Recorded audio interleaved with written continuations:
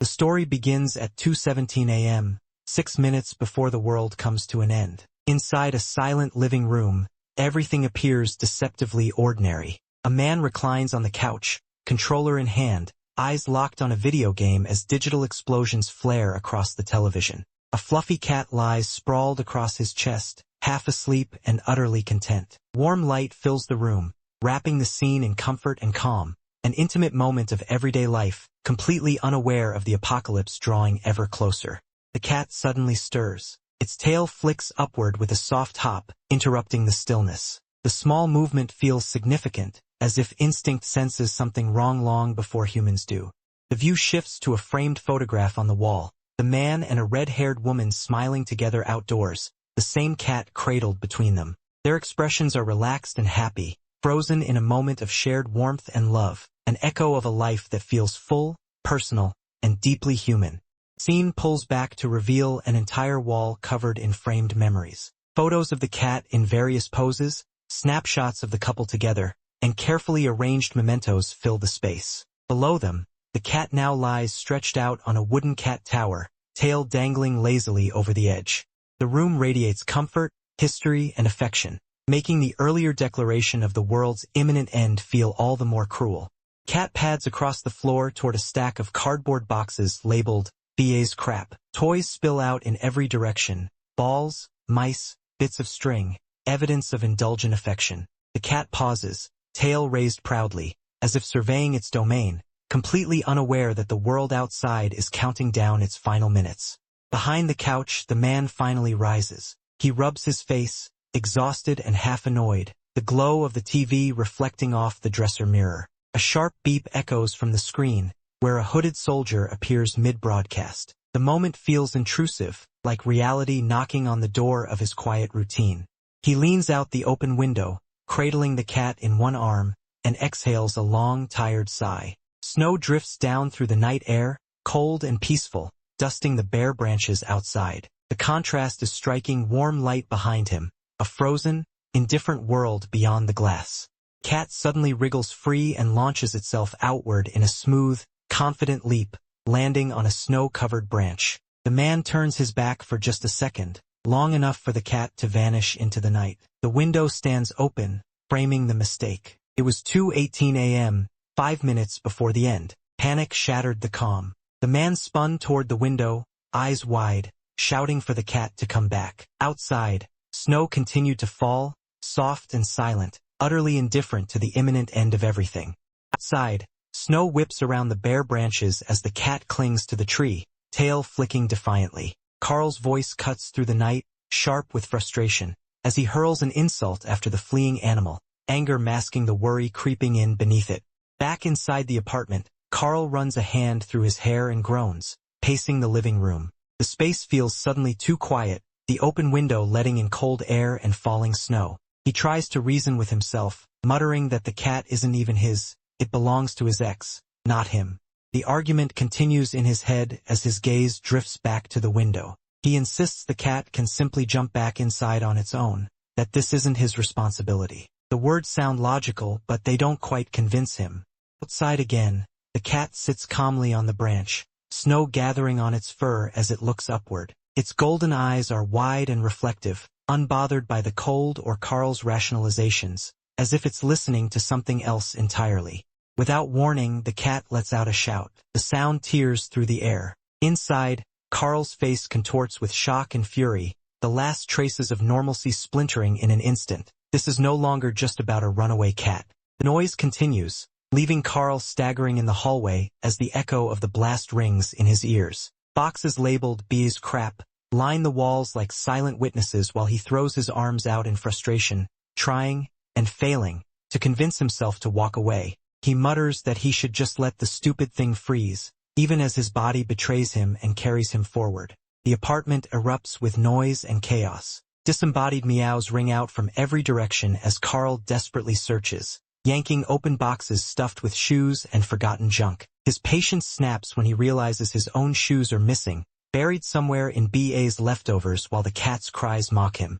The time is 2:19 a.m., 4 minutes before the end. Time keeps slipping away, indifferent and merciless, as Carl finally snaps and shouts the cat's name, Donut, his anger now completely fused with panic. Outside, snow swirls violently around the courtyard. Donut perches high on a bare tree branch near the building, tail flicking as she calmly surveys the chaos below. Carl charges out into the cold in nothing but his jacket and heart-covered boxers, fists clenched, yelling for her to get down as the wind howls overhead.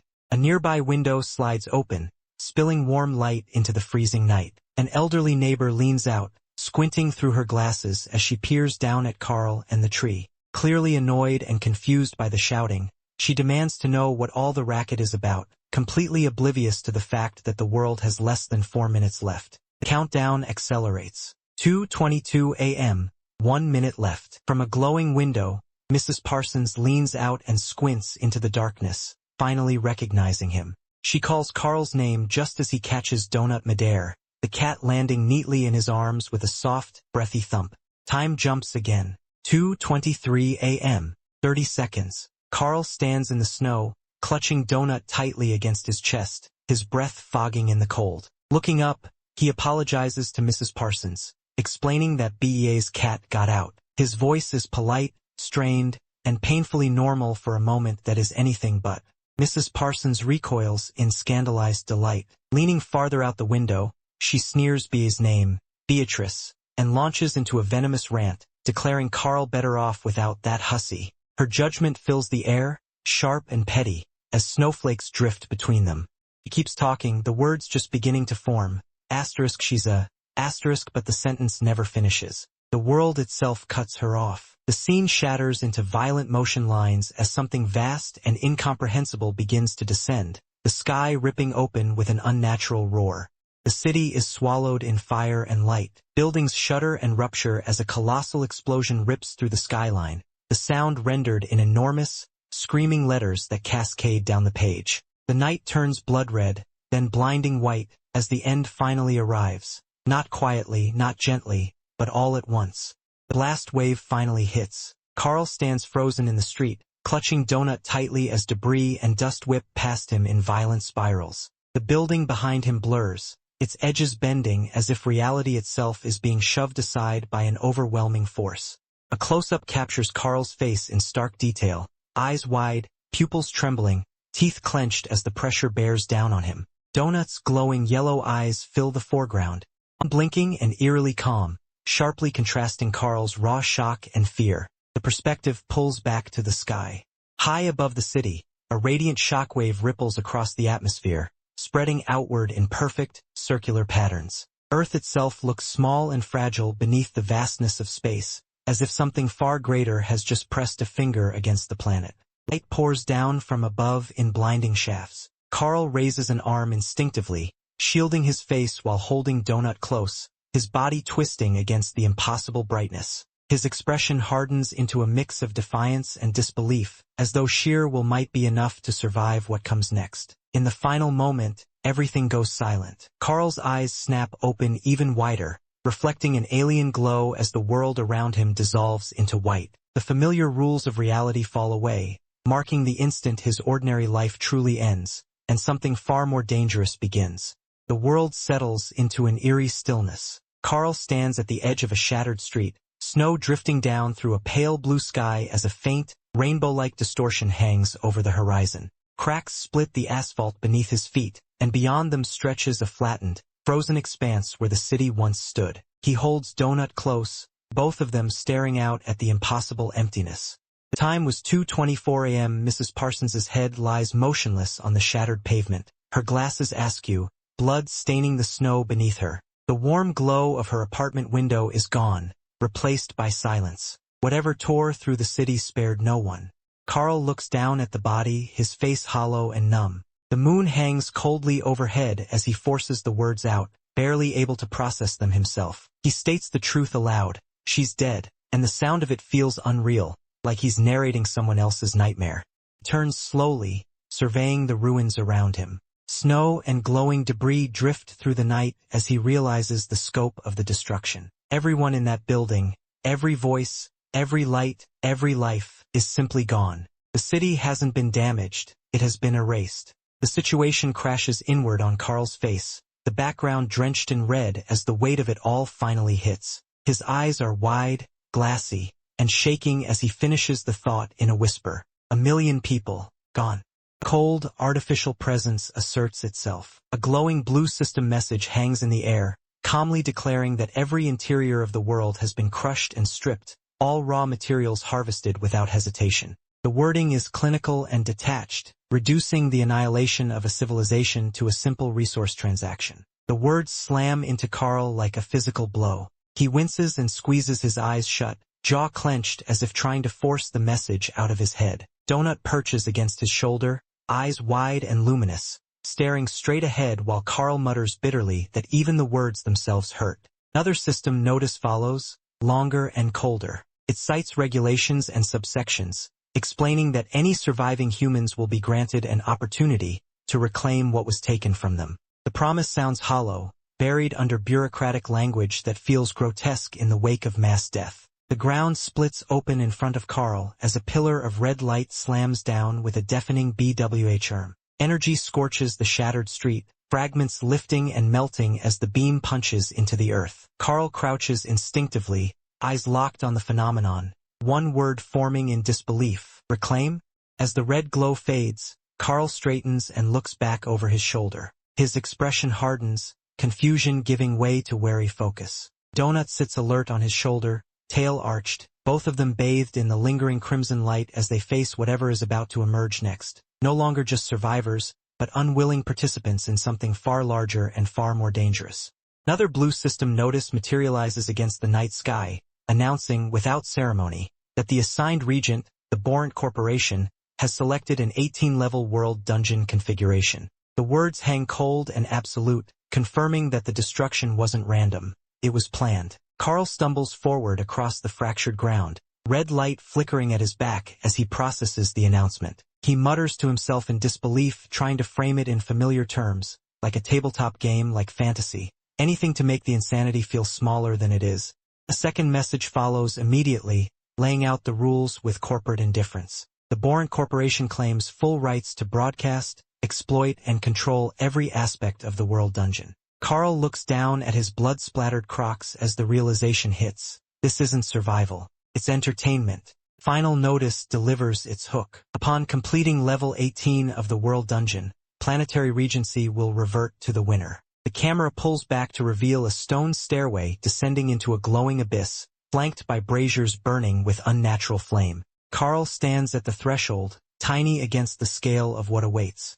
He lifts his gaze, voice hollow as he states the obvious truth. Everyone is dead. Snow and glowing shards drift around him as he hesitates at the top of the stairs, staring down into the dungeon below. Then the real question surfaces, heavy and unavoidable. Does he really want to go down there? A final system declaration appears, framed in cold blue light. It introduces itself as a syndicate-neutral observer AI, calmly stating that it has been created and dispatched to this planet to oversee the construction of the world dungeon. The message emphasizes neutrality, rules, and regulations, but the irony is suffocating. An entire world has been erased, yet the system speaks as though this is merely an administrative procedure.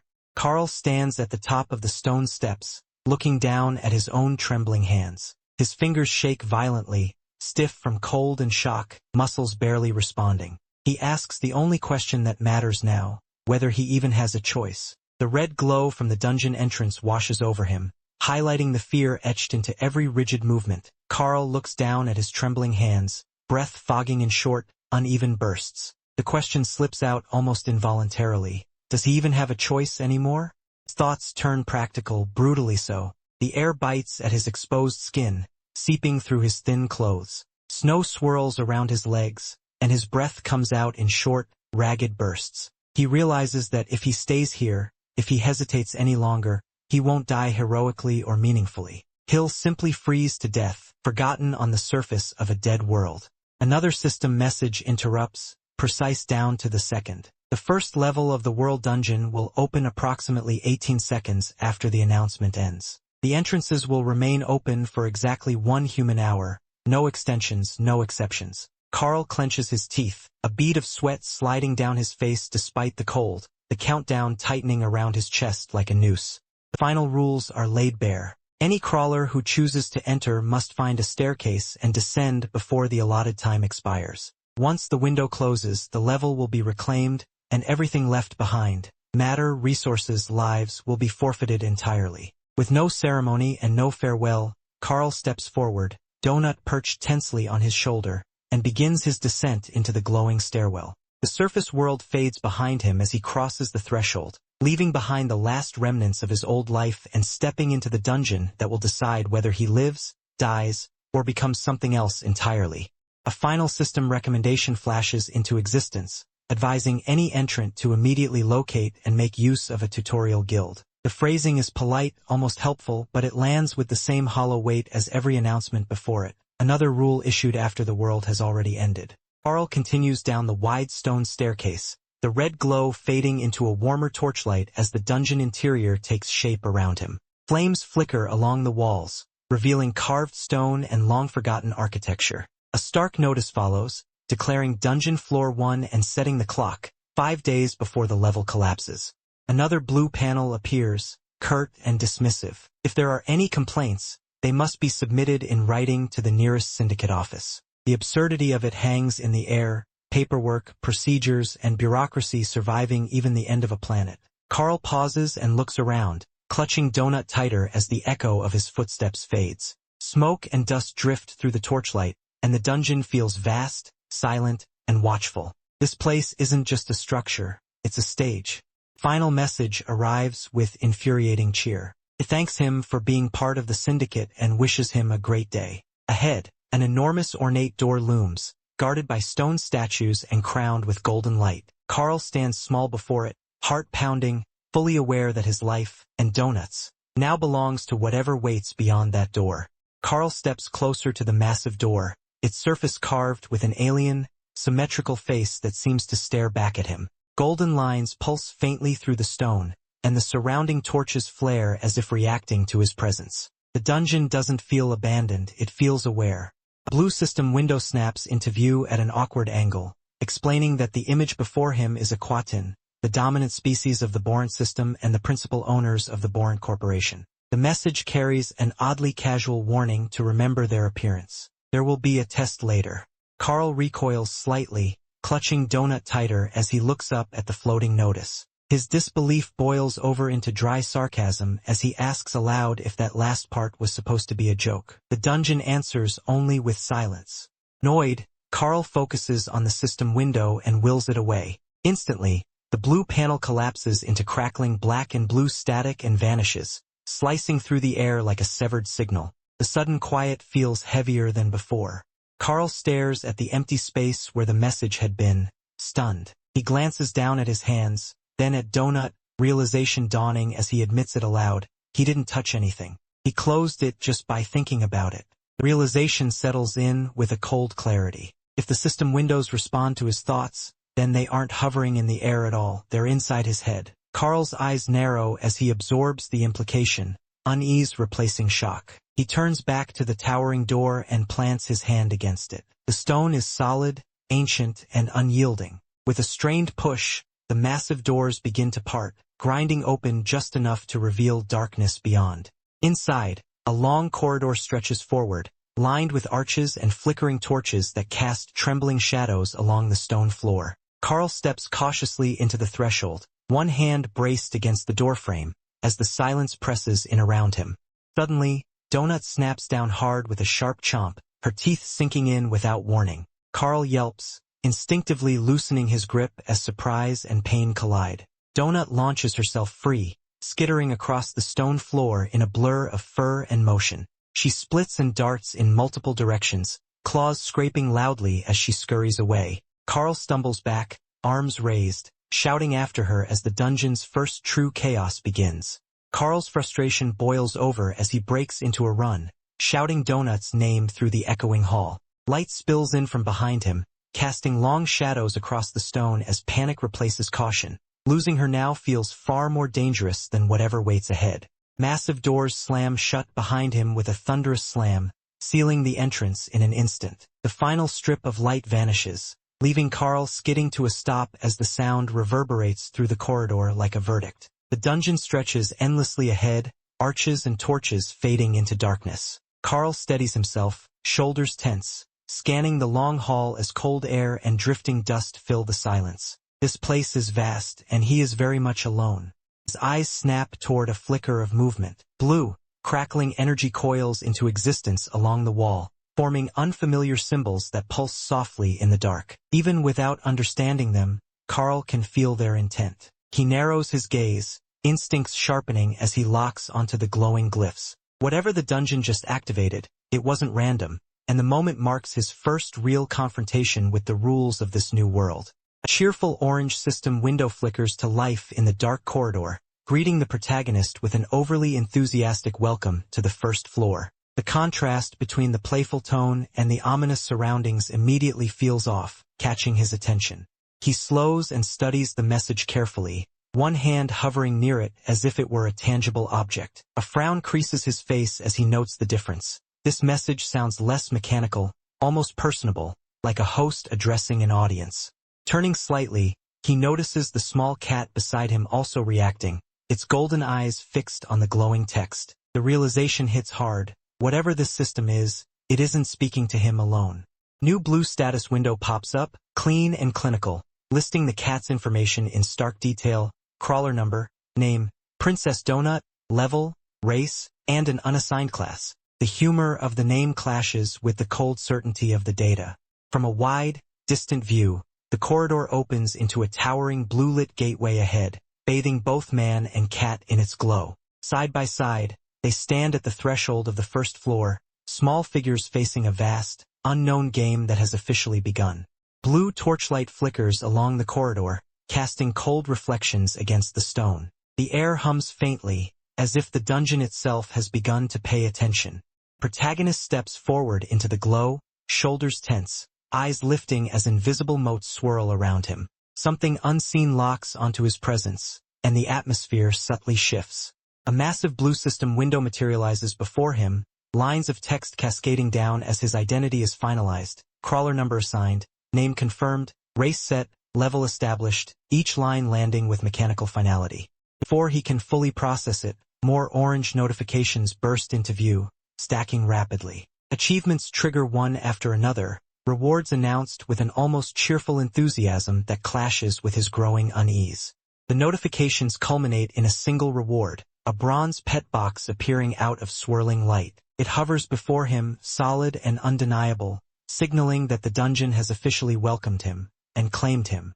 Blazing orange notification slams into view, flames licking its edges as a cartoonish cat rockets past on a motorcycle. The system proudly announces a new achievement, its tone loud and celebratory, filling the space with overwhelming energy. Carl stares up at the floating screen from below, his shoulders tense. More windows refuse to fade, stacking one after another, their glow pressing down on him as if the dungeon itself is applauding far too loudly. He lunges forward, fists clenched, trying to swat one of the translucent panels aside. Frustration spills out as he realizes the menus won't close no matter how hard he tries, while Princess Donut watches from the floor, utterly unfazed. A massive orange system message dominates his vision, mocking and cheerful. It congratulates him for entering the dungeon with a cat, casually joking about their possible deaths before abruptly shifting the focus to a newly awarded prize. Light explodes outward as an ornate chest materializes midair, bathed in golden radiance. The final notification seals the moment. He has received a legendary pet box, leaving Carl frozen between disbelief and dread as the dungeon showers him with rewards. Glowing orange system windows explode into existence around him, flooding the ancient stone corridor with artificial light. A sharp, mocking alert announces an achievement: early adopter, for being among the first 5,000 crawlers to enter the dungeon. The endless arches loom ahead, the reward hollow, as he shouts for menus and stats, realizing with rising panic that he doesn't even know how to access the system.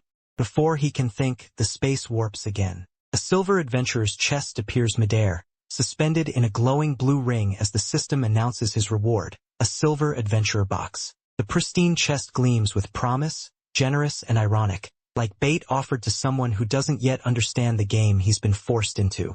Bright orange notification flashes into existence, cheerfully announcing a new achievement for having absolutely nothing on hand. The dungeon mocks him outright, pointing out that he entered without supplies, as if starvation were just another amusing mechanic. Another reward message follows immediately, and a simple wooden chest drops into view, landing on the stone floor with a solid thud. He tightens his grip on the cat, irritation and disbelief mixing as the system keeps talking at him instead of explaining itself. The tone shifts from smug to openly judgmental. A fresh achievement window pops up, calling attention to his lack of pants, zooming in on his heart-pattern boxers like evidence in a trial. The commentary feels personal, deliberately so.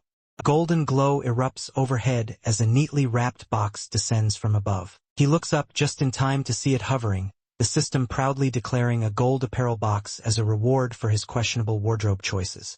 As the notifications finally pause, his gaze is drawn forward to a neon-lit sign glowing in the distance. Welcome DA Tutorial Guild. The dungeon's sarcastic voice lingers in the air, daring him to step forward, unarmed, underdressed, and officially committed to whatever comes next. A final chest materializes above him in a halo of light, heavier and more grounded than the others. The system announces it plainly, a bronze weapon box, as if tossing him a lifeline at the last possible second.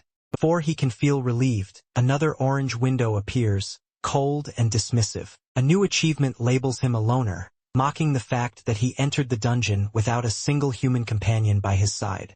The emptiness around him feels deliberate, theatrical, like he's been dragged onto a stage for judgment. Then the system speaks again, blunt and merciless. Reward, none. No consolation, no pity, just confirmation that surviving this far earns him absolutely nothing. The silence shatters with cruel amusement as another orange system window appears. Haha, you are so dead. No enemy shows itself, only the system, taunting him with malicious certainty. The words burn into the darkness, circling his stunned face as dread replaces disbelief. For the first time, he understands this isn't a game or an adventure. It's a death sentence. The view tightens on his face. Sweat beads along his jaw as his breathing turns shallow. Red words, so dead, flare on either side, pounding the truth into his mind. There's no scream, no resolve yet, only quiet terror as he realizes the system isn't here to help. It's here to watch him die. Carl steps forward beneath the glowing Welcome to Tutorial Guild sign, one foot crossing the threshold as the corridor seems to swallow him whole. The moment his weight settles, the air shifts, heavy and ominous. A single word slams into the darkness in blood-red letters, dead. Carl's eyes widen, instinct screaming too late as cold realization washes over his face. System message snaps into existence, cold and mocking. It proudly announces a new achievement for falling into an obvious trap, as if his mistake were some kind of accomplishment. The irony stings harder than the fear, and his jaw tightens as he reads the words. Another message follows, even crueler than the last. It frames his impending doom like a twisted consolation prize, joking about heaven and whether he deserves entry. The tone makes it painfully clear. The system isn't here to help, it's here to watch. Before he can even process the warning, blinding light erupts from above. He instinctively curls around the cat, turning his body to shield it as debris and force slam down. His teeth grit, muscles straining, as he braces for impact, knowing there's no escape now.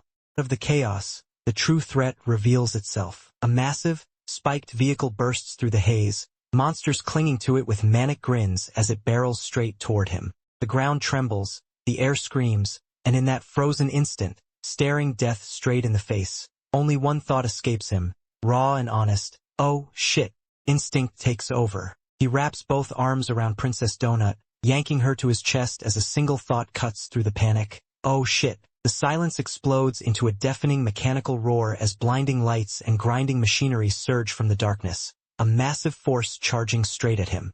The threat comes fully into focus, a massive goblin-operated contraption charging straight at Carl. Spiked rollers dominate its front, spinning hungrily, while several goblins cling to the vehicle like deranged riders. One howls with excitement, another leans forward with a manic grin, and a third raises a fist as if celebrating the kill before it happens. Carl twists his body instinctively, still holding Donut tight, staring straight into the nightmare bearing down on him.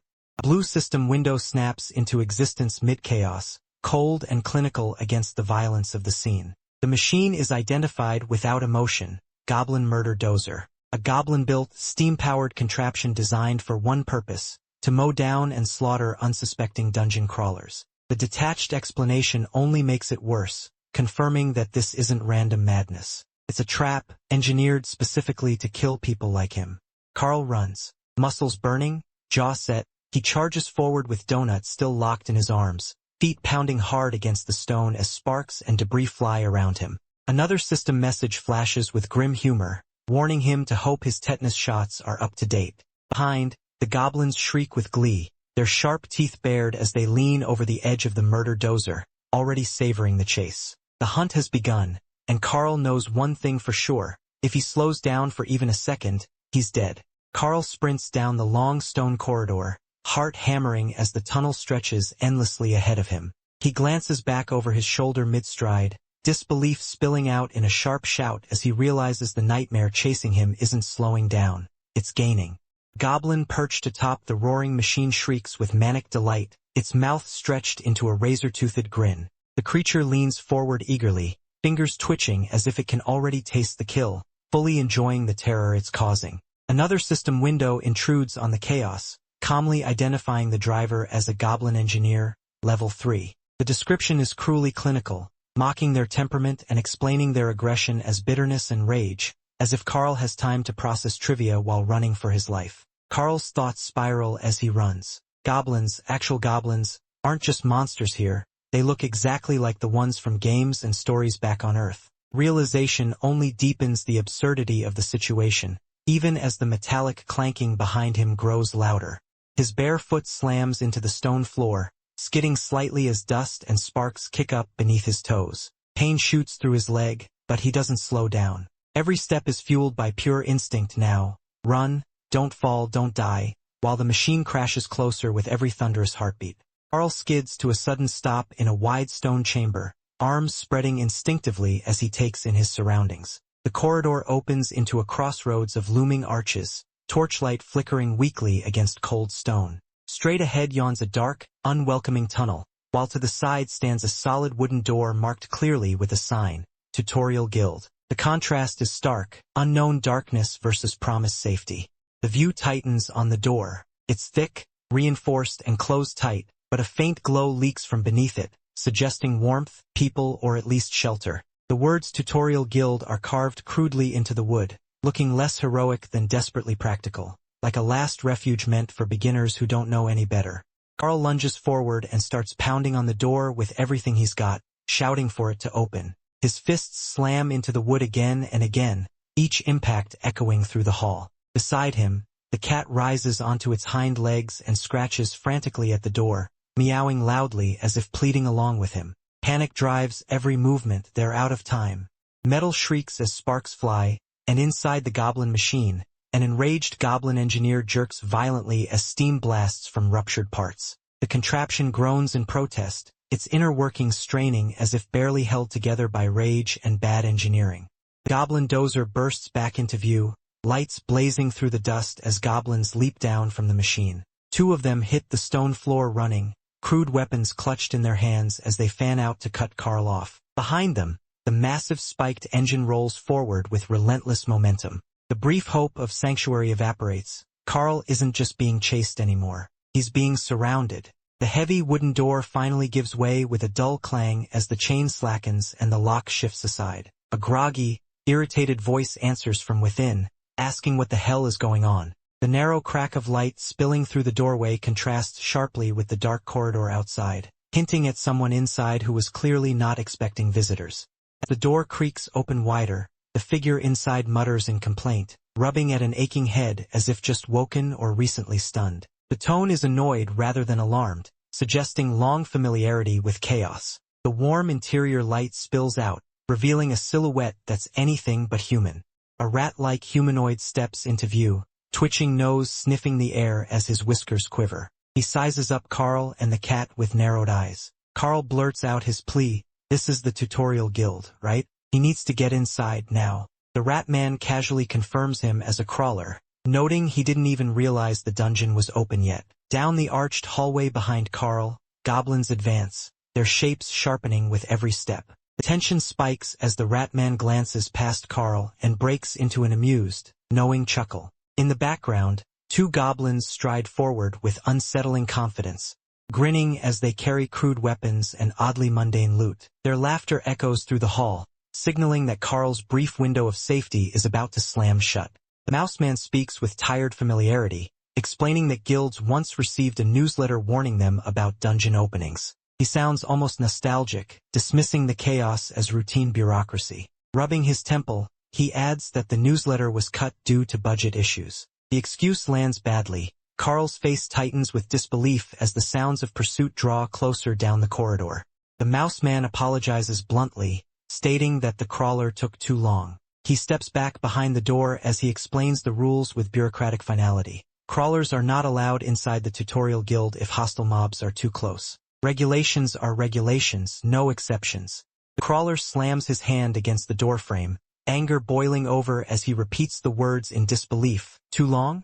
Before he can finish shouting, motion explodes into the frame. A goblin lunges in from the side, eyes glowing with vicious excitement, swinging a heavy, spiked pineapple-like weapon straight toward the crawler's head. The attack cuts off the argument mid-sentence, turning frustration into immediate survival instinct. Impact is brutal and sudden. The weapon slams into the floor with a wet splat, splashing acidic juices across the stone. The crawler staggers backward, barely keeping his footing, while his cat hisses and recoils at the corrosive mess. Behind the partially open door, the Mouseman remains frozen, trapped between rules and reality as the dungeon's danger crashes directly into the threshold. The Mouseman delivers his verdict without hesitation or sympathy. With his eyes half-lidded and his tone flat, he dismisses Carl's desperation with a simple statement. It's not his problem. As he speaks, the heavy door begins to slide shut, warm light shrinking as the barrier between safety and death steadily closes. Carl turns away from the door, jaw clenched tight as a single curse slips out. His expression hardens, fear giving way to raw focus. Whatever hope he had of being saved evaporates in that instant, replaced by the cold realization that he's completely on his own. Carl explodes into motion. With a roar of effort, he swings his arm in a brutal arc, his entire body twisting into the strike. The blow connects with devastating force, cutting clean through the goblin rushing him. Blood sprays through the air as the creature's body is torn apart mid-attack, the impact echoing through the corridor. The goblin's body crashes to the stone floor, limbs splayed awkwardly as its life drains away. Above the fallen body, a glowing bar flickers into existence, its health rapidly depleted. Carl freezes for half a heartbeat, staring in disbelief at the floating indicator.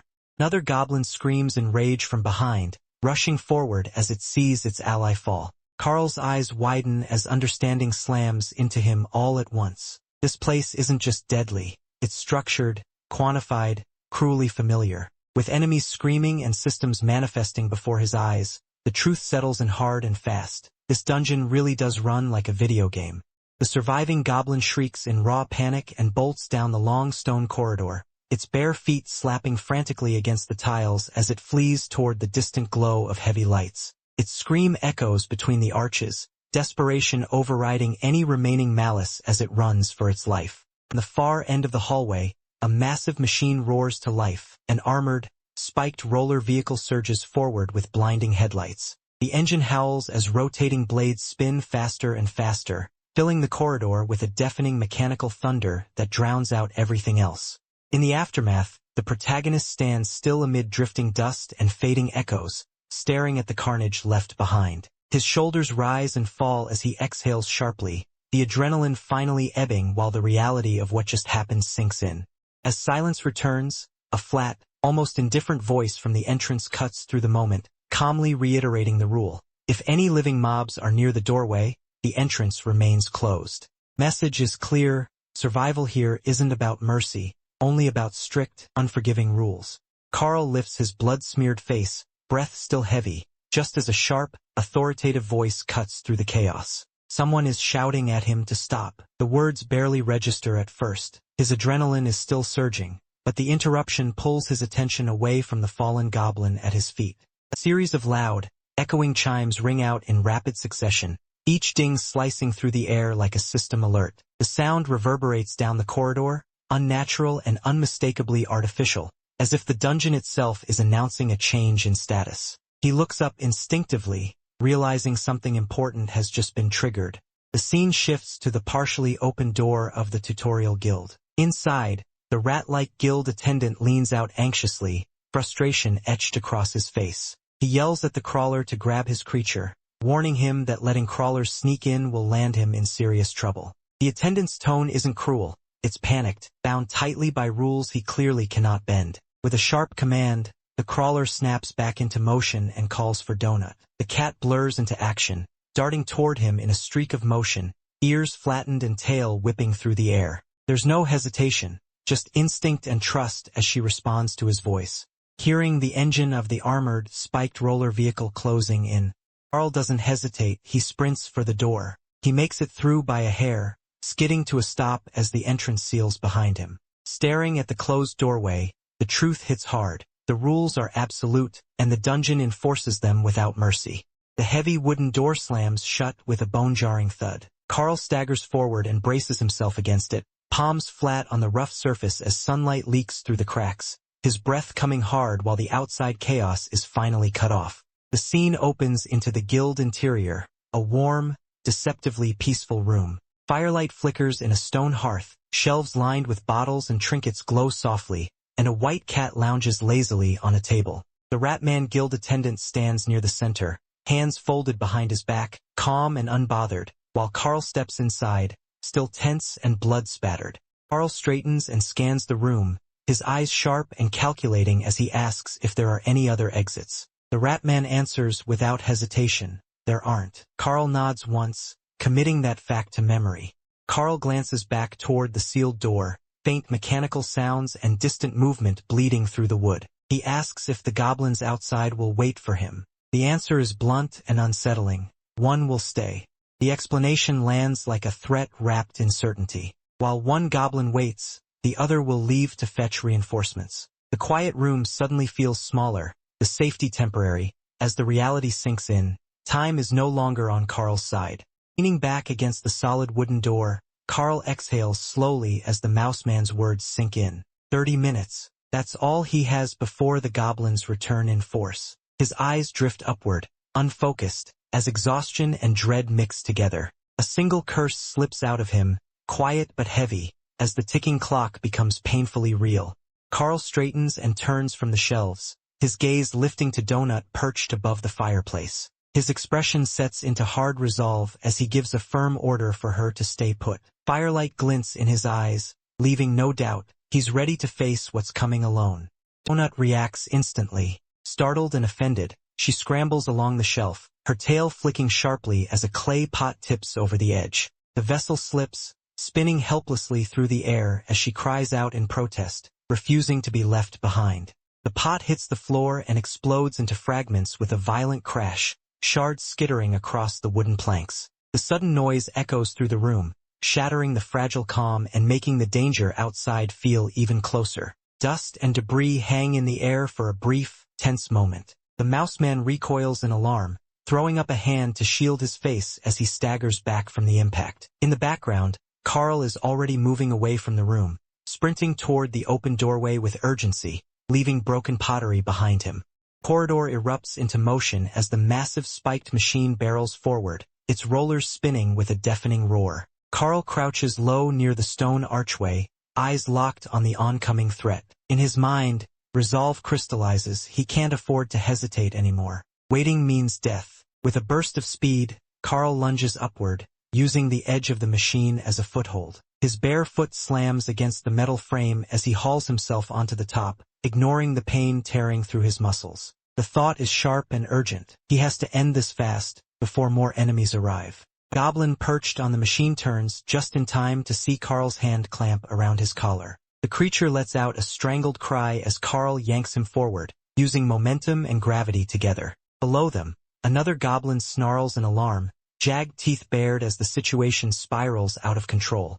Carl hurls the goblin sideways with all his strength. The creature slams into the stone wall near the archway, the impact brutal enough to crack stone and snap its body backward midair. The collision echoes through the corridor as debris and dust scatter outward. The goblin rebounds violently, ricocheting off the wall and tumbling toward the spinning spikes of the machine. A sharp cry of pain cuts through the noise just before the metal rollers close in, turning the goblin's momentum into a fatal mistake. Carl braces himself atop the machine, knowing this is only the beginning, and that every second he buys matters. Carl barely has time to register movement before a sudden slash tears across the frame.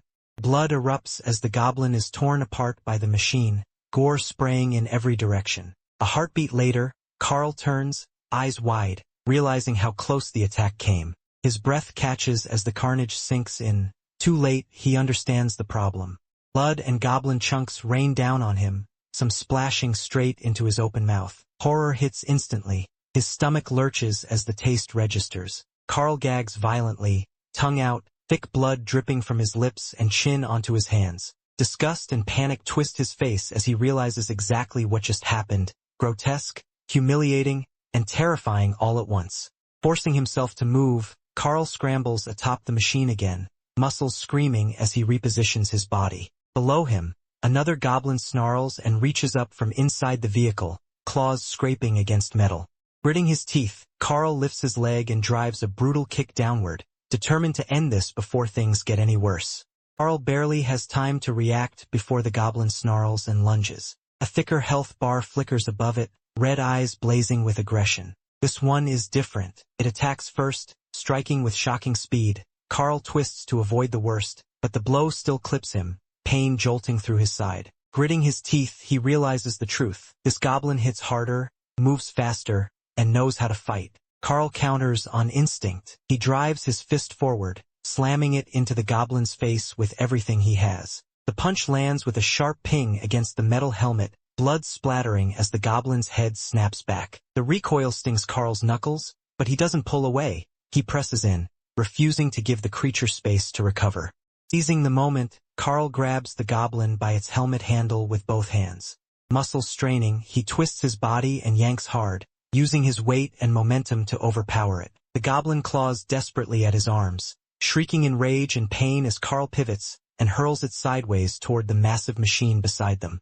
The goblin is flung through the air and crashes into the side of the spiked contraption, its body bouncing violently before being thrown clear and skidding across the stone floor. The sound of metal and flesh colliding echoes through the corridor. Carl staggers back a step, chest heaving, eyes locked on where the goblin landed, fully aware that even after that, the fight may not be over. Goblin staggers on the stone floor, clutching its head as its health bar flickers dangerously low but refuses to empty. Blood streaks down its face, pooling between its fingers, yet it remains conscious. From above, Carl looks down at it, tense and alert, illuminated by the harsh glow of the machine's lights. The brief pause makes it clear the creature is wounded, but not finished. A heavy metal object spins through the air with a sharp thunk, smashing into the goblin's skull from the side. The impact snaps its head violently, blood spraying as its body twists mid-step. The blow is brutal and precise, emphasizing the raw, improvised nature of Carl's fighting style. The goblin's body buckles, its knees giving out as it collapses forward, momentum finally broken. Its limbs flail uselessly as it crashes toward the ground, the force of the hit clearly overwhelming what little strength it had left. The environment blurs with motion lines, heightening the sense of impact and loss of balance.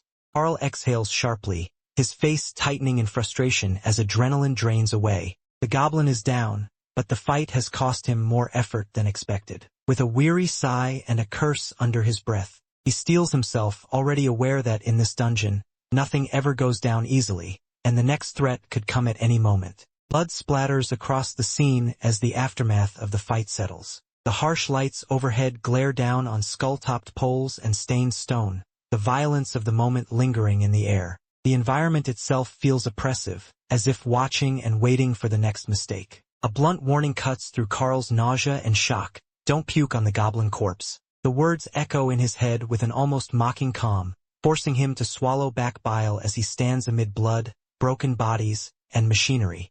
Carl steadies himself near the wall, one hand braced against the stone. Blood streaks down the bricks behind him, and his breathing comes out tight and controlled. His eyes shift, alert again, as a long, shrill mechanical whine begins to rise in the background. System alert flashes into view, cold and clinical, goblin murder dozer, boiler breach imminent. At the same time, the massive machine surges forward, red energy arcing across its armored body. Lights flare, metal screams, and the corridor fills with an overwhelming sense of imminent destruction. Carl stares at the rampaging dozer in disbelief as alarms blare and sparks explode outward. Panic finally breaks through his composure. For real? Christ. He turns and runs, cursing under his breath, while the murder dozer roars to life behind him, transforming the hallway into a death trap seconds away from catastrophic failure. Carl slams both palms against the wooden door, muscles screaming as he braces his entire body weight into it. Blood streaks his mouth and thighs, but his eyes are sharp and focused. He shouts a warning at the top of his lungs, knowing there's no time to explain, only time to survive. A split second later, Carl twists his body and yells for everyone to brace. His face contorts with strain as the air itself seems to compress around him, the sound of something massive accelerating echoing through the corridor behind the door. The impact comes like a thunderclap. The door explodes inward in a blinding flash of light and force, the blast throwing Carl backward across the floor. The shockwave ripples through the room, rattling walls and sending dust and debris flying as the collision reverberates. As the dust settles, both the Mouseman and Carl stare at the doorway, eyes widening in tense anticipation, every muscle tight as they wait to see what will emerge next. The perspective shifts to reveal a mouse-like humanoid standing before Carl, its broad back and round ears silhouetted against the dim room. The creature's voice cuts through the haze, rough and incredulous, demanding to know what Carl has done. Carl kneels on the floor, battered and bloodied, clutching himself upright as he faces the consequences of the chaos he just unleashed.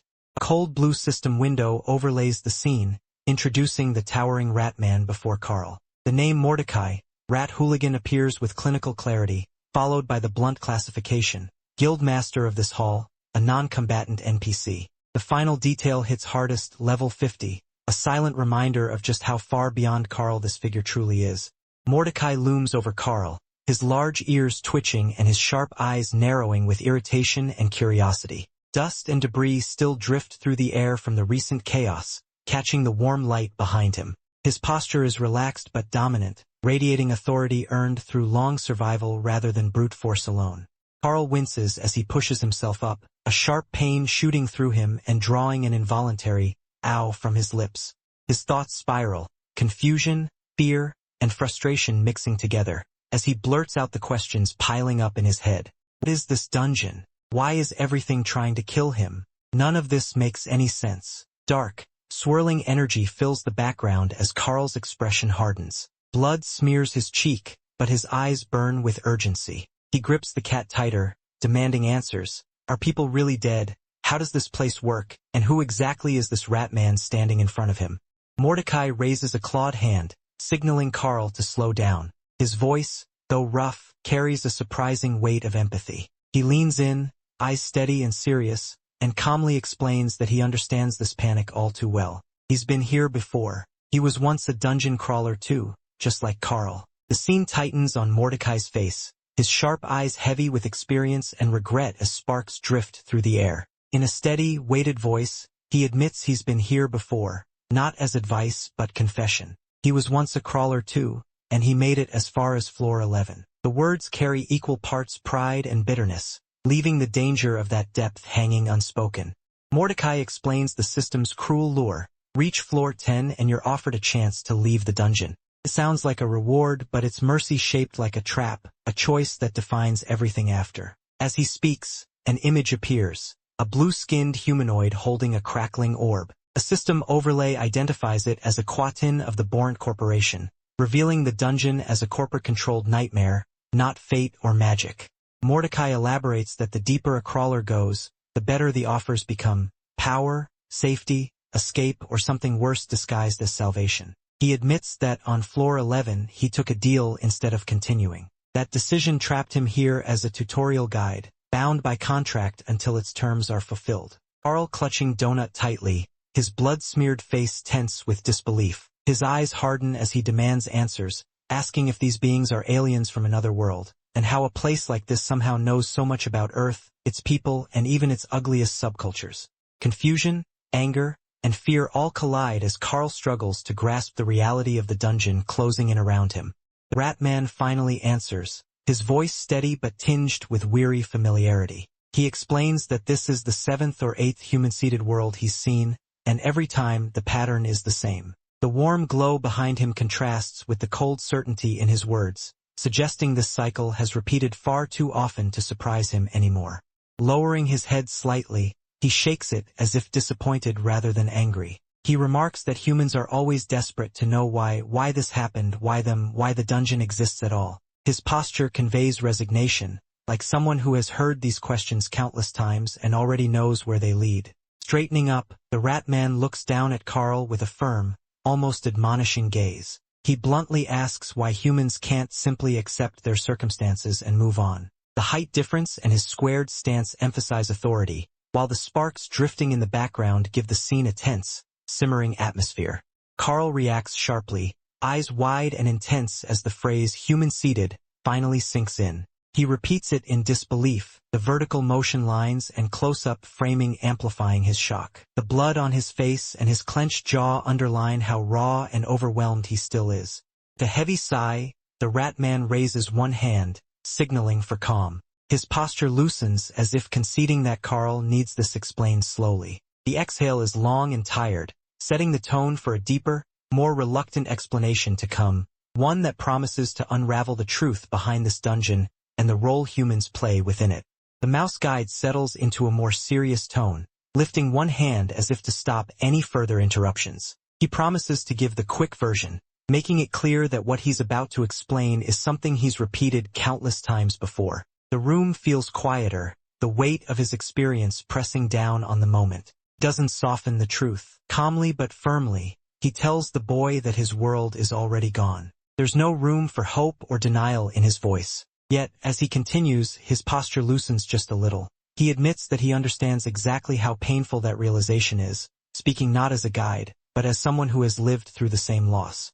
With a hint of grim humor, the mouse explains his own past. He was once a completely different being, a skyfowl, and even remarks dryly that he used to be better looking. As he says this, he retrieves a mirror, turning it toward the boy to show a reflection of his former self, a proud, powerful avian warrior, frozen in a moment of a life that no longer exists.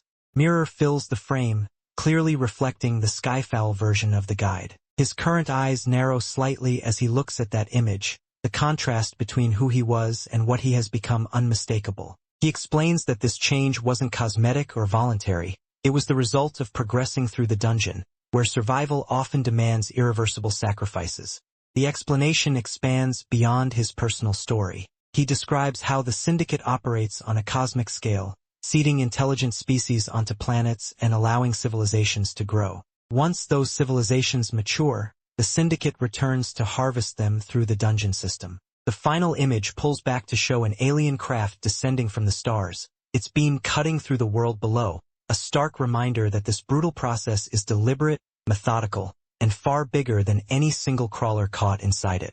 The scene shifts outward, illustrating the explanation with a distant, almost mythic image. A towering ancient structure rises beneath an open sky as a beam of light descends from above, symbolizing first contact. The narration explains that as long as a planet has a functioning government, the moment an external force makes formal contact, it legally counts as first contact, triggering a cosmic process far beyond human control.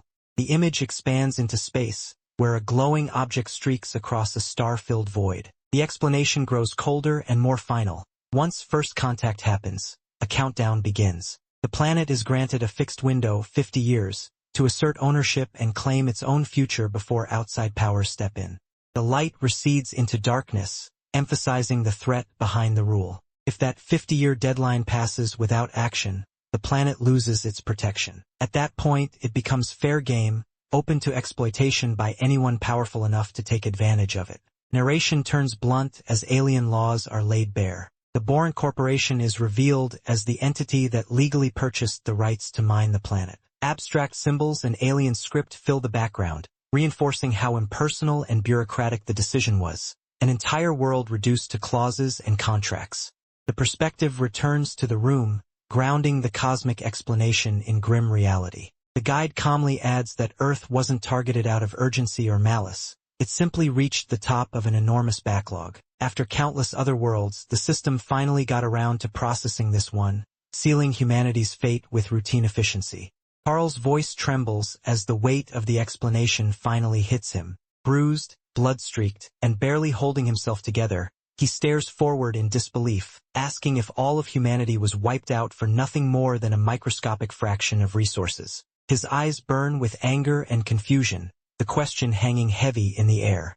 The mouse-like figure snaps back with brutal clarity. His expression hardens, eyes glowing with a cold, predatory intensity as he points directly at the boy. He makes it clear that Earth was never the prize. The true objective, he says without hesitation, is the boy himself. The scene shifts elsewhere, revealing the aftermath on a planetary scale. Across the world, dungeon entrances have erupted from the ground, stone stairways and ominous structures appearing where ordinary landscapes once stood. People cautiously approach these entrances, unaware that stepping inside will seal their fate. The narration continues over scenes of different locations as more dungeons manifest. Each one functions as a gateway, funneling survivors into a system designed for exploitation and entertainment. Every entrance brings with it a new wave of unwilling participants, transformed into contestants in a vast, merciless game. A group of ordinary people stands together at the edge of one such dungeon, their faces tight with fear, confusion, and dread. Some clutch their chests, others cover their mouths, and a few stare ahead with forced resolve. None of them chose this path, yet all of them are about to be dragged into the crawl. The first steps into a nightmare that will decide who lives, who dies, and who becomes something far worse. A violent, almost celebratory image flashes into view. An ordinary vehicle bursts through a grand stone entrance in a fireball, flames blooming behind it as if catastrophe itself is being packaged as spectacle. The scene feels exaggerated and theatrical, signaling that Earth's destruction has been reframed not as tragedy, but as entertainment. The image shifts to a grand, almost divine display, Earth bathed in radiant gold beneath the tidal dungeon crawler world, Earth. Below it, the rat-like host throws his arms wide in triumph, beaming as if presenting the greatest show ever made. Back in the room, Carl clutches his cat tightly, confusion and disbelief etched across his face. He struggles to process the revelation, asking if all of this, the deaths, the monsters, the chaos, was nothing more than a show, and whether his earlier terror had ever been real. The rat host answers without hesitation, casually confirming that Carl's danger was absolutely real. He gestures dismissively, his tone almost playful, implying that risk and mortality are essential ingredients, not unfortunate side effects. Rat's eyes glow with manic intensity as he declares death to be the ultimate form of entertainment. Beneath him, warriors clash in a brutal arena, their struggle reduced to spectacle in his massive, outstretched hand, driving home the cruel truth that suffering and survival are the currency of this new world. The guide abruptly changes tone, waving away the cosmic horror and philosophical weight of it all with casual indifference. He leans back, posture relaxed, and explains that his role is simple and practical. He's here to teach newcomers how to survive. The shift from existential terror to routine instruction is jarring, underscoring how normalized this nightmare has become for him. The sharp, deliberate gesture of his clawed finger, the space in front of Carl shimmers. A glowing, translucent interface snaps into existence midair, its angular lines and neon hues unmistakably artificial. A system message announces that Carl has been granted access to the crawler menu, making it clear that the dungeon itself is now actively interfacing with his mind. Carl, still clutching Princess Donut against his chest, hesitates only a moment before mimicking the gesture. He swipes his hand through the air, and the interface responds instantly, rippling as if it were liquid glass. Donut's ears flick in irritation at the sudden movement, a small, sharp hiss breaking the tension as the menu reacts to Carl's input. The world seems to reframe itself. From Carl's point of view, a heads-up display overlays reality, grids, icons, and status bars floating seamlessly in his vision. The guide explains that this is Carl's HUD, always present, always watching, feeding him information whether he wants it or not. Health, time limits, and unknown symbols hover ominously, hinting at rules he doesn't yet understand. The display zooms further, focusing into a circular minimap that expands at Carl's command. Colored markers appear, each tagged with a name. Carl himself, Princess Donut nearby, and the Guildmaster Mordecai at a distance. As Carl's fingers hover near the glowing map, the reality sinks in. His life, his allies, and his enemies have all been reduced to moving dots in a deadly game grid, and this interface is now his only guide through it. A translucent interface blooms into view, bathing the room in blue light as the mouse calmly explains that this is Carl's main menu, an ever-present system where his stats and notifications are displayed, silently tracking every choice and consequence. Stats screen sharpens into focus. Carl studies the glowing numbers hovering before him. Strength 6, Intelligence 3, Constitution 5, Dexterity 5, Charisma 4, his expression tightening as the reality of being quantified sinks in. With a dry, almost bored tone, the mouse clarifies what those numbers mean. Intelligence governs spell power and duration, not cleverness or common sense, reframing Carl's disappointment with cold, mechanical logic. The explanation continues, most ordinary humans fall between 3 and 5 in their stats. By that standard, Carl's strength score is genuinely impressive, a rare bright spot amid the shock of his new circumstances. The mouse swipes the air, replacing the stat screen with a bold new tab labeled Ratings. His voice turns serious as he declares this the most important menu in the entire game, because from this point on, Carl's survival will depend on these numbers far more than luck or bravery. Carl brings up a new translucent interface labeled Ratings, the glowing blue panel hovering inches from his face. His finger is still extended, frozen mid-tap, as the empty numbers load in views, followers, favorites, patrons, all sitting at 0. The silence of those numbers feels heavier than any stat screen so far. The guide calmly explains that viewers can't access Floor 1, keeping the early chaos hidden from the public eye. But once Carl clears it, the rules change completely. After that point, the dungeon becomes a spectacle and anyone can watch, judge, and interfere. The screen shifts to a wider broadcast interface, showing Carl's crawl as if it were a live channel. Rankings, graphs, and trending lists surround his image, making it clear that survival here isn't just about fighting monsters. It's about staying interesting. The guide reveals the real incentive. The best loot doesn't come from monsters or chests, but from patrons. If enough people are watching, corporations and wealthy entities will sponsor Carl, flooding his run with resources, items, and advantages. Examples of ads and live chat scroll across the display as Carl's image is repackaged into entertainment. The guide finishes bluntly, more patrons mean more loot. Somewhere outside the dungeon, viewers are already waiting, and in about 30 hours, Carl's life will be broadcast as a carefully edited highlight reel. The guide's voice turns blunt as the image of Carl plays on a screen watched by unseen spectators. Getting featured, he explains, is like winning the lottery. Suddenly, everything changes. Exposure alone can turn an anonymous crawler into a sensation overnight. Emphasis sharpens. Viewers will flood in by the millions, but only if Carl gives them something worth watching. Standing out isn't optional here, it's survival. Mediocrity gets ignored, and ignored crawlers don't last long. On the broadcast screen, Carl grins through blood and grime, pointing straight at the camera with reckless confidence. The guide spells it out clearly. Killing monsters isn't enough. You can't just finish the job and walk away like it's nothing. The image freezes on Carl's feral smile as the lesson lands. Every kill needs flair, drama, something memorable. Style is currency. Violence alone entertains no one unless it tells a story the audience can latch onto. The guide reflects on his own crawl, recalling how he amassed nearly 30 million followers and a handful of powerful patrons. That attention, and the loot that came with it, was the only reason he survived. He lifts a finger, changing tone. Speaking of loot, it's time to talk about what Carl stands to gain next.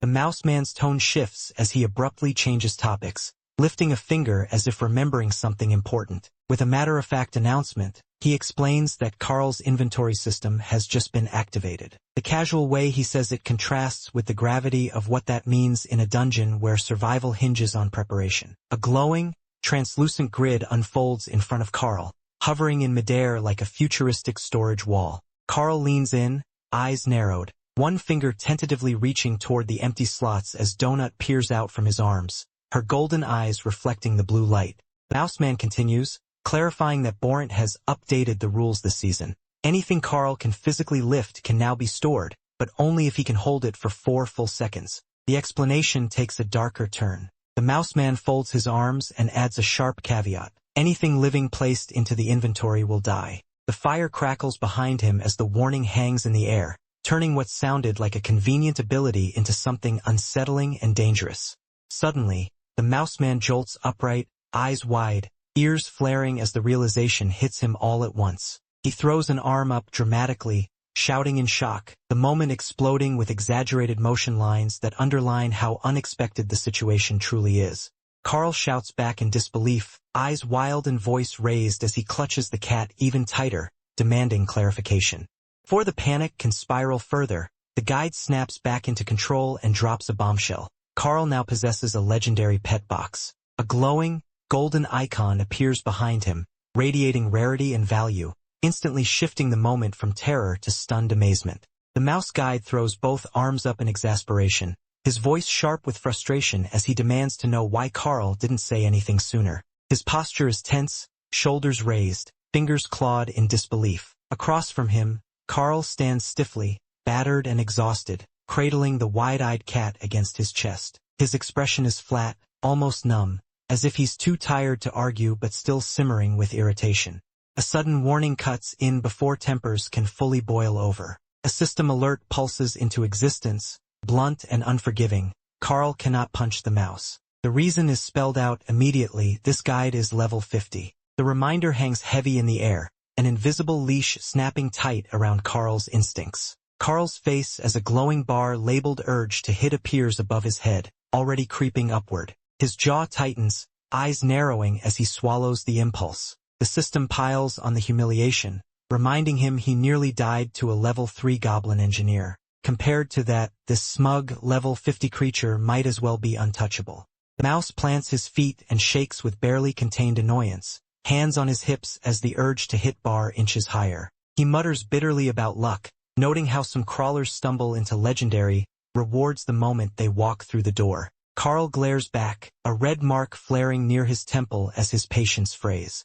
Before Carl can act on that rising urge, another reminder drops like a cold splash of water. Boxes can only be opened in safe rooms or guild halls. Carl exhales sharply and mutters that he's just going to open them now anyway, only to be immediately drowned out by the system's triumphant notifications. Bright orange panels flash one after another. He's killed a mob, he's branded a murderer with cruel sarcasm, and finally the reward appears. Experience is now unlocked. With enough of it, Carl might even level up. The dungeon doesn't care how he feels, only that he keeps moving forward. A grim, almost mocking vision flashes by. 2 goblins in mourning stand beside a small grave bathed in soft light, a halo hovering above the headstone. The inscription bluntly accuses Carl of violent murder, twisting the moment into dark humor as feathers drift down from above. The screen floods with glowing system notifications, stacking in a relentless cascade. Achievements fire off, kills, higher-level victories progress, each orange panel laced with mocking commentary. The system celebrates gleefully, ignoring the blood and panic behind the numbers, while Carl stands stiff beneath the rain of rewards and insults. The system escalates its dark humor, displaying an especially grotesque achievement tied to Carl's barefooted kill. The language is deliberately provocative, pushing past good taste, and the reward that follows, a gold shoebox, feels both absurd and unsettling. The visual focus drops to Carl's blood-smeared foot, emphasizing how primal and desperate the act was. Carl's face tightens in visible discomfort, the disconnect between the system's enthusiasm and his own disgust becoming impossible to ignore. Another wave hits level up. The background darkens as golden particles fall, framing Carl like a grim coronation. Notifications tally experience, skills, and stats. Pugilism increases, bluntly defined as fighting with closed fists. The final notice lands heavy, level 2. 3 stat points appear, but Carl doesn't smile. Advancement here isn't victory, it's deeper entanglement with the dungeon. Without warning, rewards manifest in a golden flash. Chests slam into the room with a thunderous jingle, bronze, silver, and gold lined in an ominous row. A comm system message warns that opening 1 opens all. The moment holds on the glowing boxes, their light reflecting in Carl's eyes as anticipation, dread, and curiosity collide. There's no turning back now. Radiant golden light floods the space as multiple chests hover before him, arranged like an offering. Each box hums with anticipation, their locks gleaming as if aware they're being judged. The sheer number of rewards makes the moment feel unreal. A calm, almost mocking notice cuts through the spectacle, stating flatly that there's no choice to be made. The system makes it clear, selection is not an option, and preference means nothing here. A familiar blue bar flickers into view above his vision. the urge to hit spiking sharply as confusion and frustration knot together. His jaw tightens, instinct screaming that something unexpected is about to happen. One chest bursts open in a blinding flash, chains snapping apart as a soft poof echoes through the glow. The dramatic reveal contrasts sharply with his stunned silence. When the light fades, the reward is finally revealed. A simple bronze pet box, marked clearly as one of many. The anticlimax hangs in the air, leaving him staring at the result, unsure whether to laugh, curse, or brace for what comes next. When the light fades, the reward is finally revealed. A simple bronze pet box, marked clearly as one of many. The anticlimax hangs in the air, leaving him staring at the result, unsure whether to laugh, curse, or brace for what comes next. In the glowing chest, a small bundle materializes and floats gently in midair. It resolves into a squat container and a rolled parchment, both marked with a simple green emblem shaped like a cat. The items rotate slowly, suspended by unseen force, as if being carefully presented for inspection rather than simply dropped. The system identifies the reward with clinical cheer, a scroll of Heel Critter and Pet Biscuit X10.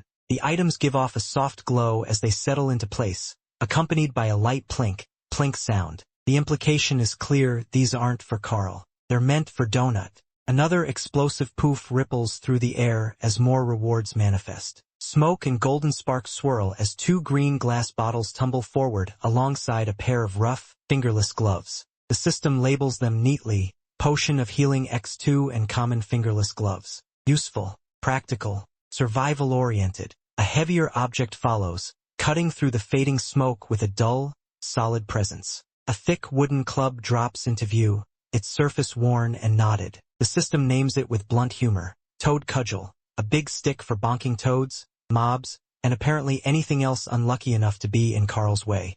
The next reward arrives with a sharp path, emerging from the golden haze as a long, slender metal rod tipped with a narrow blade. It spins once in the air before stopping, perfectly balanced. The label appears beneath it: Poker, a tool for poking, prodding, and, ominously, becoming a potential weapon in real fantasy murder mysteries.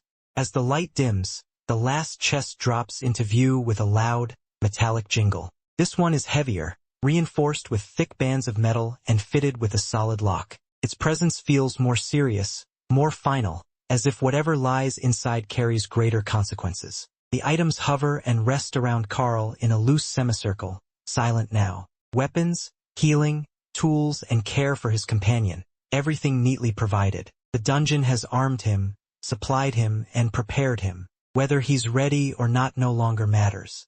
The chest lands with a deep clonk, the sound reverberating through the space. Dust and sparks scatter outward as it settles. The glow lingers just long enough to make its edges gleam, emphasizing its weight and importance. The rewards are no longer abstract numbers or notifications. They're real, tangible, and undeniably binding.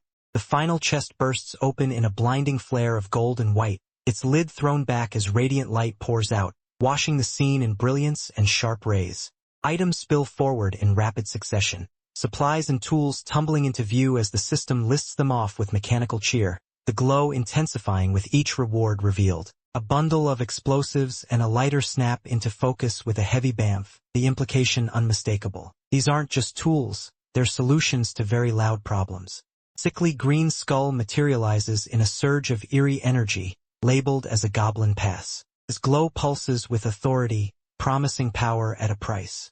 The skull dissolves into streaks of light that slam into the crawler's forearm, burning into his skin as a glowing tattoo. He recoils in pain, teeth clenched, green energy crackling as the mark settles. Dangerous, permanent, and undeniably intimidating.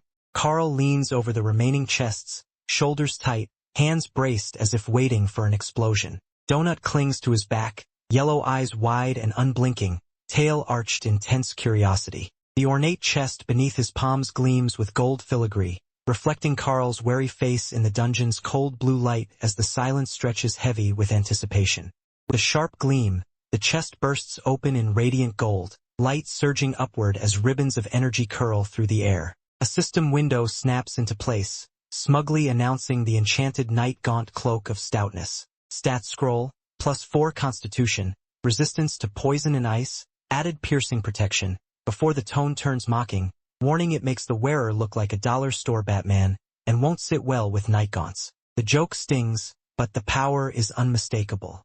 Another chest erupts in golden rain, releasing a dark, heavy shirt textured like thick hide. A looming troll silhouette forms behind it as the system names it the enchanted trollskin shirt of pummeling. Stats scroll fast, +7 regeneration, immunity to melee debuffs like stun and knockback, and the unsettling note that trolls won't react negatively to it. In fact, the opposite. A smaller item follows, spinning to a stop, the enchanted toe ring of the splatter skunk. Bonuses flash, +3 strength, +3 powerful strike, along with a mocking warning about discomfort and looking ridiculous. Power, once again, comes wrapped in humiliation.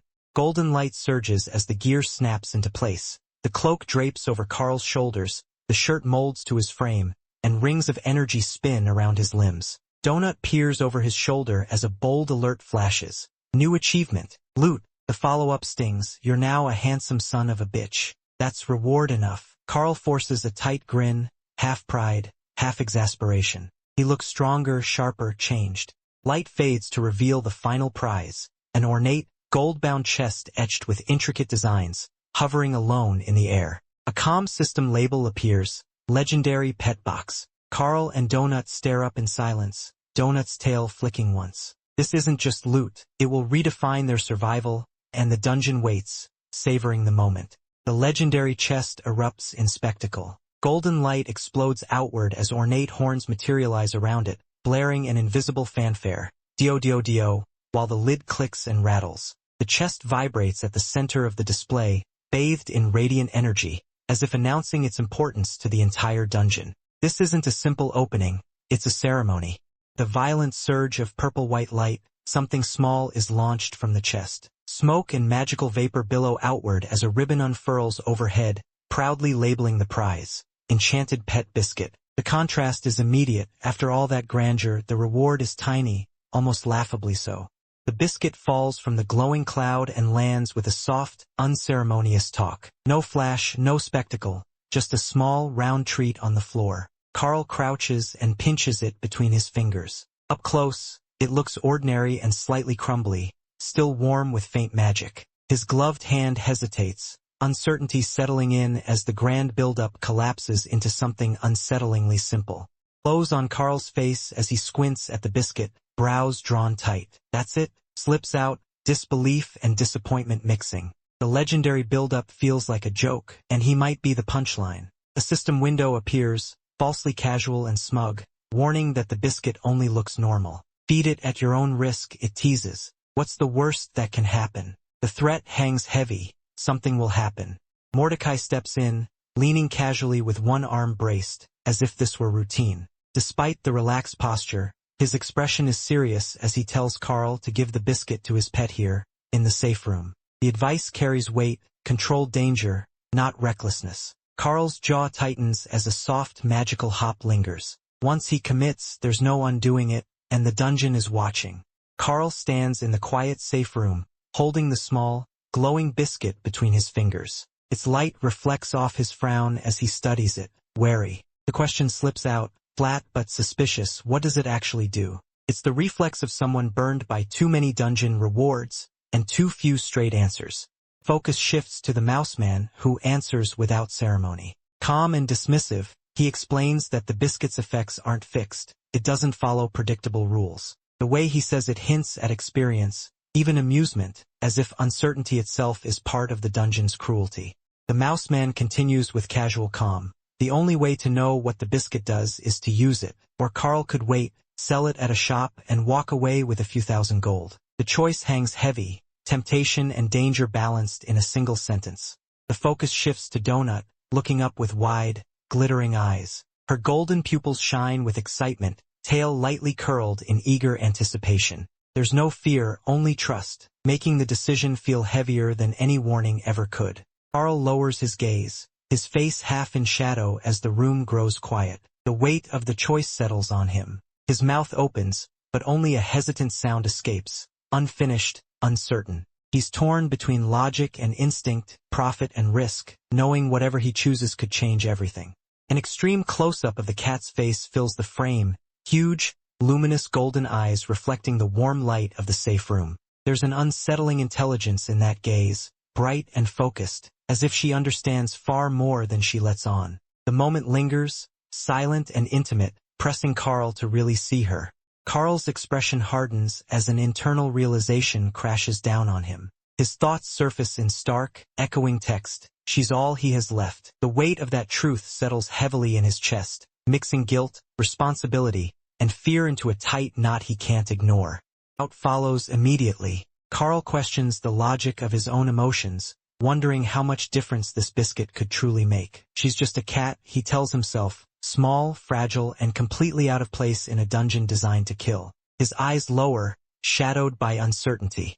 The thought spirals darker. Carl admits what he's been avoiding. He can barely protect himself, let alone her. The room feels colder as the internal monologue deepens. The safe room suddenly less safe under the weight of his indecision. His hand tightens around the glowing biscuit, trembling between reason and instinct. Suddenly, a sharp jolt of pain shoots through the hand holding the biscuit. Carl's fingers tense as the sensation registers. Not a scrape or an accident, but a deliberate bite, sudden and surprisingly strong. He looks down to find Donut already clamped onto his hand, nibbling eagerly. She doesn't hesitate for even a second, chewing with unrestrained enthusiasm. Her delight is instant and unmistakable, as if the biscuit is the greatest treat she has ever tasted. Donut savors the biscuit, clearly delighted. Her body lifts slightly with excitement, tail flicking as she enjoys every bite. For a brief moment, everything feels harmless, almost normal. Without warning, Donut's body stiffens. Her fur bristles violently as a strange force ripples through her. She slams into the floor with a dull impact, the pleasure replaced by uncontrollable shaking. Donut lies on the ground, trembling intensely. Her small form quivers as if something inside her is changing, struggling to surface. The room feels unbearably quiet as time drags. Carl rushes forward in panic, shouting her name as fear explodes into raw desperation. Mordecai stands behind him, watching carefully, his expression serious and unreadable. The system offers no explanation, no reassurance. Rage floods Carl all at once. His face twists with panic and fury, eyes burning as the realization hits him that something has gone terribly wrong with Donut. The sudden change, the violence of it, overwhelms him before he can fully process what he's seeing. Mordecai raises a hand calmly, cutting through Carl's spiral with practiced certainty. He identifies what occurred as a transformation and immediately dismisses the idea that it could be harmful. The rules of the tutorial and the safe room ensure that nothing truly negative can happen here, especially not to a crawler or an NPC. As Mordecai continues explaining, Carl stands rigid, his entire body coiled with barely restrained aggression. An invisible pressure bears down on him, represented by a system meter that shows his violent impulse has reached its limit. Even knowing this is a safe place, instinct screams at him to lash out. Before Carl can react, the space asserts its authority. A glowing hologram manifests overhead, calmly announcing that the dungeon is now sealed. His presence is absolute and impersonal, leaving no room for protest. The figure identifies itself as Cascadia, a high-ranking architect of the dungeon, and clarifies that it is only a projection, warning that any attempt to interfere would end badly. The delivery is smooth and corporate, stripped of empathy. Cascadia then lays out the scale of the event. From the vast number of humans forced into the dungeon, only a small fraction survived the gates and made it inside. The enormity of the loss settles in as Carl's face tightens, the numbers hitting harder than any threat. Carl absorbs the information in silence. His anger dulls into something heavier, shock, grief, and disbelief mingling together. The enormity of the loss becomes impossible to ignore when framed so bluntly. Count continues to drop. The number of survivors has already fallen further, reduced by millions in an alarmingly short span of time. The dungeon is not merely dangerous. It is actively erasing humanity at an industrial scale. As the narration continues, the story briefly reflects that devastation through another survivor, a young girl running in terror through the dungeon corridors, chased by snarling beasts. Her fear is raw and immediate, a living example of the numbers being cited. Survival here is not heroic. It is desperate, frantic, and uncertain. An announcement fills the space with cold formality, explaining that the entrances to the second floor will remain sealed for a long stretch of time. The words emphasize waiting, making it clear that progression is deliberately delayed. The dungeon is not in a hurry, no matter how desperate the crawlers might be. A heavily armored man stands tense and focused, gripping his weapon as the weight of the announcement sinks in. Behind him, another crawler lingers in uncertainty. The environment feels controlled and oppressive, reinforcing that their fates are now regulated by unseen rules. Elsewhere, brutality unfolds without concern. A blonde woman moves forward with her hands in her coat, face cold and unreadable. Behind her, a wounded man bleeds on the floor, reaching out as a monster bears down on him, but she never looks back. Her indifference reflects a harsh acceptance of the dungeon's rules. Over this, a polite corporate message offers thanks on behalf of the Born Corporation, congratulating the crawlers and wishing them luck. The cheerful formality clashes sharply with the violence and death already consuming the dungeon. Back in the safe room, Mordecai stands with his hands clasped behind his back, gazing upward as if listening to something distant and untouchable. Carl stands several steps away, shoulders slumped, his posture showing exhaustion and simmering frustration. The contrast between them highlights experience versus raw survival instinct. Carl's irritation sharpens. He glares forward, teeth clenched, emotions boiling just beneath the surface. The remarks aimed at him cut at his pride, making him painfully aware of how ridiculous and exposed he looks in his current state. The irritation twists into disbelief as Carl turns sharply, reacting to something unexpected. His expression shifts from anger to confusion, as if his thoughts have been abruptly derailed by a sound that should not exist. Donut sits calmly on the floor, tail raised, her posture confident and composed. She looks up with narrowed golden eyes, utterly self-possessed. There is something unmistakably different about her now, something intelligent and deliberate in the way she carries herself. A small sound escapes Donut, subtle but unmistakably deliberate. It is not the noise of an ordinary animal. The moment lands with quiet impact, forcing the reality of what has just happened to settle in. Carl goes still, his expression empty with shock as the truth crashes down on him. The biscuit worked, but not in any small or harmless way. The realization settles slowly, heavy and unsettling. Donut is no longer just a pet guided by instinct. She has fundamentally changed, and with her, the balance of their survival. This isn't just loot or progress. It's the dungeon reshaping his world in ways he never asked for. A teaser card appears, announcing an upcoming segment in a sensational, playful tone. The moment signals a shift into gossip and spectacle, setting up a story meant to entice and amuse. Donut reclines on a plush couch, surrounded by drifting purple energy that carries musical notes. She is absorbed in scandalous entertainment, radiating smug enjoyment and indulgence as the aura curls around her. Carl stands nearby while Donut sits upright on the couch. He dismisses what she is watching as unhealthy nonsense, while she reacts with pointed offense, clearly interpreting his comment as criticism aimed directly at her tastes. Donut turns her full attention to the television. She demands details about a wedding involving Rufus and Lily, her interest sharpening from idle amusement into focused curiosity. Donut revels in the situation, pleased that Carl's concern confirms her indulgence. She reveals that she was excluded from the wedding, implying family tension and deliberate avoidance. The story shifts to an awards ceremony memory, where Donut is publicly celebrated as a grand champion, basking in recognition while others around her react with mixed emotions. Warm, indulgent fantasy plays out as Donut is cradled and praised, enveloped in affection. She soaks in the attention, content and smug, enjoying being adored without restraint. The mood snaps back to reality. Carl sits on the couch with a game controller, fully engaged and competitive, while Donut perches on his lap, alert and intense. The room fills with chaotic excitement as he focuses on winning.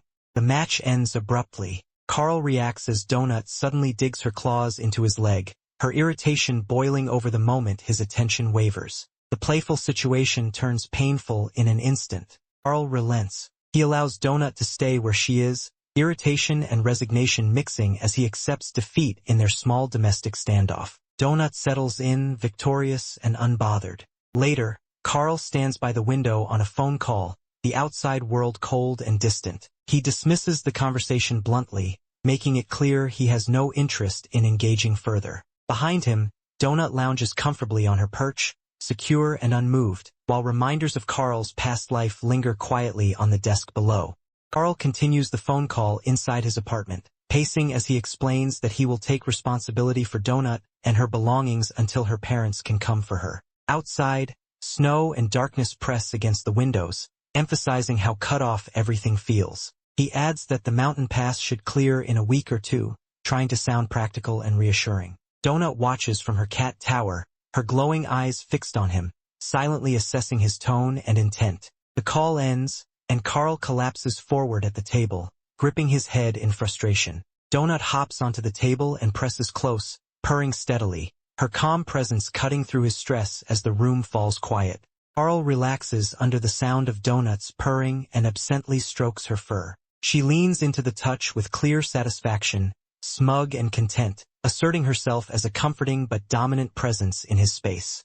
The mood shifts sharply as a new location appears. Carl stands facing an imposing, mouse-like figure behind him, while Donut sits in the foreground with regal confidence. She formally asserts her full, absurdly grand name, then concedes she will tolerate a shorter title, establishing her personality and authority just as the larger, stranger world begins to intrude.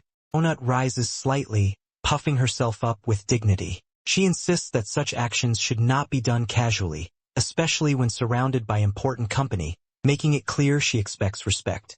Donut shows her narrowed eyes and smug expression. She radiates self-importance, already certain of her own worth and status.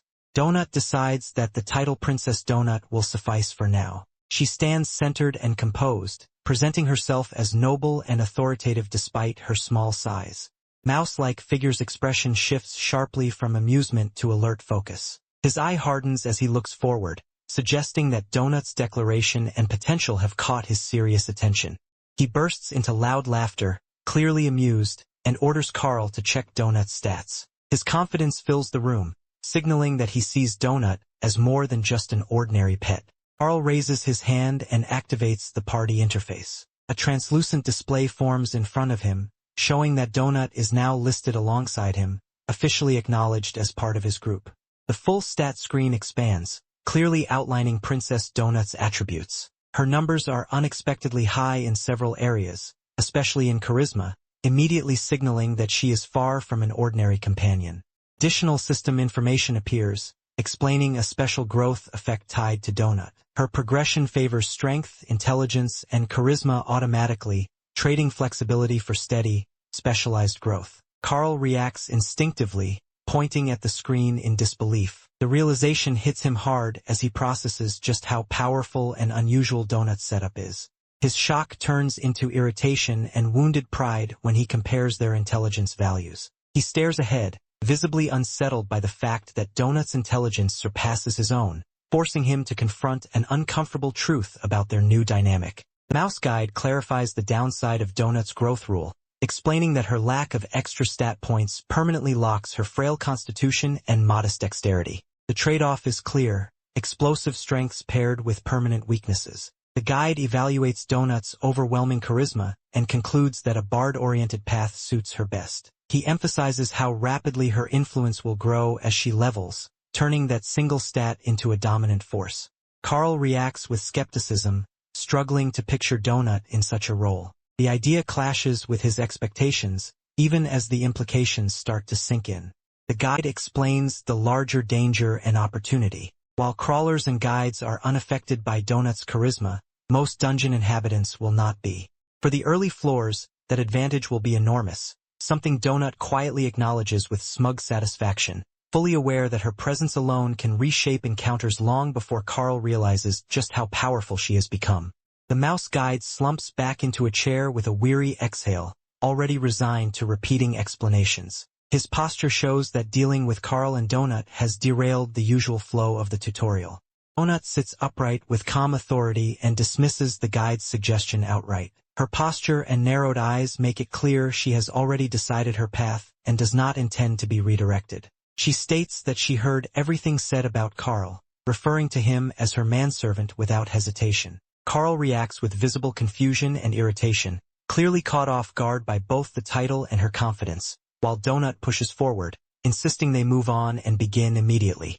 Donut turns her attention to the mouse guide and delivers a blunt assessment of Carl's intelligence, deeming it embarrassingly low. She shows no concern for Carl's reaction, treating the observation as a simple fact rather than an insult. Despite her harsh judgment, Donut reflects on Carl's place in her life. She recalls how long he has been with her and makes it clear that she has no intention of discarding him, viewing their bond as settled and non-negotiable.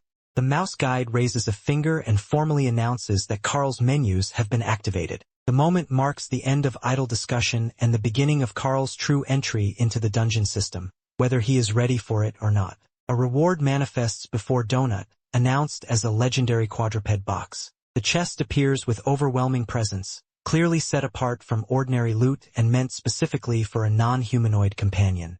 Legendary box resolves into multiple containers arranged together, radiating golden light. Donut watches intently as the reward divides, confirming that the prize includes several separate items, rather than a single treasure.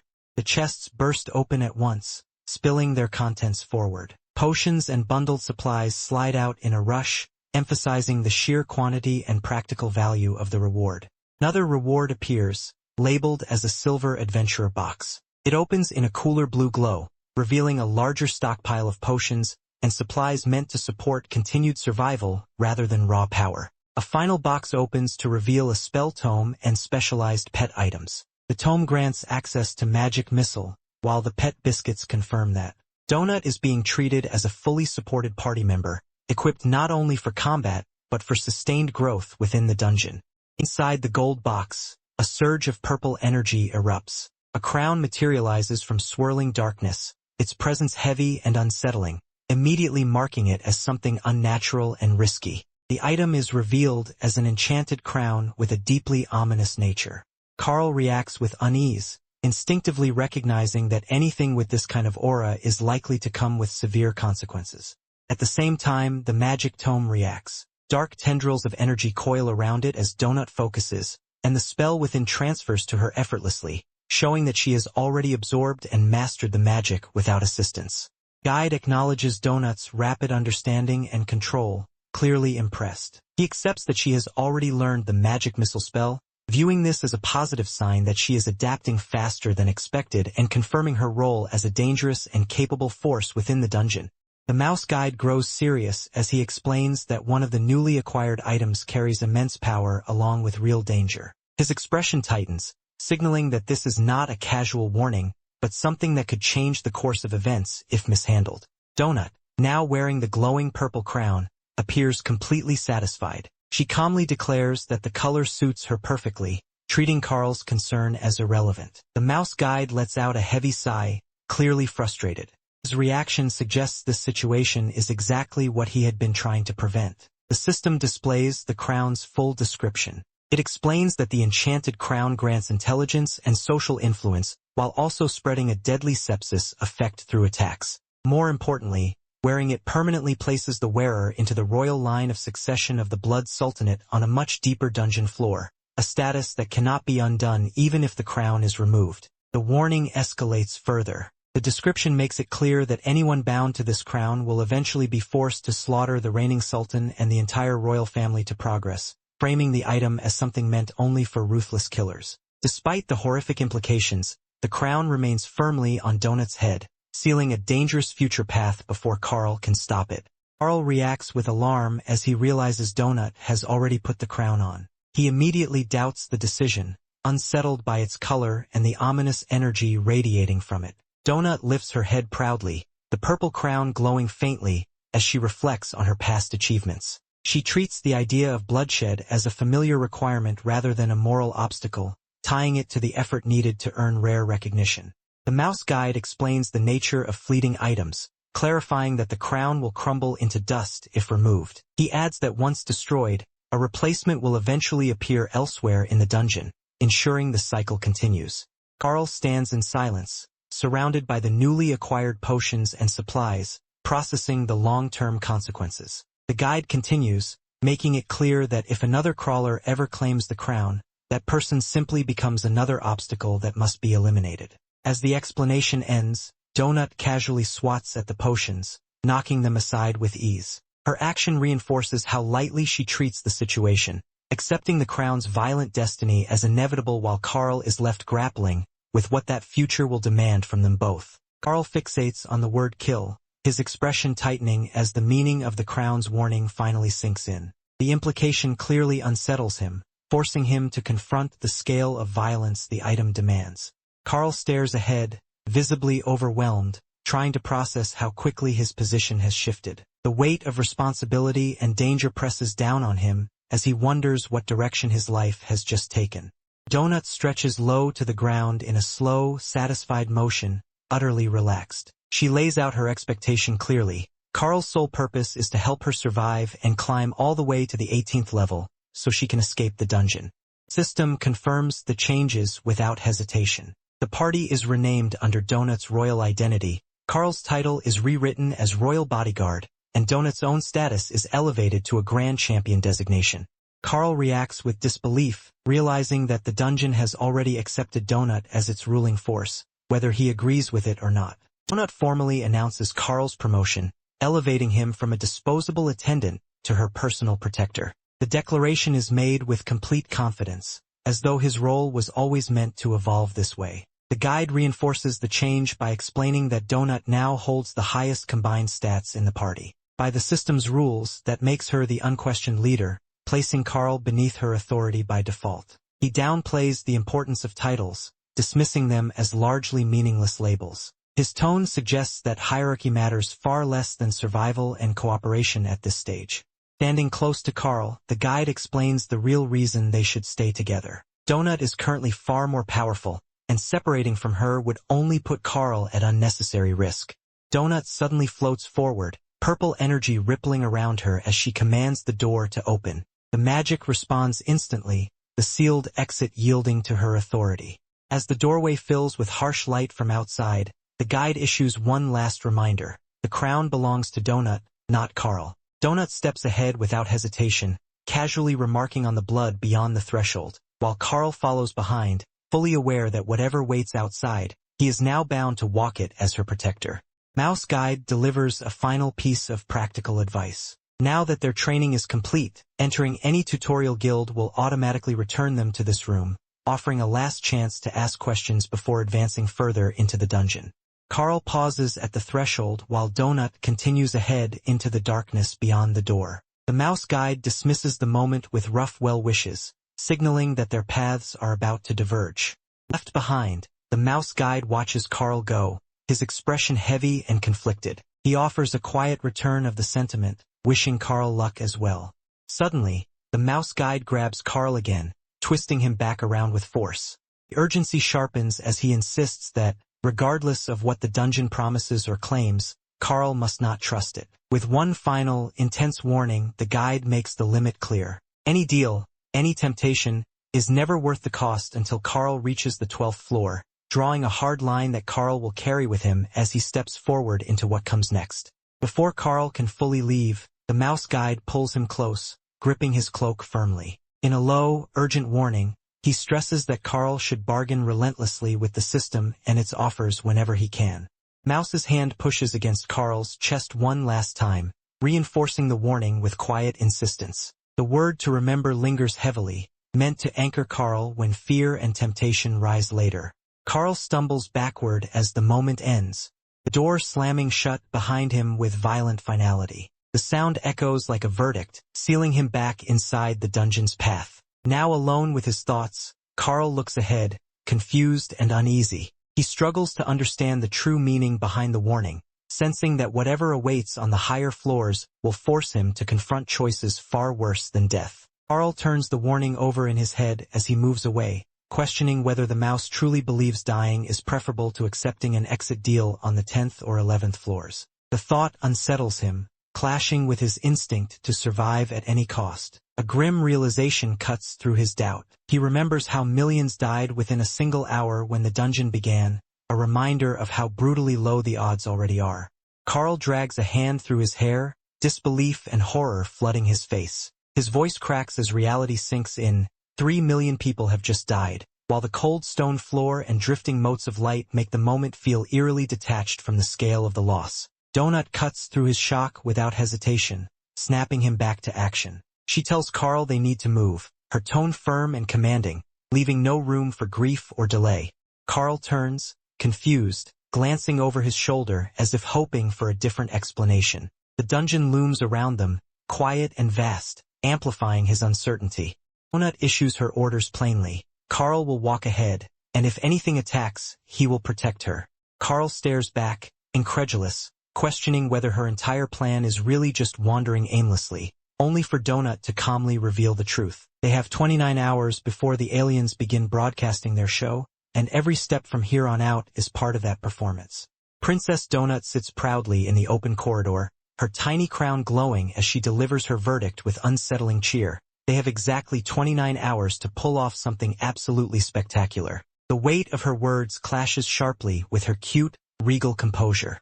Donut stops and looks up at Carl with visible displeasure, declaring that before anything else, he needs proper pants. She refuses to allow herself to be presented to the wider universe while her bodyguard is dressed so poorly. She imagines the inevitable ridicule from alien audiences, already picturing mocking commentary on interstellar social platforms. In her mind, the focus would shift from her elegance to Carl's embarrassing lack of clothing. Carl mutters a weak protest, pointing out the obvious contradiction that Donut herself is not wearing pants. Donut immediately dismisses this comparison without hesitation. Walking forward through the long, glowing corridor, Donut states the matter as fact. She is a cat, and cats do not wear pants. She warns Carl not to attempt humor, clearly unimpressed. They continue deeper into the dungeon. Carl's thoughts spiral. He wonders how he is supposed to survive to the next floor, whether fighting other humans will be unavoidable, and if killing them might become necessary. Before the fear can fully take hold, Donut cuts him off sharply, silencing his speculation and reminding him, in her own blunt way, that overthinking will only get them killed. Carl plants his feet and points decisively down one corridor, stating that he is going that way. His expression hardens, showing a rare moment of certainty after all the chaos. As he starts to explain where Donut should go, his finger hovers near her crown. Donut looks up at him, eyes wide and unblinking, clearly focused on his next words. Carl abruptly finishes the thought by declaring that Donut will go in any other direction. He spins away mid-gesture, the decision coming out sharper and more reckless than planned. Donut stares up at him in shock, confused by the sudden suggestion of separation. She questions it immediately, unable to understand why he would even consider splitting up. Carl rubs his face, exhausted and frustrated, and explains his reasoning. Mordecai already said Donut is far more powerful than he is, and that realization twists into grim logic. If she is stronger, then she will probably be fine on her own, even if he is not. Carl trudges forward through the corridor, shoulders slumped and face twisted with frustration. He lets out a sound of pure irritation, then abruptly decides to drop the idea of separating, clearly worn down by the argument and his own thoughts. The memory of the number hits him again. 3 million humans. The weight of it crushes down as he pinches the bridge of his nose, admitting to himself that Donut will likely fare better than he ever could. He turns back toward Donut, anger and despair spilling out at once. Carl declares that he refuses to spend what might be the last hours of his life drowning in negativity and attitude, his voice raw with exhaustion. Throwing his hands into the air, Carl vents openly. He acknowledges that cats can be cruel and selfish by nature, but insists that there is a reason people still love them despite it. Carl leans down toward Donut, pointing directly at her crown as he delivers the final thought with bitter clarity. People like cats, he explains, because they do not talk, an admission that lands heavily as he stares at her, fully aware that silence is no longer an option in this dungeon. Carl walks away down the long corridor. Donut suddenly calls out to him. Her voice falters as she tells him to wait, then immediately apologizes, the urgency in her tone cutting through his frustration. Carl stops and turns back, looking over his shoulder with guarded confusion. He clearly did not expect her to call him back, much less sound uncertain. Donut gathers herself and admits that he is right. From a distance, she offers a quiet apology, struggling to put her thoughts into words as the vast hallway stretches between them. Carl listens as Donut begins to explain what has been happening inside her head since she woke up in the dungeon. She talks about being overwhelmed by memories of sitting in a window, watching cat shows, and absorbing years of praise and expectations layered onto her without choice. Memories spill out in fragments, ribbons, trophies, photographs, and moments where she was constantly told how special and perfect she was. Donut finally admits that all of it shaped how she sees herself now, revealing that her arrogance is tangled with confusion, pressure, and a fragile need to live up to the image of the princess she was always told she was. Donut continues speaking as the memories play out in her mind. She states plainly that she is a grand champion and that this title came with expectations about how she was supposed to behave, shaping her attitude long before the dungeon ever existed. She reflects on quieter moments with Carl from before everything fell apart. Sitting in his lap while he played games, watching him fail repeatedly without giving up, became something comforting rather than embarrassing. Donut admits that she liked those moments more than she understood at the time. Even when Carl was bad at the game, he kept trying, and that persistence mattered to her more than winning ever did. Carl responds with weary skepticism, asking if what she is saying means she is not actually a self-absorbed, impossible princess after all. His tone carries both sarcasm and a cautious hope that this conversation has changed something between them. Donut answers without hesitation. She affirms that she is absolutely a princess, fully owning that identity, but promises she will try not to be as cruel and difficult as before. The moment settles between them as an unspoken agreement, fragile but sincere, marking the first real step toward understanding each other as partners rather than roles.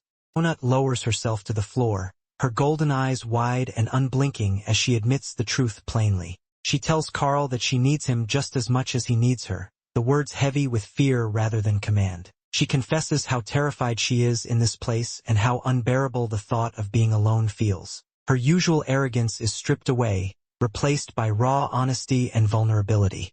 Carl listens in silence, his expression softening as the weight of her words sinks in. Before he can fully respond, Donut suddenly springs forward, launching herself at him with sudden force. The impact knocks the breath out of Carl as Donut collides with his chest, clinging to him instinctively. The moment is awkward and abrupt, but filled with unspoken emotion. As the memory overlays the present, Carl recalls a quiet turning point from before the dungeon. He remembers the day escape was possible, when he could have taken Donut back to Beatrice's parents but chose not to, instead searching for a future that would keep them together. The image of apartment listings marked as cat-friendly lingers, revealing that even then, he had already chosen her. Dark, roiling shadows loom ahead as Carl stands still, the crowned cat draped comfortably around his shoulders. The moment feels heavy, unspoken tension hanging in the air. Cat presses closer, its cheek resting against Carl's neck, eyes half-lidded and knowing. In a calm, almost teasing tone, it states the truth plainly. Carl had been thinking about kidnapping it.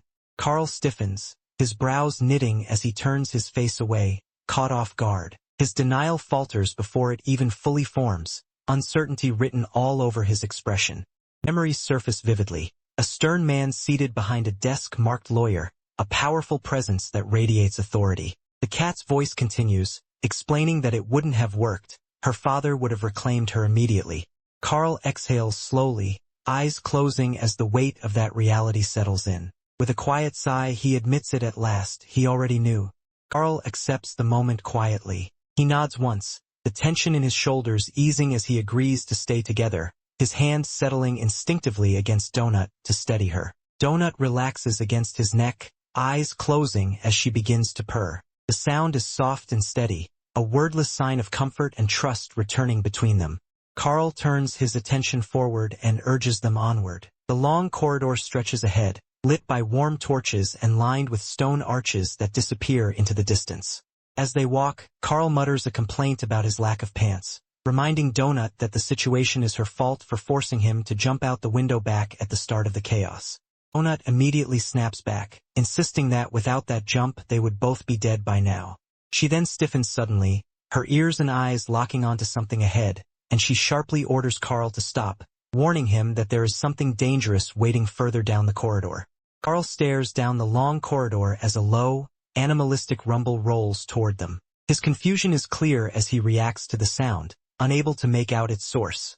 Donut's eyes flare violently with red light. Her pupils sharpen as her senses lock onto something far ahead, her body going rigid with sudden alarm. Without warning, a blinding red beam erupts from Donut's eyes. The force punches forward in a straight line, ripping through the corridor with overwhelming power. Beam slams into the stone wall ahead, detonating in a violent explosion. Shattered debris and sparks burst outward as the blast tears a glowing scar through the hallway.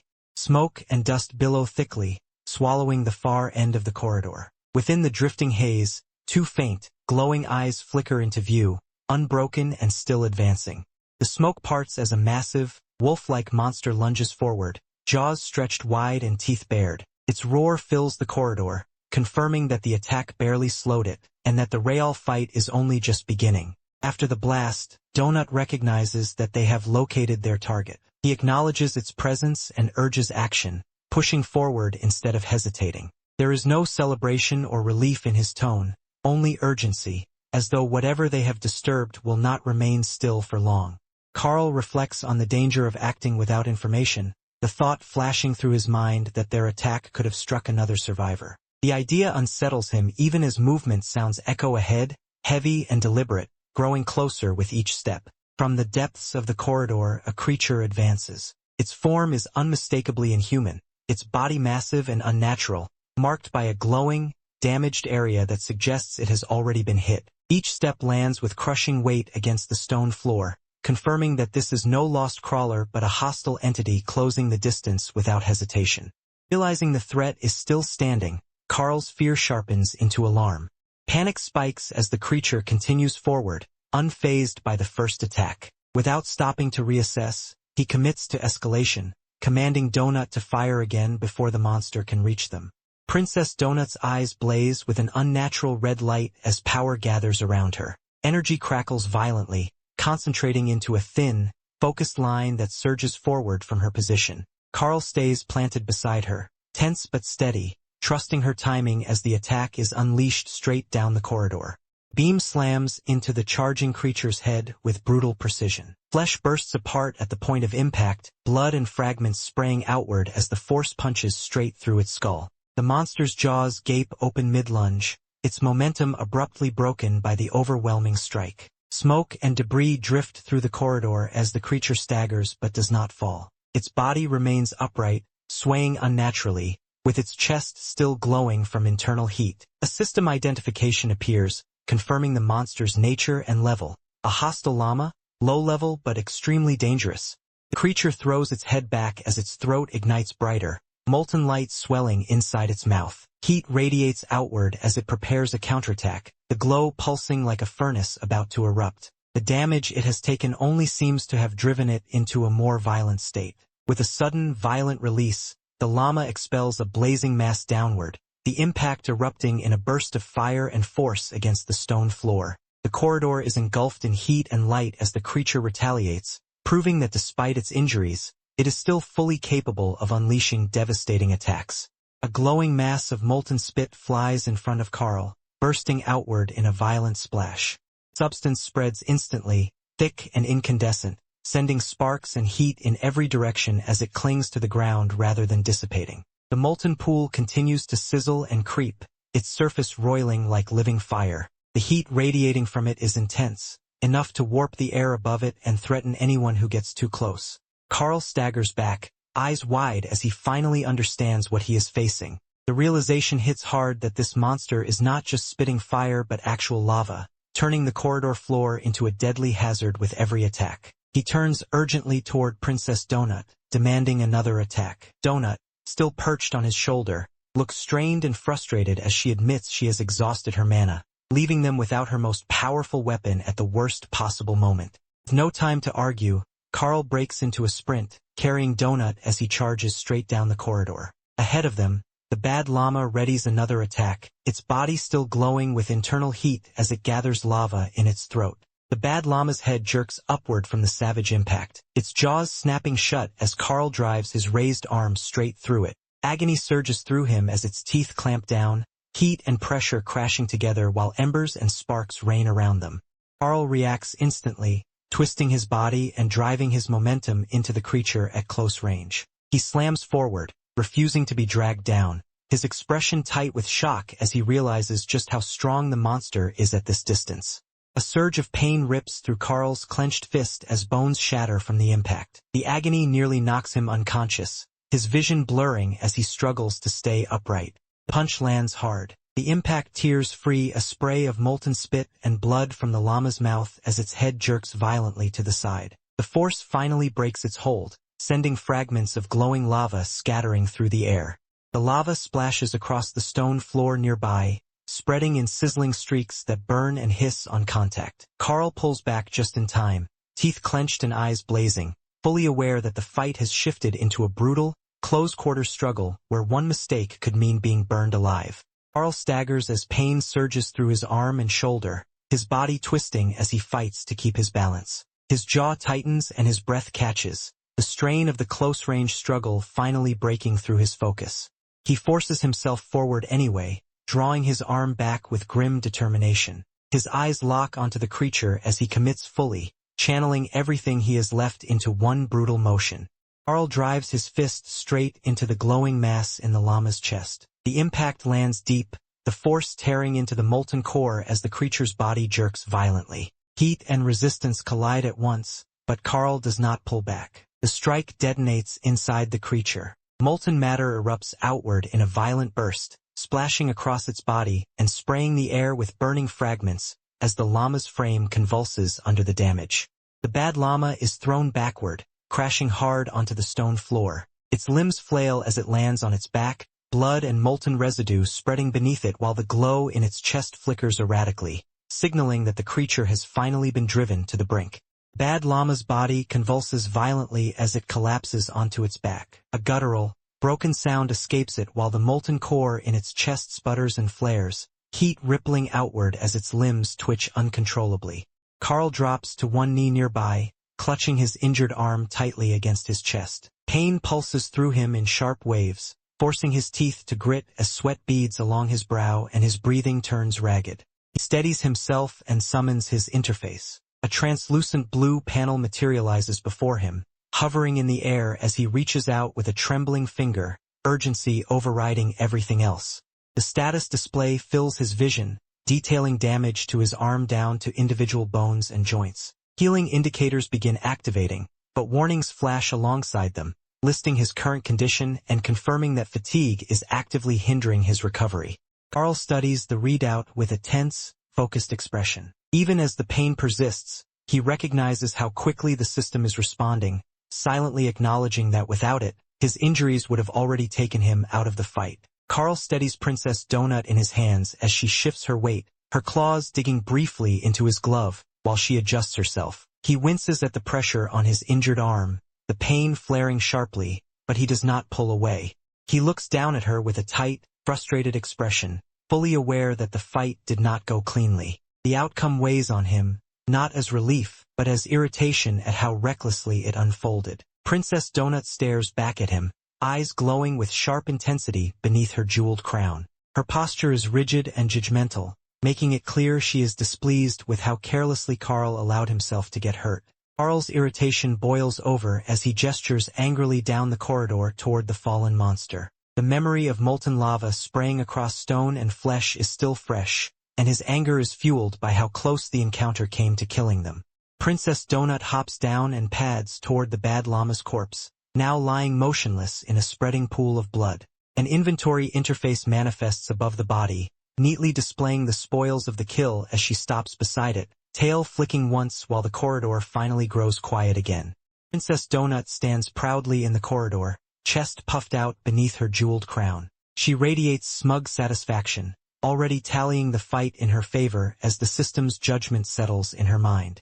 The corpse responds to her claim. The loot interface activates, and the remains of the bad llama abruptly convert, the flesh collapsing inward and transforming into raw resources. The body disappears in a flash, leaving behind neatly categorized drops suspended in the air.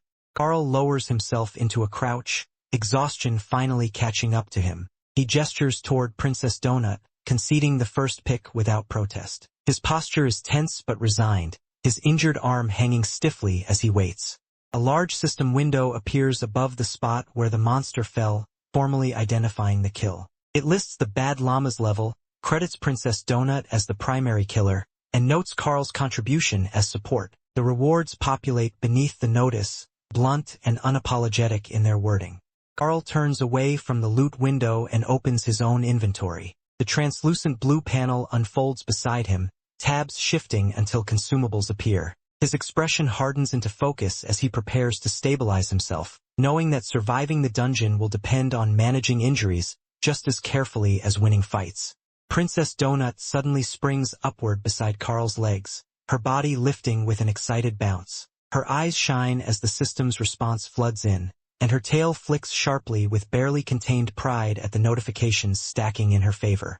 A large achievement interface blossoms into existence before her, loud and unapologetic in its presentation. It declares the creature's death as her accomplishment, framing the act with the dungeon's signature mix of mockery and reward. While experience gains are formally unlocked, more achievement windows layer over one another, each one announcing another milestone tied to reckless spellcasting and overwhelming damage. The system praises the outcome without concern for caution, rewarding destruction as long as it ends with an enemy's body on the floor.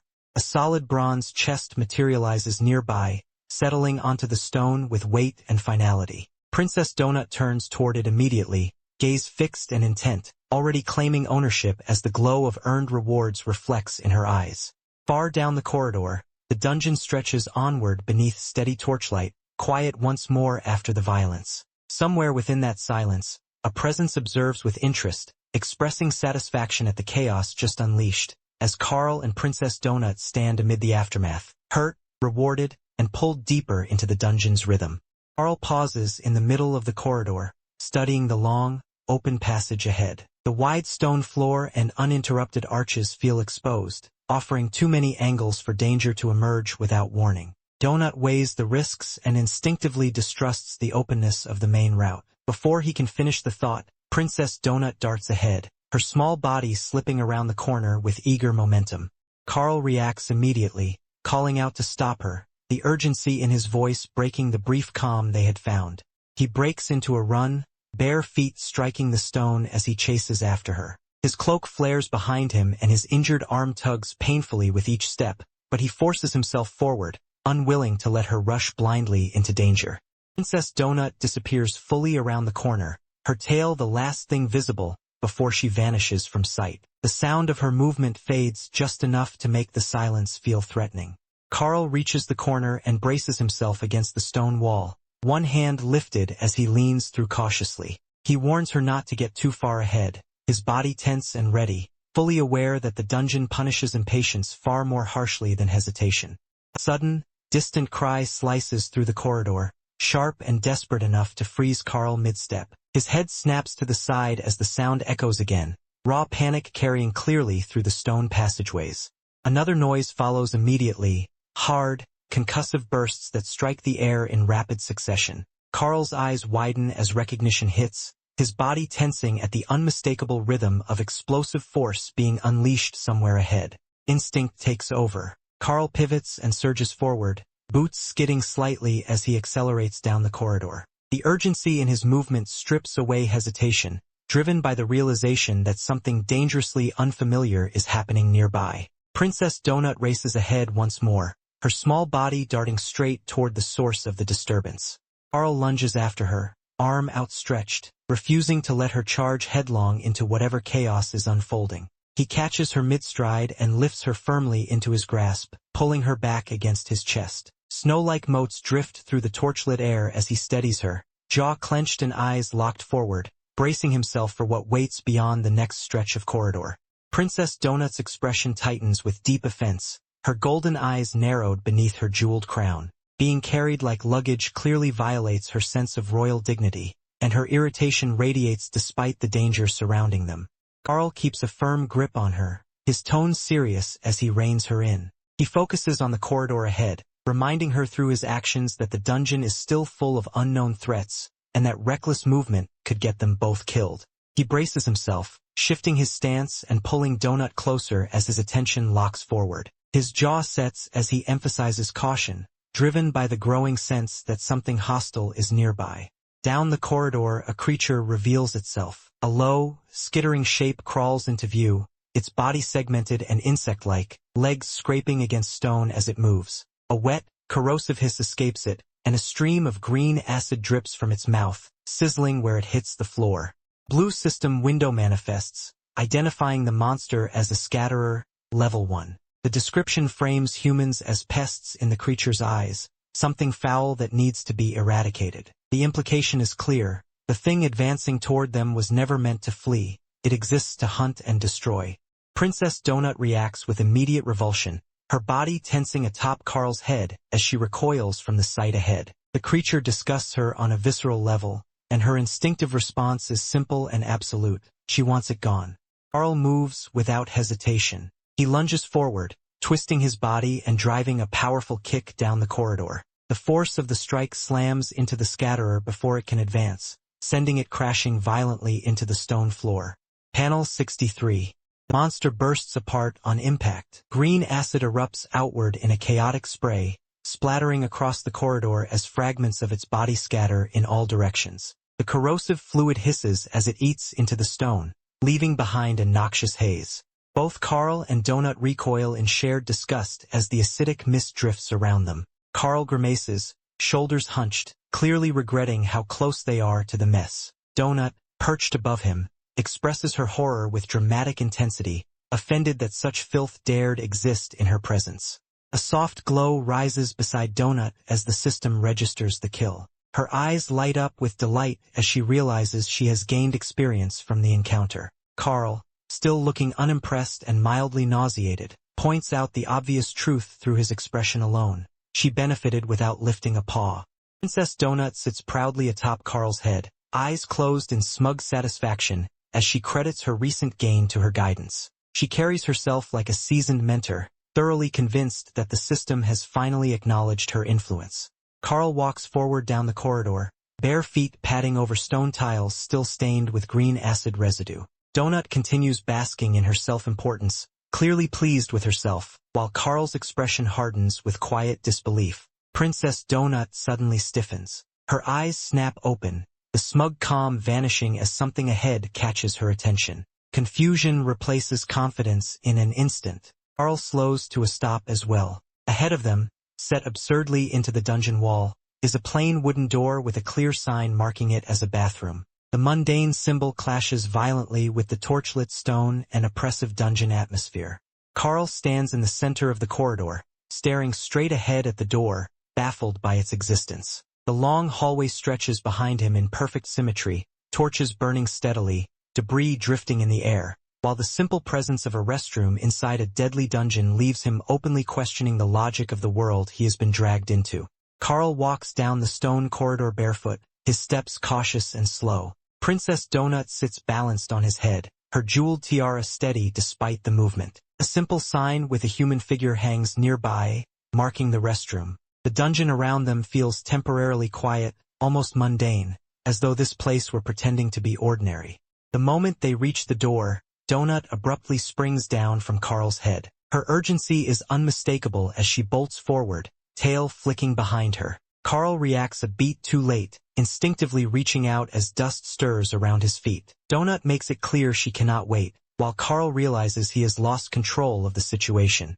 The restroom door swings open. Inside is not what Carl expects from anything resembling a normal bathroom. Instead of familiar fixtures, there is a large box filled with sand, unmistakably designed for an animal rather than a human. Donut stops just inside the doorway, staring ahead with focused attention, as though this confirms something important to her.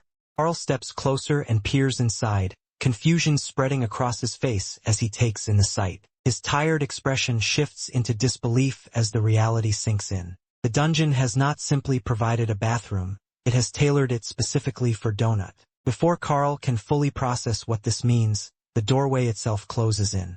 Princess Donut emerges from the restroom with her tail raised high, her body trembling as she finishes shaking sand from her fur. Tiny grains scatter across the stone floor behind her. She looks perfectly satisfied, her tiara still straight, as if she has completed an important royal duty. Without hesitation, she turns her attention back to Carl, clearly expecting him to follow her example. Carl freezes, his thoughts spiraling as he imagines himself using the same litter box. The idea hits him all at once, overwhelming and deeply wrong. His face tightens in horror as confusion piles on top of embarrassment. The dungeon's logic makes no sense, and the implication alone is enough for him to recoil internally. He straightens and rejects the idea outright, his expression flat and resolute. Whatever this place expects of him, that is a line he refuses to cross. The dungeon may bend reality, but it will not strip him of that much dignity. Carl steps back toward the doorway, glancing into the room again as the absurdity of it all sinks deeper. He questions why a dungeon would even contain something like a room filled with kitty litter. The irritation grows as he notices the absence of anything meant for basic hygiene, reinforcing the sense that this space was never designed with humans in mind. He pauses, forcing himself to calm down as a more troubling realization takes shape. The lack of sinks and soap suddenly feels secondary compared to the larger issue.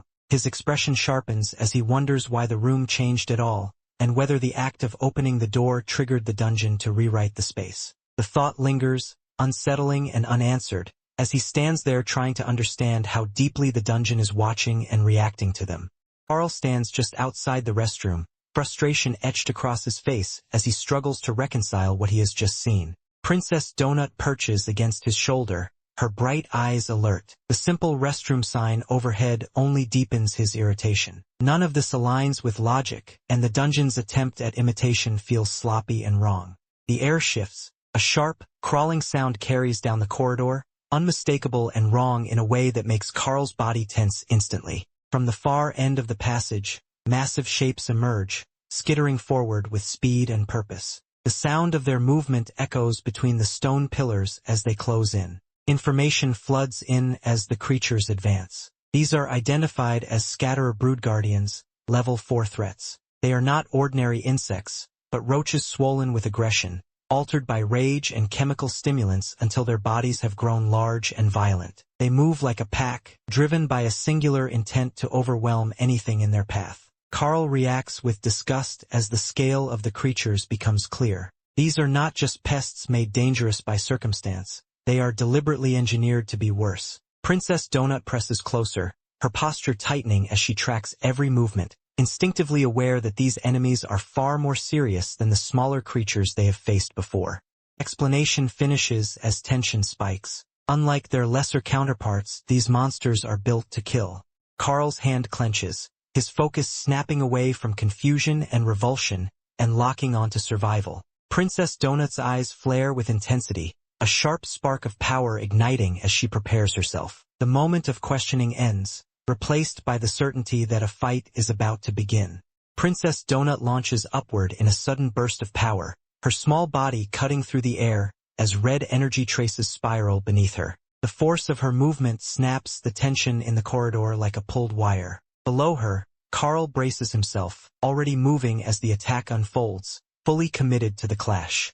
As they surge forward together, Donut assesses the situation with sharp focus, gauging whether another burst of power is needed. Carl answers without hesitation, his refusal firm and immediate. He is already adjusting his plan, conserving what little margin they have instead of gambling on excess.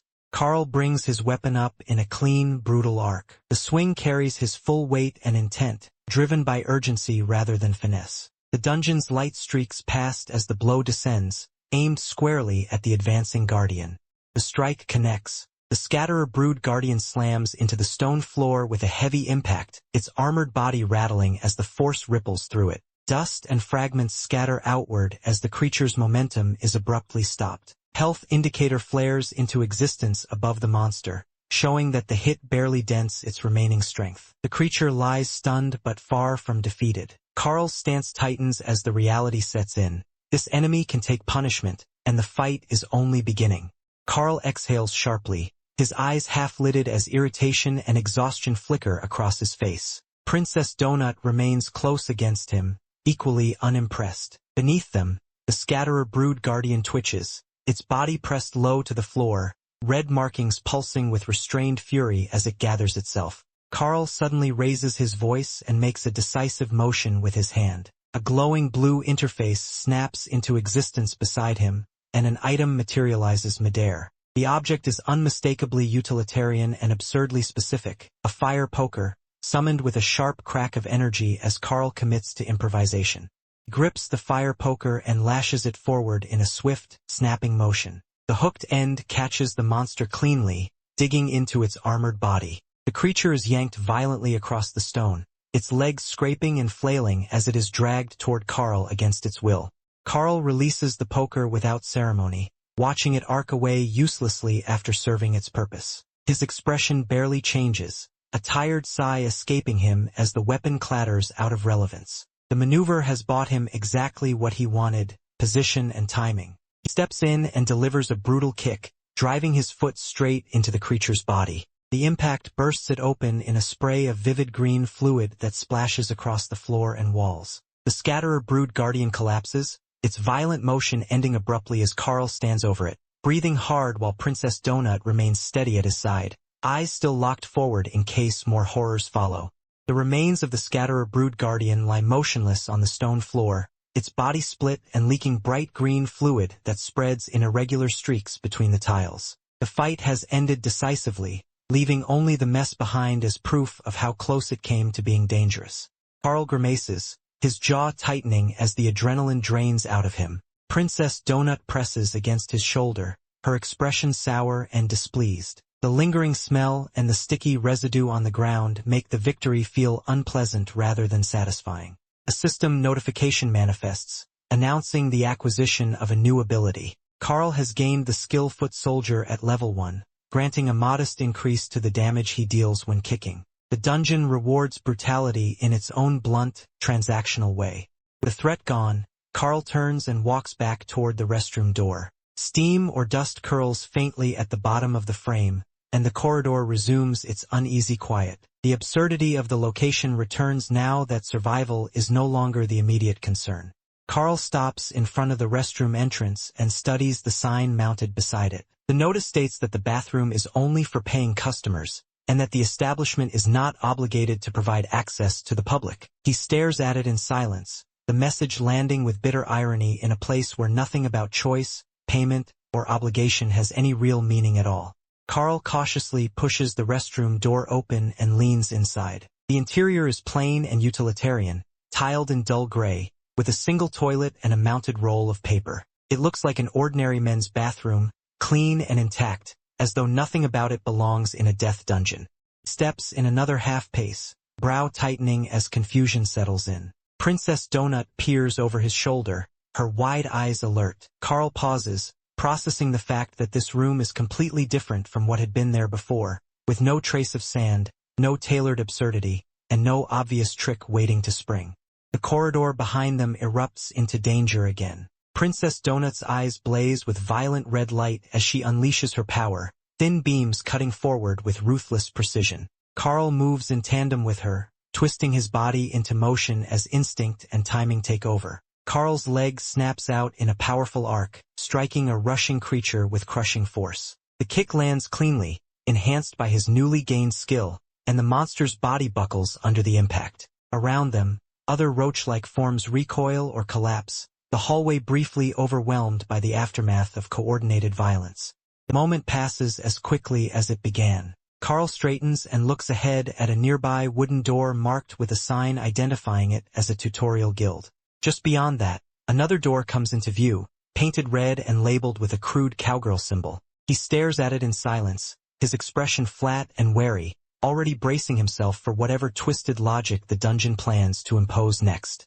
Carl steps fully into the small restroom, the door hanging open behind him. The space is narrow and bare, tiled from floor to wall, with a single toilet positioned against the far side. Nothing about it looks trapped, altered, or hostile. It feels almost disappointingly normal. He takes another look from just inside the doorway, his expression tightening with cautious skepticism. The room remains unchanged, as if daring him to believe it. There is no sand, no distortion, no sign that this bathroom has been customized or rewritten the way the earlier one was. Carl hesitates, then glances outward through the doorway. Down the corridor, a tall rat-like humanoid figure moves within a warmly lit room beyond, its posture relaxed and unthreatening. The brief glimpse confirms that the dungeon spaces are folding into one another in ways that defy physical layout.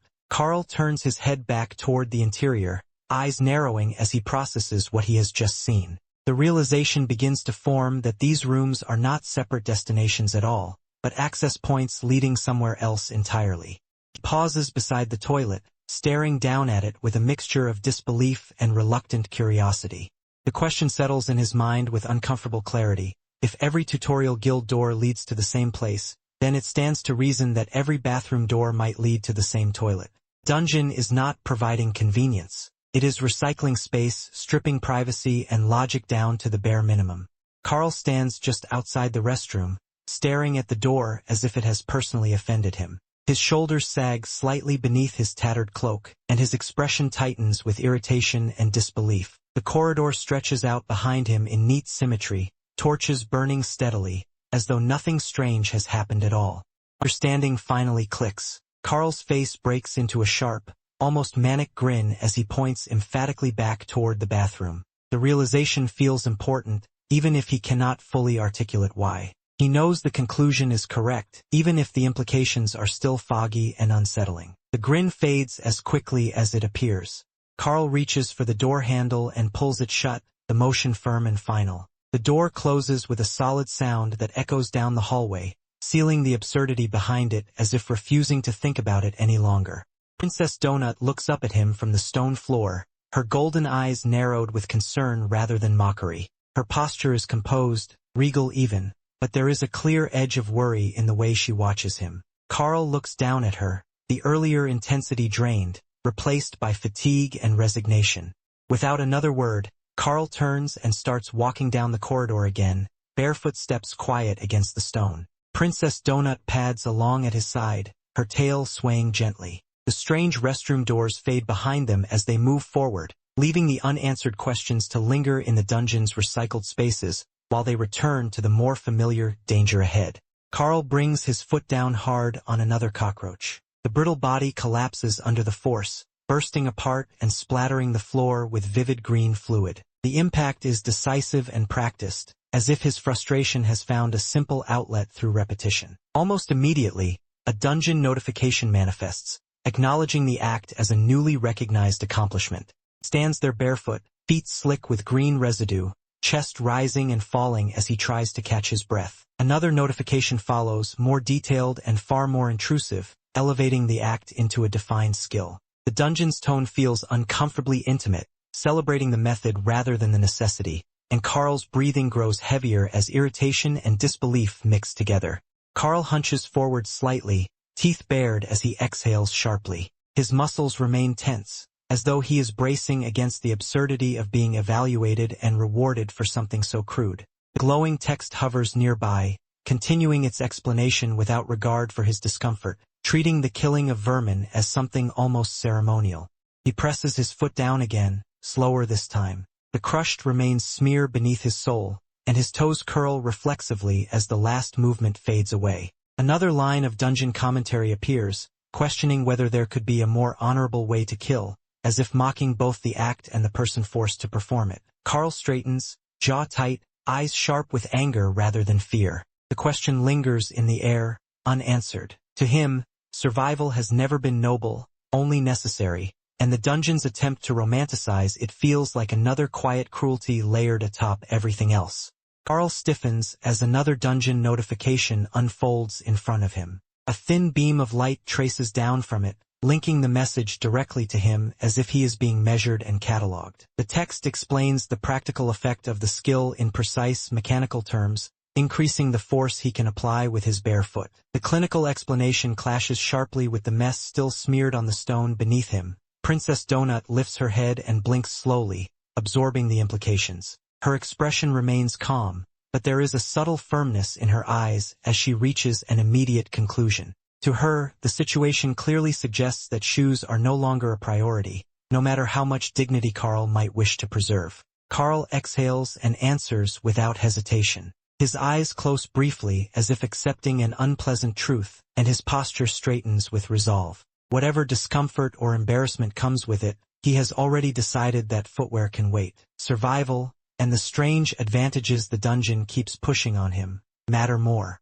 Princess Donut pads closer, her paws squishing softly against the green residue left behind. Her voice turns lightly amused, and she tilts her head, suggesting that the dungeon's guiding intelligence seems to have developed an unsettling fondness for Carl. The idea is delivered casually, but it lands with uncomfortable accuracy. She smiles with her eyes closed, tail lifting slightly as if pleased by her own observation. Carl looks down at her, equal parts annoyed and resigned. The dungeon's attention feels invasive, but for now, he can only keep moving forward, barefoot and watched, adapting to whatever strange fixation the system has decided to reward next. Princess Donut glances toward Carl's bare feet and tilts her head, adding a final, almost playful observation about his toes. Her tone remains light, but her eyes stay sharp, already calculating how this strange advantage might be used rather than ignored. She straightens and settles back onto her haunches, posture proud and composed. In her mind, the conclusion is simple. If the dungeon favors something, then resisting it is pointless. They should lean into it and extract whatever benefit they can before it turns cruel again.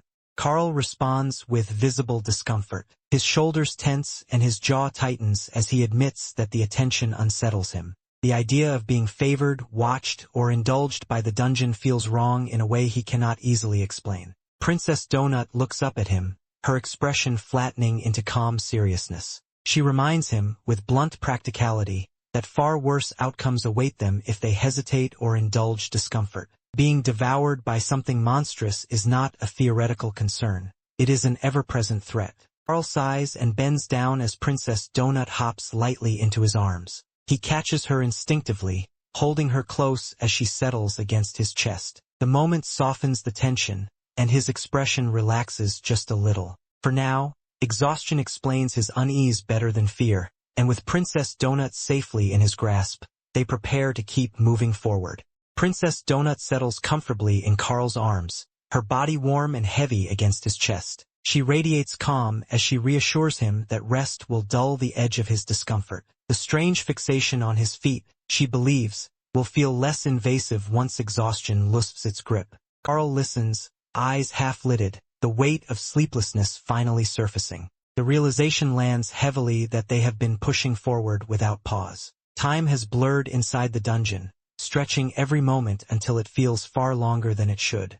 The truth sinks in with a quiet heaviness. Despite everything they have endured, the day has barely begun. The dungeon has distorted not only space, but time itself, leaving Carl feeling as though he has lived through several days without the relief of rest. The thought lands heavily. Carl's expression tightens as the realization sinks in that, despite everything they have endured, the day has barely begun. Time feels warped, stretched thin by stress and constant danger. Carl's focus sharpens as he voices a plan, grounding himself in something practical. He remembers the safe rooms Mordecai mentioned, places meant for brief refuge rather than survival by violence. Holding Donut close, he commits to finding one before exhaustion turns dangerous. He walks forward. The corridor gives way to something starkly different. Smooth glass walls rise ahead, clean and modern, utterly out of place among the stone and torchlight. Carl stops short, staring at the structure in disbelief, while Princess Donut lifts her head, eyes wide with curiosity. Whatever this place is, it does not belong to the dungeon they have been navigating so far. Princess Donut's body stiffens slightly in Carl's arms, her ears pricking up as recognition sparks in her eyes. A quiet surge of excitement replaces her earlier drowsiness, and her tail flicks once as she senses something unusual ahead. Carl steps forward and into a wide, brightly lit interior that feels completely out of place compared to the stone corridors behind him. Rows of tables and neatly arranged chairs fill the room, their clean lines and orderly layout clashing sharply with everything the dungeon has shown them so far. Princess Donut presses her face close to a tall glass wall, her paws lifting as she leans into it. Beyond the transparent barrier rises an enormous, sprawling structure of platforms, ramps, and vertical posts, scaled to an almost absurd size. To her, it registers instantly as something familiar and wonderful. Carl halts mid-step, turning his head as confusion washes over his face. His body tenses, instincts unsure how to categorize what he is seeing. The space feels safe, curated, and intentional, none of which align with the dungeon's usual cruelty. Looks deeper into the room and notices counters, shelves, and overhead screens displaying orderly information. The place resembles a food court or rest area more than a battlefield, complete with seating and service stations. The realization settles heavily. This is one of the safe rooms Mordecai mentioned, a pocket of calm carved into the dungeon's chaos, and its existence raises far more questions than it answers. Carl arrives at what appears to be a safe room counter, stopping in front of a long, clean service station beneath bright overhead panels. His clothes are torn and mismatched, his posture weary, but he remains alert. A digital sign overhead silently establishes the space as structured and transactional, reinforcing that this room operates under fixed dungeon rules rather than chaos. Leaning forward, Carl braces himself against the counter and looks up, clearly expecting someone, or something, to respond. His expression is cautious and uncertain, shaped by exhaustion and the lingering tension of survival outside the room. Short, stocky, gnome-like creature rises into view from behind the counter. The being wears a small uniform and hat, its face heavy-lidded and unimpressed. It acknowledges Carl's presence in a flat, perfunctory manner, as if greeting exhausted crawlers is routine rather than remarkable. A system-style notification appears, identifying the creature as Tally, a babka protector. The information clarifies that Tally is a high-level, non-combatant caretaker assigned to this safe room. It explains that babka protectors exist solely to maintain these spaces, handling everything from cleaning to food preparation, while also noting their unpleasant habits and demeanor. Tally fixes Carl with a dull, almost irritated stare from beneath the brim of his hat. His presence feels mandatory rather than welcoming, reinforcing that safety here comes from dungeon enforcement, not kindness. Without ceremony, Tally offers food as part of his caretaker role. The offer is practical and transactional, underscoring that even rest and nourishment in the dungeon are controlled systems rather than comforts freely given. Carl leans forward against the counter, trying to sound polite as he asks what food is available and whether there is some kind of list. The exhaustion in his posture is obvious, and his unfamiliarity with the place shows in the way he hesitates, already expecting the dungeon to complicate something simple. The gnome-like caretaker lifts his head and responds in a flat, matter-of-fact manner. He explains that he already knows Carl is new, since the dungeon has only just opened. Because it appeared without warning, he admits he is not fully prepared, his tone carrying neither apology nor concern. Caretaker continues, clarifying that while he can prepare most types of food suitable for a human crawler, his resources are limited. When it comes to cats, he states bluntly that he is unprepared, offering only milk as a substitute and judging it superior to dry pet biscuits. Carl absorbs this quietly, his expression unreadable. Behind them, Princess Donut has already lost interest in the conversation. She has launched herself into the enormous play structure beyond the glass, landing amid a sea of colorful balls. Her crown remains firmly in place as she bounds and twists with unrestrained joy, completely enchanted by the space.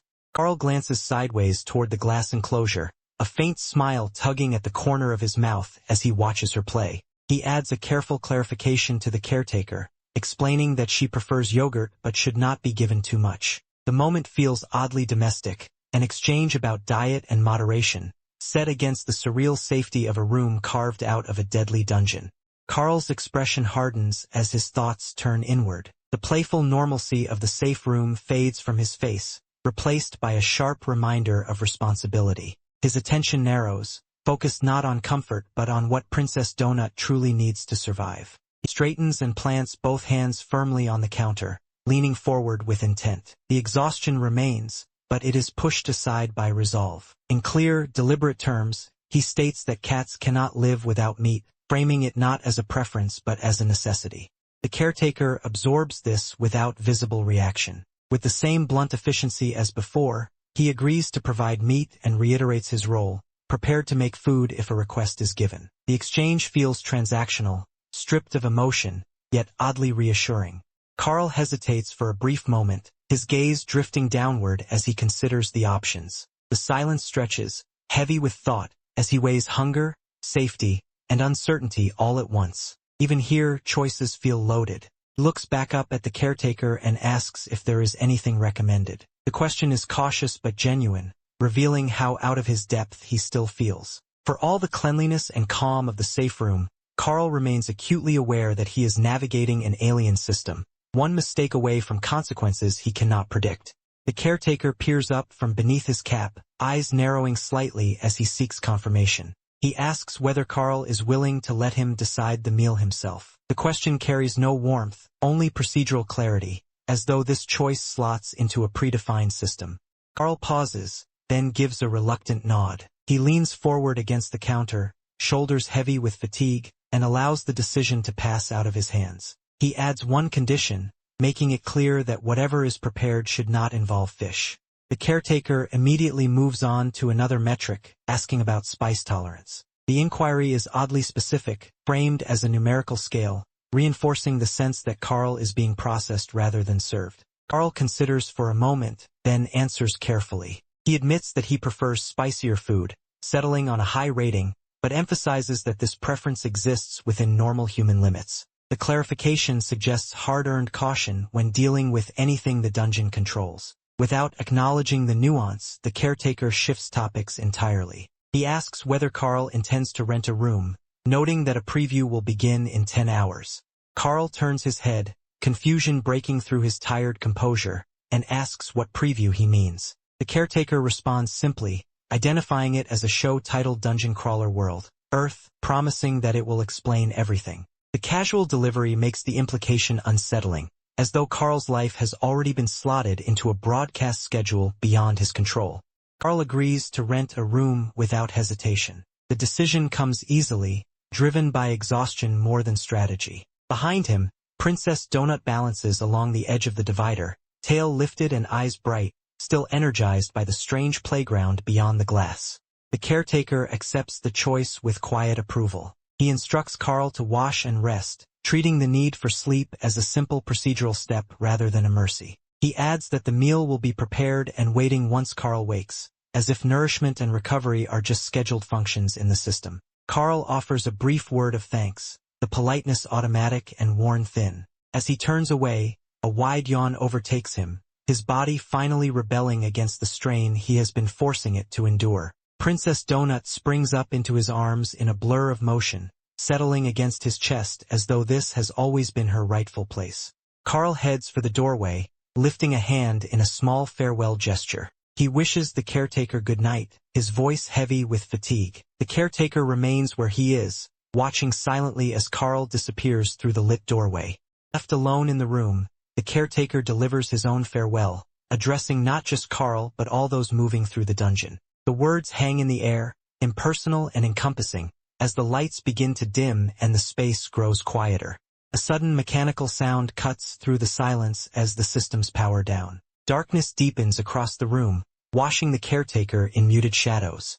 He tilts his head slightly, his expression unreadable, as the safe room settles into stillness, calm on the surface, yet undeniably part of something vast, controlled and watching. Carl stands under the shower, bare and motionless except for the steady rise and fall of his shoulders. Hot water pours over him, steam curling around his back as it washes away grime, sweat, and the lingering weight of the dungeon. He tilts his head slightly, letting the water beat against him as if trying to drown out his thoughts.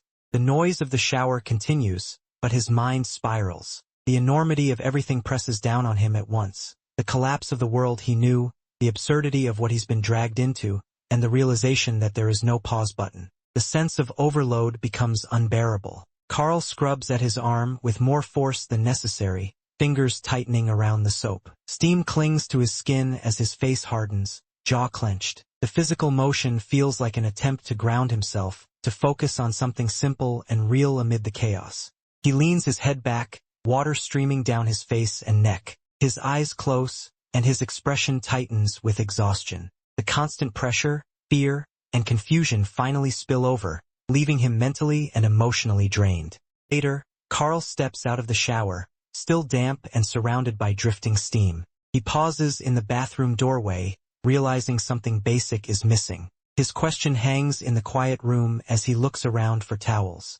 Beyond the open door, Princess Donut lies comfortably on the bed, alert and content, watching him with bright, unblinking eyes as if the situation is entirely normal to her.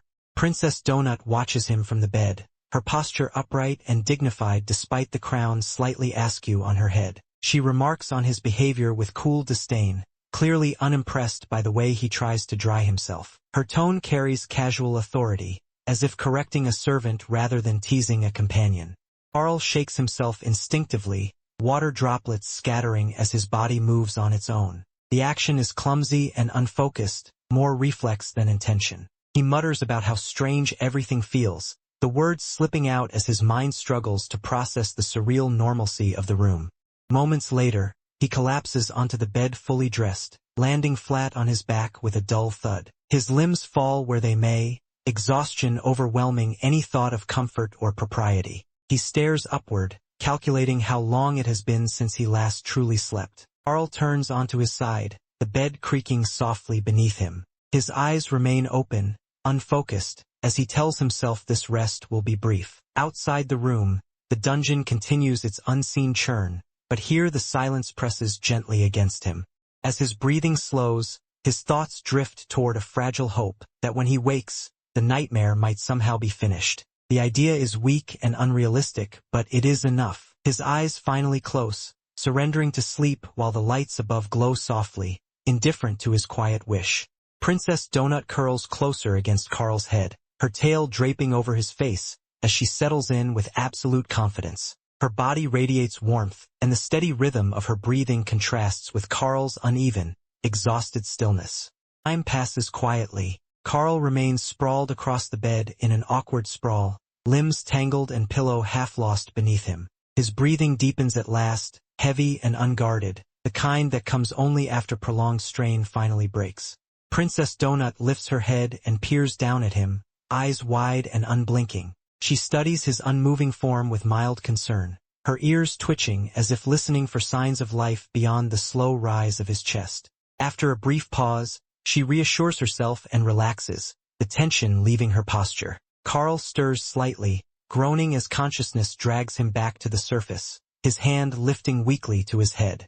Moments later, the room fills with warmth and light as food arrives without warning. A perfectly prepared bowl settles into place, rich with color and steam, its presence abrupt and indulgent. The sight alone promises comfort, signaling that rest, however brief, has already been interrupted by the dungeon's strange version of hospitality.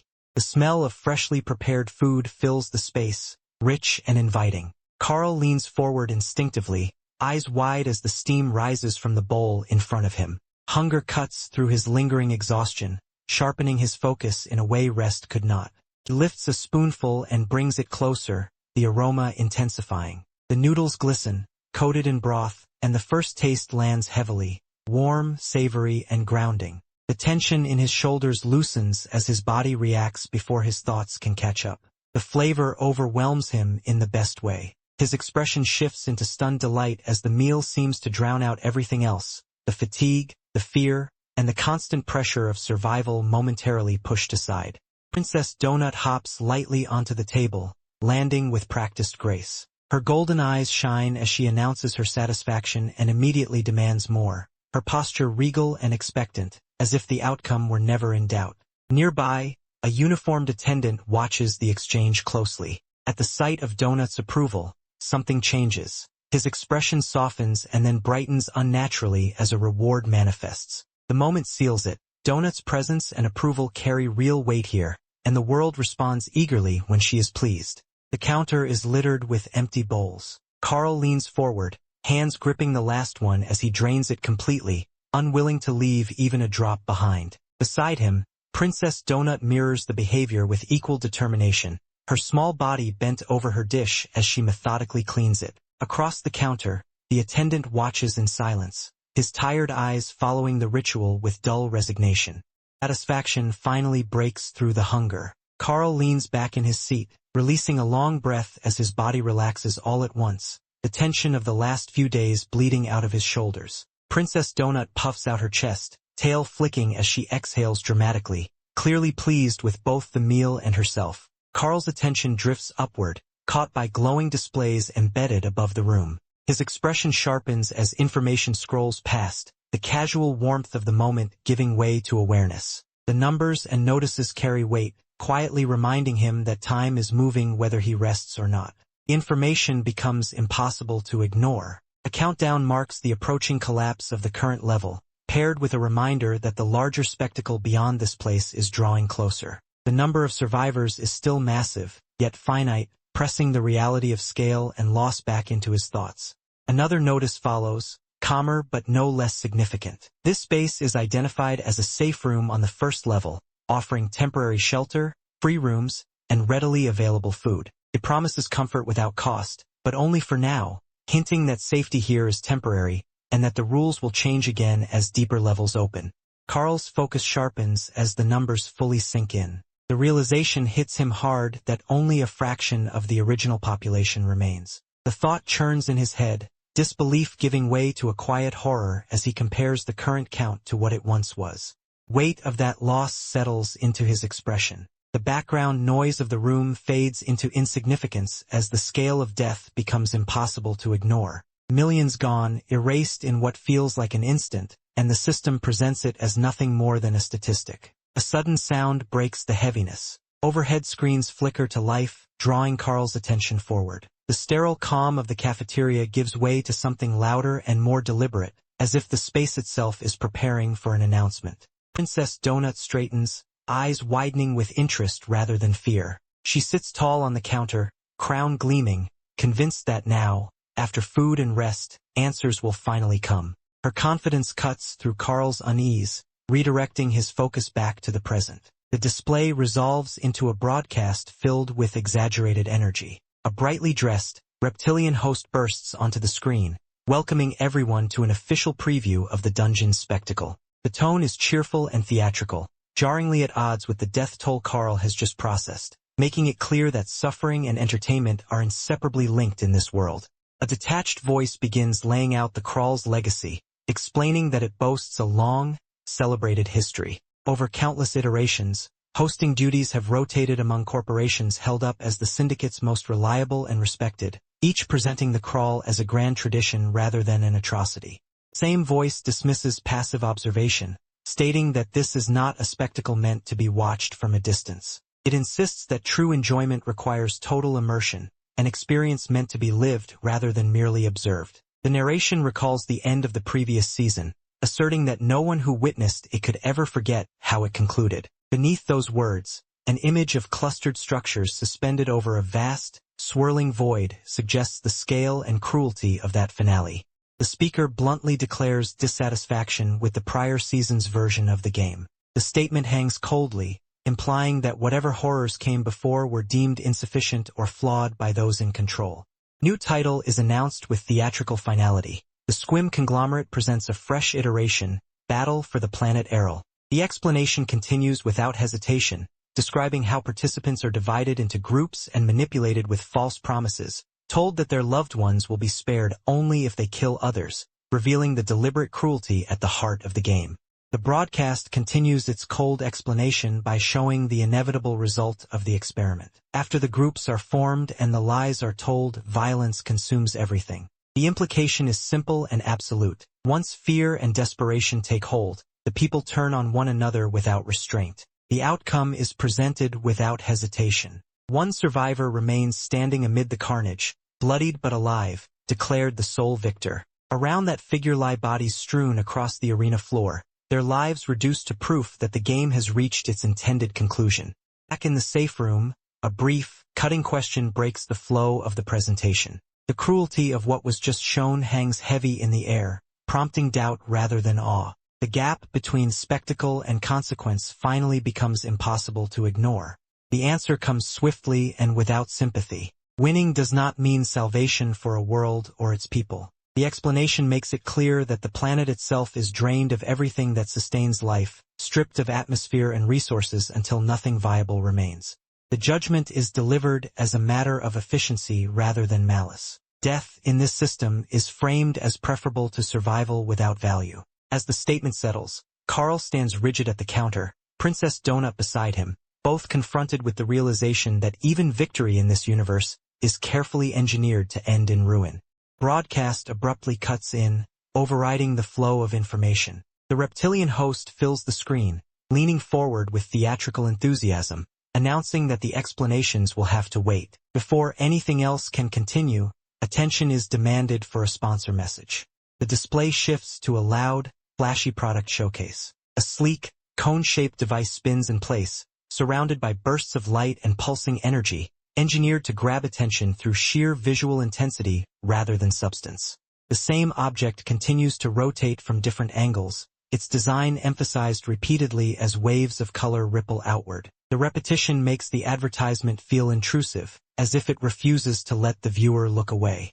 Multiple monitors now show the product at once, multiplying its presence across the room. Carl stands at the counter with Donut beside him and the short, uniformed attendant in front, all of them forced to watch. Carl's irritation surfaces as the commercial drags on, his patience thinning with every second.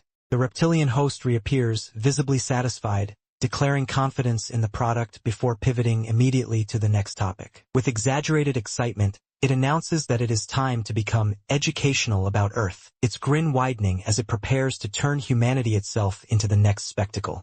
The narrator continues without warmth or hesitation, explaining that the syndicate deliberately selected a human-seeded origin for this planet. The choice is framed as deliberate experimentation rather than mercy, and the tone suggests detached curiosity rather than concern. The explanation turns clinical. The outcome of this decision, the narrator admits, is still unresolved. Whether choosing humans was wise or disastrous remains an open question, treated like a data point waiting for confirmation. A sharp tonal shift follows as Earth is labeled a scrappy fighter. The words are paired with images of hardship, implying that survival on Earth has always demanded resilience, rather than comfort or fairness. The narration expands on that idea, describing humanity as crude and technologically behind by galactic standards, yet unexpectedly inventive. Even in deprivation, humans find ways to adapt, improvise, and push forward. The point is driven home with scenes of people struggling through chaos and desperation, ordinary individuals turning brute force, desperation, and teamwork into survival. The message is clear: Earth's strength was never elegance, but persistence born from necessity. Broadcast continues with polished enthusiasm as the narrator shifts from spectacle to judgment, praising humanity's capacity for cruelty and comparing it to the most infamous brutal empires. Suffering is reframed as ingenuity rather than tragedy. An image from Earth interrupts the commentary: a young girl running through tall grass, unaware of the hidden danger beneath her feet. The moment lingers just before disaster, preserving her innocence as she charges forward, oblivious to what waits below. Realization slams into Carl as his eye sharpens, his expression tightening in alarm. The implication of what he is being shown becomes unmistakable, and the casual tone of the broadcast clashes violently with the horror he anticipates. Narration hastily pivots again, claiming that the Borant Corporation has ensured the safety of all children by placing them in secure facilities on the surface. Even as the assurance is given, an image of destruction fills the screen, exposing the emptiness of the promise and the ease with which truth is bent. Carl recognizes the footage for what it is, borrowed fiction masquerading as reality. As the broadcast shifts to boasting about preserving the best of Earth's culture and explaining the familiar dungeon rules with layered floors and guarded stairways, a cold understanding settles in. Everything shown is curated, manipulated, and weaponized, setting the stage for what comes next. Screens abruptly flicker and collapse into harsh blocks of color, the broadcast cutting out mid-presentation. The sudden failure feels intentional rather than technical, like the feed has been yanked away at a precise moment. Carl looks up sharply at the ceiling monitors, irritation flashing across his face as he mutters in disbelief. Donut, perched beside him, also tilts her head upward, her jeweled eyes reflecting the dead screens. A polished announcement follows immediately, cheerfully declaring the end of the preview and teasing whether any crawlers will be bold enough to challenge a boss. The tone is playful, almost smug, as if daring the audience to prove themselves. The host caps it off by promising answers in the season premiere of Dungeon Crawler World, Earth. One of the overhead displays switches to a stark statistic, revealing the remaining number of crawlers still alive, the figure glowing cold and impersonal. The number ticks down by 1 with a soft electronic sound. Carl raises his hand and scoffs, pointing out how grim the reality behind the spectacle really is, while Donut bristles beside him, recognizing the broadcast for what it is: carefully edited propaganda pretending to be salvation. Donut settles into a calm, self-assured stillness, her jeweled tiara glinting as she lays out the plan with absolute certainty. The manipulation of the show no longer matters to her. What matters is visibility, and the fastest way to earn it is to hunt down a boss and end it. Carl turns away from the monitors, already moving, while Donut hops down behind him. Her tail flicks with excitement as she suggests a more immediate step before chasing glory. The focus shifts from outrage to preparation. Donut plants herself on the tiled floor and looks up at Carl with exaggerated politeness, offering him the honor of going first. Her wide eyes and composed posture make it clear she is enjoying the moment. A chest materializes in front of Carl in a wash of blue light and bursts open. Inside are basic survival supplies laid out neatly: torches, bandages, and health potions, along with a small but tangible boost to his physical resilience. The dungeon makes its expectations clear: survive first, improve later. Another chest appears beside Donut, opening to reveal a more specialized reward. Mana restoration potions spill into view, accompanied by a bonus granted for her early progress in developing magic. Donut beams with pride, thrilled by both the recognition and the promise of power, while Carl watches, already weighing how far this small advantage might carry them. Second chest bursts open in a wash of gold, its contents revealed with deliberate grandeur. A small talisman shaped like a butterfly gleams among the light, its presence marked as something rare and meaningful rather than merely useful. As the glow settles, the effect of the talisman takes hold. Donut's body lifts lightly from the floor, her tail flicking upward as if buoyed by unseen hands. The sudden change sends a thrill through her, excitement overtaking caution. Information floods in alongside the magic, explaining the nature of the reward. The talisman strengthens Donut's movement and mind, alters how certain creatures of the dungeon perceive her, and ties its power to a bittersweet legend. The gift is framed as sympathy disguised as advantage. Before Carl can fully react, Donut launches herself forward, darting through the open space with reckless enthusiasm. She sweeps past furniture and displays, testing her newfound lightness without regard for distance or landing. Carl spins and reaches out too late as Donut sails toward the far side of the room, narrowly clearing obstacles and heading straight for the glass wall overlooking the play area beyond. Alarm replaces wonder as he realizes that even with magic on her side, gravity and impact are still very real threats. Carl leans casually against the counter, gesturing toward the bowls stacked between them as he comments on the food. His tone is curious rather than confrontational, and his attention settles on Tally, clearly impressed by the quality of the meal and wondering how someone in this place learned to cook like that. Tally pops up just enough for his face to clear the counter, landing with a small hop. His expression is flat and unimpressed, brows heavy as he regards Carl without warmth or pride. The answer comes immediately and without elaboration. Tally shuts down the idea outright, making it clear that Carl's assumption is wrong and not worth indulging. The explanation expands beyond the room as the narrative shifts outward. A peaceful village comes into view, built from oversized mushroom-shaped homes beneath a bright sky. The tone is almost gentle as it explains that not every world ends up selected for the dungeon show. The calm image fractures under a sharp warning. The idea of negotiation is introduced, framed as an offer rather than mercy, and the words land like a threat rather than reassurance. The message is unmistakable. Deals exist, but they come at a cost, and refusing to understand that can be fatal.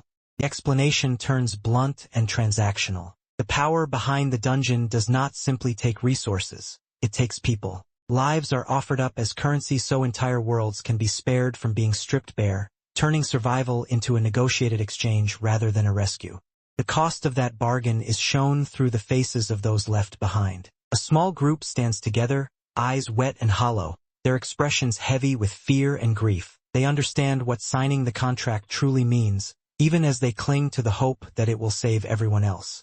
The story narrows to a single choice. The words are simple and devastating. Others arrived, and one person left with them. The decision is framed as deliberate, not heroic, but necessary. What remains is absence. The village stands quiet beneath the looming mushroom-shaped homes, their windows glowing faintly with strange light. The place feels preserved but wounded, as though something essential has been taken from it and can never be returned. The truth is spoken without bitterness or anger. The reason they were spared is not kindness, but apathy. Their suffering was not entertaining enough, not profitable enough, to justify being watched die. The narration returns to the present. Carl stands at the counter, absorbing the weight of the explanation, while Donut fixes him with unwavering resolve. The conclusion is clear and merciless. If they want protection, attention, and survival, they must become something worth watching, and they must grow stronger immediately. Princess Donut steps closer to Tally and gently presses her head against him in a brief, affectionate nudge. The contact is soft but deliberate, a quiet gesture of gratitude. Tally stiffens slightly, clearly unaccustomed to this kind of attention, yet he does not pull away. Donut lifts her head, tail raised and relaxed, her jeweled tiara catching the light as she settles beside the counter. Tally's hand lingers against her fur, tentative but sincere, as he expresses his thanks to both Carl and Donut. The mood is subdued, weighed down by everything that has already been said. Carl watches the exchange with a faint look of confusion, his thoughts turning inward as he wonders why Tally feels the need to thank him at all. The moment feels heavier than the simple farewell it appears to be. Donut purrs contentedly as Tally's hand rests against her side, the sound low and steady. She assures him they will return once their task is finished, treating the danger ahead as a matter of course rather than something to fear. Donut hops down from the counter and turns away, tail swaying with confidence as she starts toward the exit. Her posture is eager, already focused on what comes next rather than what they are leaving behind.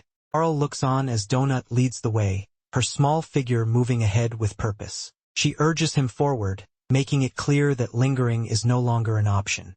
Donut's tail lifts high and gleams as she adds one final flourish to her declaration of intent. The resolve is unmistakable. They are not just going to fight a boss. They are going to do it boldly, loudly, and in a way that demands attention. Carl steps out from a doorway into a long stone corridor, his cloak hanging loosely over his shoulders and his ridiculous heart-patterned boxers on full display. Princess Donut trots ahead of him, tail high and eyes alert, already scanning the hallway. Carl's posture is wary as he considers the problem in front of them, finding one of the dungeon's bosses in a place that offers no obvious signs or markers. Carl's expression hardens as he settles on a plan. Instead of searching blindly, he focuses on the dungeon's behavior itself. He makes it clear that the enemies roaming the halls are not random. They exist for a reason, and that reason can be exploited. The corridor stretches far ahead, lit by torches mounted along the walls. From the shadows at the far end, multiple insect-like monsters begin to pour into the passage. Their legs scrape and skitter across the stone as they surge forward in a loose swarm, drawn by the presence of living targets. Carl and Donut stand their ground, fully aware that this reaction confirms his theory.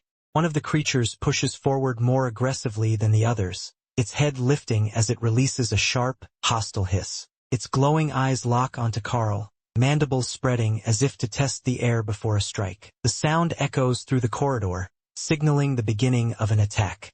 Carl explodes into motion. He lowers his body and launches himself forward in a full sprint, teeth clenched and muscles tight beneath his cloak. His focus is absolute, not on retreat, but on pursuit. By charging straight toward the enemies instead of away from them, he commits to using their behavior as a guide, trusting that following the dungeon's monsters will lead him directly to something far more dangerous. Carl closes the distance in a burst of raw momentum. One of the insect creatures lunges toward him, but he meets it head-on, twisting his body and driving his leg upward. The impact snaps the monster off the ground, its body flung backward as fragments scatter across the stone floor. The rest of the swarm recoils for only a split second before continuing their advance. Princess Donut's eyes flare with a sharp, unnatural glow as power gathers around her small body. The air around her crackles, and her fur bristles as she fixes her attention on the mass of enemies ahead. Her posture shifts from cautious to predatory, signaling that she is no longer just following Carl. She is about to strike. Violent surge of red energy erupts from Donut and tears forward down the corridor. One of the insects is caught mid-charge and obliterated as the force slams into it, smashing its body apart and driving it into the stone with explosive force. The hallway is briefly bathed in the glow of the attack as debris scatters outward. Another creature is crushed moments later, its body slammed flat against the floor as the residual force continues to rip through the swarm. Cracks spread across the stone beneath it, and shattered pieces of chitin tumble away as the monster goes still. Carl and Princess Donut move together through the aftermath without slowing. Red energy lines carve sharp paths through the corridor as Carl steps in and stomps down with crushing force, finishing off the remaining enemies in his path. Each strike is deliberate and controlled, turning the monster's aggressive pursuit into exactly what Carl intended, a clear trail forward, marked by broken bodies, leading deeper into the dungeon and closer to whatever commands them. Carl pauses and wipes sweat from his brow with the back of his gloved hand. His breathing is heavier now, and tension sits in his shoulders. Princess Donut perches close beside him, alert and composed. As Carl looks ahead, it becomes clear that the enemies are no longer appearing in small numbers. Their encounters are growing denser, a steady escalation rather than coincidence. They stand in the middle of the corridor, surrounded by shattered insect bodies and streaks of green ichor smeared across the stone floor. Broken limbs and cracked shells litter the path behind them. Carl studies the mess carefully, noting the pattern. The increase in enemies confirms what he suspected. They are moving toward the source, not wandering aimlessly. A spark of understanding passes between Carl and Princess Donut as realization settles in. Her eyes gleam with focused intensity, reflecting the same conclusion forming in Carl's mind. What once felt reckless now feels calculated. Following the monsters is not only possible, it may be the most efficient way forward if they stay disciplined. Another insect charges from ahead, but it barely has time to react before a precise burst of red energy slams into it. The creature is crushed against the floor, its body collapsing inward as the impact ripples outward. The path ahead is cleared again, reinforcing their momentum and confidence. Carl straightens and shifts his stance, attention snapping back to Princess Donut. He considers their options quickly and efficiently, already thinking several steps ahead. He asks if she can deliver a cutting attack rather than brute force alone. Without hesitation, Donut answers with absolute certainty, her calm assurance signaling that they are ready to adapt their strategy as the dungeon tightens around them. Princess Donut proudly raises one paw, claws catching the torchlight as she explains her capabilities. She lays out her combat readiness with confidence, her slice attack and back claw both honed to the same advanced level. A glowing status display confirms her physical power, making it clear that her small size hides an overwhelming amount of strength. Carl studies her in silence, his expression sharpening as another status display appears beside him. The comparison is unavoidable. His own strength is noticeably lower, and the difference settles heavily in his mind. He recognizes that, in raw physical terms, Princess Donut outclasses him by a wide margin.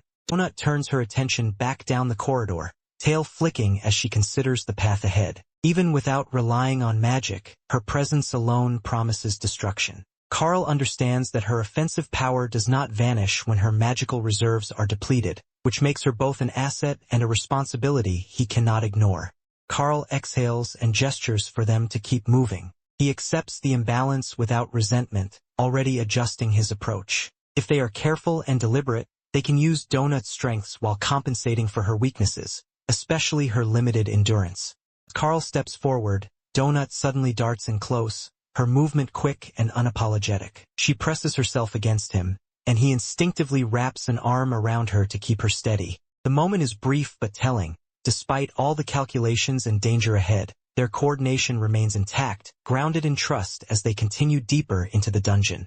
Carl holds Princess Donut close, his expression tightening as a hard truth settles in. Despite her overwhelming power, her small body is vulnerable. The thought lingers uncomfortably as he looks down at her, fully aware that one bad hit could undo everything they've gained. Princess Donut perks up almost immediately, breaking the heavy mood. She announces that she has acquired something new from the fallen enemies, a substance identified as scattered hemolymph. A small, glowing object floats nearby, radiating faint light, and she explains that it is classified as an alchemy ingredient. Donut settles comfortably against Carl's shoulder, purring loudly as she leans into him with clear satisfaction. The corridor around them feels momentarily calm, the aftermath of battle reduced to distant echoes. Carl glances sideways at her, the tension in his face easing as her confidence and cheer cut through his worry.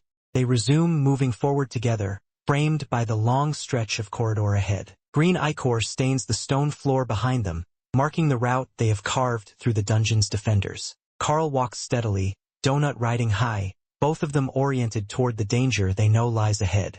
Carl reaches up and gently pats Donut's head, acknowledging the unspoken truth between them. They function best together. As he lays out his next thought, his focus sharpens again. If they can strike hard and do so from a safe distance, they might be able to overcome whatever waits at the heart of the nest without exposing Donut to unnecessary risk. The thought settles firmly in Carl's mind that survival is no longer just a distant hope. With careful planning and restraint, there is a real chance they can make it through this. That fragile optimism steadies his breathing as he faces what lies ahead. Carl stops in front of a massive wooden door reinforced with metal bands. The surface is scarred and weathered, and a small sign hangs at eye level. He raises his gloved hand and presses it flat against the wood, testing its presence and weight, as if gauging whether it will yield or resist. Sign comes into focus, its message written in Spanish. Carl recognizes enough to grasp the intent but not every word. The meaning is clear enough to unsettle him. This door is not meant to be opened freely, and whatever authority placed the warning expects obedience. Carl leans closer and murmurs his interpretation aloud, explaining that it warns against entry by official order. He glances sideways toward Princess Donut, asking if she understands it better. Donut peers at the sign with narrowed eyes, her expression unreadable as she processes the request. Princess Donut's gaze flattens into unimpressed silence. Carl watches her face for a response, then exhales awkwardly as realization dawns. Whatever he expected, help with translation is not coming. He abandons the question with a quiet resignation, both of them now standing before the forbidden door, fully aware that warnings in this dungeon are rarely idle threats. Carl pulls the heavy doors apart just enough to peer inside. The wood groans as it yields, and a faint draft spills out from the darkness beyond. He pauses at the threshold, tension coiling through his body, and asks Princess Donut if she can sense anything waiting on the other side. Princess Donut slips down from Carl's shoulder and pads forward without hesitation. Her small paws cross the threshold first, tail raised and twitching as she enters. The sound of her movement echoes softly, and Carl watches closely, ready to react if anything lunges from the shadows. Carl follows her inside, framed by the open doors. The space beyond is broad and orderly, lit by warm torchlight along stone pillars. Donut stands directly ahead of him, eyes wide and glowing as she focuses, her body going very still as she reaches out with senses beyond sight. Princess Donut reports what she feels. The room is crawling with presence, numerous weak creatures packed together. She identifies them as level 1 and 2 scatterers, not just a handful but a dense concentration. The sheer number makes the air feel heavy, like the room itself is breathing. After a brief pause, Donut adds one more detail. Beneath the swarm of lesser beings, there is something else. It does not feel like the others, and its presence presses against her awareness in a way she cannot define. Whatever it is, it hides its nature well, leaving only a vague, unsettling certainty that they are not alone with just minor threats. Princess Donut lowers herself to the floor just inside the doorway, her ears flattening as her nose wrinkles in clear discomfort. The air spilling from deeper inside carries a thick, sour stench that clings to the stone. Carl crouches slightly behind her, watching her reaction closely as the smell confirms her unease. Carl reaches out and summons his interface, a translucent panel forming at his fingertip. He moves carefully, aware of how sensitive the situation is, and selects an item from his inventory without taking his eyes off the room beyond the doors.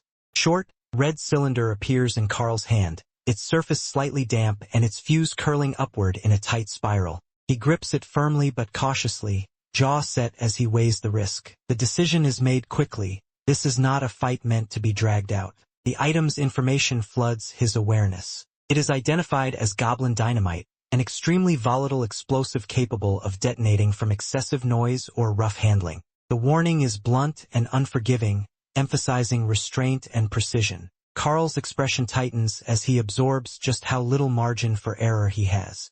Carl kneels beside Princess Donut, one hand resting lightly on her back while the other holds the goblin dynamite. As she wrinkles her nose and reacts to the stench drifting from deeper inside, Carl studies the explosive again, waiting for the system to finish explaining its effects. The explanation cuts off abruptly, leaving him with incomplete information at the worst possible moment.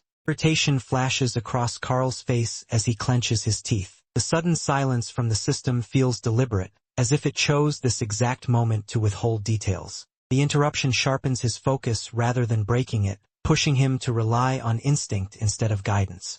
A loud internal alert detonates across his awareness, the system reasserting itself with overwhelming force. The abrupt return confirms that whatever he is about to do has crossed a threshold that can no longer be ignored.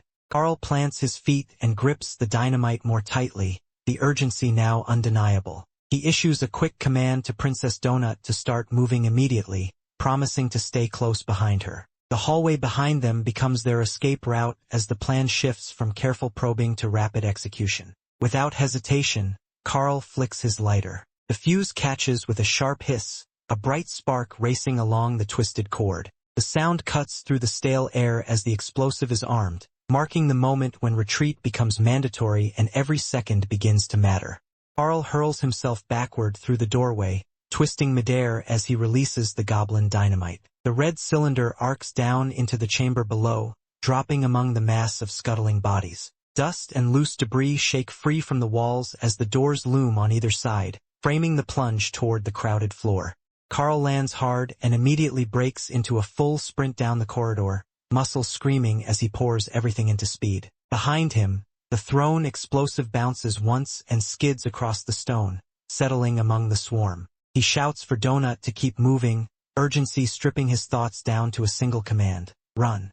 The dynamite strikes the ground with a sharp, metallic tap. The fuse continues to burn, its hiss swallowed by the restless movement of the creatures gathering around it. Several of the insect-like monsters recoil instinctively, legs scraping against stone as the object comes to rest at the center of them. The detonation erupts in a blinding flash. A violent shockwave tears through the chamber, ripping bodies apart and blasting fragments of chitin, stone, and metal outward. The blast races down the corridor, slamming into Carl's back like a solid wall and hurling him forward with brutal force. The world turns red as Carl tumbles across the floor, pain flooding every nerve. Blood spills from his mouth and stains his clothes as his body skids to a stop. The system crashes back into his awareness with a stark warning that his health has dropped dangerously low. He lies there gasping, battered and bleeding, alive only by the narrowest margin as the echo of the explosion fades behind him. Carl's vision swims as the shock finally catches up to him. His thoughts come out garbled and slow, fear cutting through the ringing in his head. He blinks hard, trying to understand what just happened.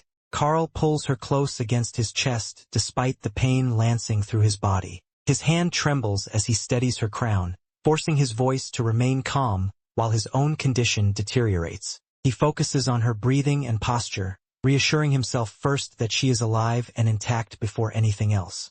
The system overlays his vision again, mercilessly precise. His health bar is nearly empty, and a list of active conditions scrolls into view: stunned, concussed, and deafened. The damage from the blast has left him barely functional, his body lagging behind every attempt to move. Before he can fully process the danger he is still in, another system message interrupts. Experience floods in all at once, the result of the explosion wiping out a massive cluster of enemies. The system announces his advancement, pushing him up to level 5 even as he lies battered and bleeding on the floor. More notifications cascade over his awareness, stacking one after another. His handling of explosives improves sharply, followed by increases in multiple explosive-related skills tied directly to the destruction he caused. The irony is bitter. While his body is on the brink of collapse, the dungeon rewards him generously for surviving the blast and turning chaos into progress.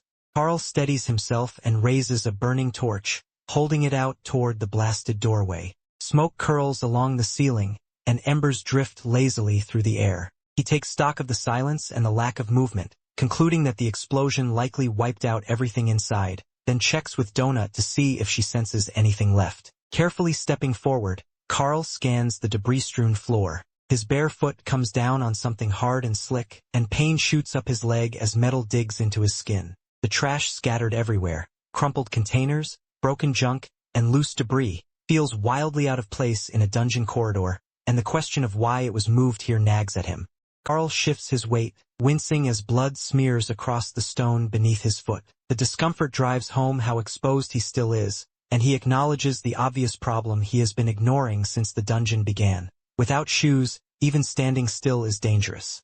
A low, rhythmic thudding begins to roll through the corridor, subtle at first but impossible to ignore. Princess Donut's ears twitch, her eyes widening as she focuses on the sound. The vibration passes through the floor and into their bodies, carrying a strange, almost celebratory cadence that feels completely wrong for the aftermath of a massacre. The system abruptly asserts itself again. A new achievement is announced for damaging a dungeon boss, delivered with the same detached cheer it always uses. The message notes that this particular achievement is often the last one crawlers ever receive after the tutorial, and the reward offered is not power or gear, but a delay, an instruction to wait a few minutes, while the ominous implications settle heavily over Carl and Donut. A sharp metallic sound cuts through the smoky air as something heavy shifts behind them. The wooden surface ahead groans, and the faint scrape of metal against which sends a jolt of unease through Carl. He turns just in time to register chains snapping taut across the massive doors. Thick chains slam into place, crisscrossing the doors in rapid succession. Each impact rings out as the links lock together, sealing the exit with brutal finality. Carl stands frozen for a heartbeat, torch clenched in his hand, Princess Donut perched tensely on his shoulder as the reality sinks in. They are no longer free to leave. Ground trembles beneath their feet. Dust and glowing embers drift through the air as the chamber beyond begins to move. A towering mound of trash and rubble slides forward, stone grinding against stone, revealing that the debris itself is not inert. It is alive, reshaping and pulling itself together with slow, unstoppable intent. Carl pivots to face the growing mass, instinctively raising the torch as if fire alone might make a difference. The pile continues to rise, pieces of broken containers, stone blocks, and scrap fusing into a single hulking form. Princess Donut clings tighter, her body rigid as she stares ahead, overwhelmed by the scale of what is forming.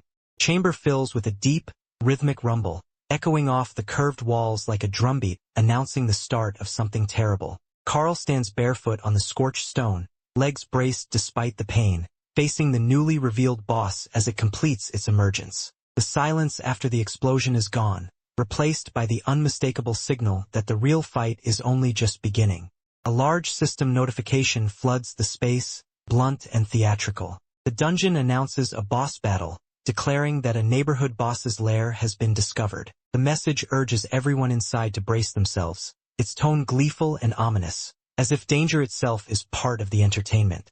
Donut panics immediately. Her fear spills out as she calls for Carl, insisting she doesn't like what's happening and demanding to be taken away at once. Behind her, the massive wooden door looms, bound tight with thick chains, offering no sign of opening. Her anxiety turns to fury. Donut scratches at the door with frantic swipes, claws scraping uselessly against the heavy wood and metal. She orders Carl to open it instantly, her small body bristling with helpless anger as the barrier refuses to yield. Carl moves in without hesitation. He scoops Donut up firmly, tucking her against his chest. Her wide golden eyes peek out from his grip as she stiffens, startled but momentarily stilled by his sudden decisiveness. Carl crouches low, steady and focused, flames from the torch licking upward beside them. His expression hardens with resolve as he tells Donut to get ready. The chains rattle faintly overhead, the door sealed tight, and the sense of an imminent confrontation settles heavily in the air. Mound erupts from within. Fire and debris blast upward as something massive forces itself free, the pressure cracking stone and scattering chunks of rubble across the chamber. The heat rolls outward in a violent wave, making it clear that the pile was never just refuse, it was a shell.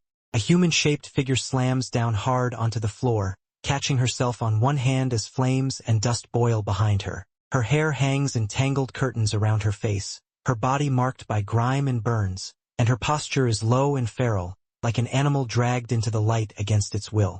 The dungeon overlays its judgment. Carl and Princess Donut are identified on one side, their levels laid bare, while their opponent is revealed as the Hoarder, a neighborhood boss of far greater strength. The imbalance is unmistakable, the gap between them written plainly for the dungeon to savor. The Hoarder's description follows, cold and clinical. Abandoned, trapped within her own mountains of trash, her fractured mind has seeped outward, corrupting both flesh and environment. She is not alone. Her hoarded minions are part of her, extensions of the same obsession that drives her to protect what she claims is hers.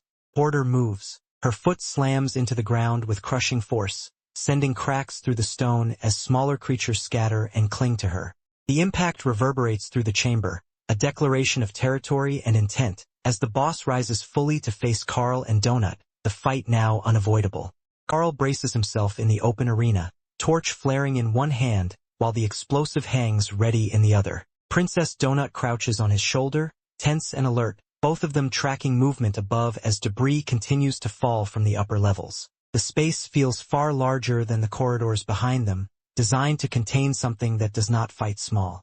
Carl's composure cracks as he takes in the full scale of what has emerged. His eyes widen, breath catching as the truth of the boss settles in. This is not just a monster assembled from trash. It is something disturbingly close to human, and the realization hits harder than the threat itself. The Hoarder shifts forward, her long hair hanging over her face as she struggles to straighten.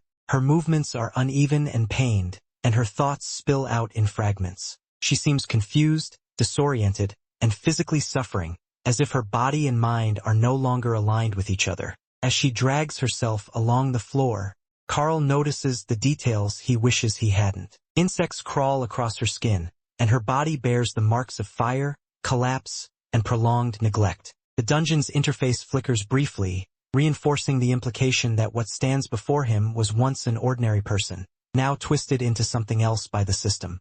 The realization lands with crushing weight. Carl stares at her outstretched hand and understands that this boss is not just guarding a horde, it is bound to it. What confronts them is a human life reshaped into a weapon and a cage at the same time, and the fight ahead suddenly feels far more complicated than survival alone. The hoarder drags herself forward across the scorched stone, her fingers scraping weakly as insects crawl over her skin. Her body trembles under its own weight, burns and grime clinging to her face and clothes. Above her, the red boss health bar remains, a cruel reminder that her suffering is still classified as a fight. Carl stiffens as he watches her struggle. Princess Donut peers over his shoulder, eyes wide and fixed on the figure ahead. The plea reaches them not as a threat, but as desperation, and Carl's expression tightens as the meaning of it sinks in. Before Carl can act on that instinct, the hoarder convulses violently. Her torso jerks forward and a thick stream of green fluid pours from her mouth, splattering across the floor and her own hands. The insects swarm more aggressively, feeding and moving as if responding to the purge. Carl's hesitation vanishes. His jaw sets, eyes hardening as he rejects the idea of stepping closer. Princess Donut's face flattens into a cold, unimpressed stare, her earlier fear replaced by sharp judgment as the situation turns unmistakably dangerous. Princess Donut fires 2 beams of red light at the boss. The floor between Carl and the hoarder erupts with hostile energy, crimson lines tearing across the arena as the attack surges forward with violent intent. Hoarder cries out again, her voice thin and fractured as she claws at the ground. Her body jerks violently, and the insects swarm in tighter clusters, responding as if guided by instinct. The red health bar above her flickers but does not vanish, reinforcing that her pain is still being measured as combat. Carl recoils slightly, the reaction tearing a sharp breath from him as the full horror becomes unavoidable. Princess Donut clings to his shoulder, her tail stiff and raised, both of them staring at the thing that looks less like a boss now and more like a terrified, broken human being trapped inside a nightmare. Princess Donut's earlier composure cracks. She insists that the hoarder should be helped, her tone urgent and emotional as she watches the woman convulse and suffer. The request hangs between them, heavy with moral weight and immediate danger. Princess Donut fires without hesitation. Carl's eyes harden as he adjusts his stance, drawing back instead of advancing. Red light streaks toward the insects, which skitter even faster, making it clear that moving closer would mean crossing a boundary the system has deliberately set. Princess Donut acts quickly, drawing on her remaining reserves. Blue energy surges around her and Carl as she pushes another wave of mana into herself, the interface responding instantly. The potion activates, restoring what she needs to keep fighting, while Carl steadies himself beside her, accepting that whatever pity they feel cannot override the dungeon's rules. Carl plants his feet in front of the chained wooden doors, torch burning in his grip as dust and embers drift around him. Above, Princess Donut springs into the air, her body coiling and releasing in a clean, decisive leap. Below them, the insect swarm surges forward, legs clattering across the stone as they rush to close the distance.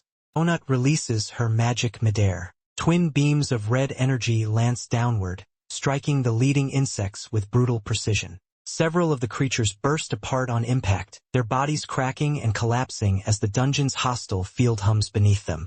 Carl dives forward through the chaos, cloak flaring as he stretches one arm out to keep his balance. Shattered stone and insect remains scatter across the floor, and a sharp piece of debris catches under his bare foot, slicing into his skin. Blood smears across the tile as pain shoots up his leg. The pain breaks his stride. Carl stumbles, his body pitching awkwardly as he fights to stay upright, torch swinging wide while dust clouds bloom around his feet. The arena scale presses in on him, and the mistake leaves him exposed for a split second too long. Hoarder surges forward again, towering and unstable, her movements violent and desperate. Her voice spills out in broken fragments as she lashes out, still clutching at the idea of being understood even as her body barrels toward Carl. The distance between them collapses, and the encounter turns into a direct, brutal clash. The hoarder's arm crashes down with crushing force, shattering stone and sending debris skidding across the floor. Carl is thrown backward by the impact, his body barely avoiding the full blow as fragments explode outward. The plea for her to stop is swallowed by the violence of her movement, ignored by a body that no longer responds to reason. She doubles over again, her head snapping forward as green bile pours from her mouth in thick waves. Insects swarm immediately, crawling over her legs and torso, feeding and clinging as if drawn to the sickness pouring out of her. Her suffering intensifies, but it only fuels the chaos around her. Carl regains his footing amid a mound of bulging sacks and chained bundles torn from the horde. He presses himself against them for cover, chest heaving as he assesses the damage. The weight and clutter around him emphasize just how much power and mass she controls. He reaches for the heavy chain wrapped around the horde, gripping it with both hands. His muscles tense as he yanks hard, dragging the links free. The metal scrapes loudly as it tightens, dust lifting around his feet while he commits to a more direct solution.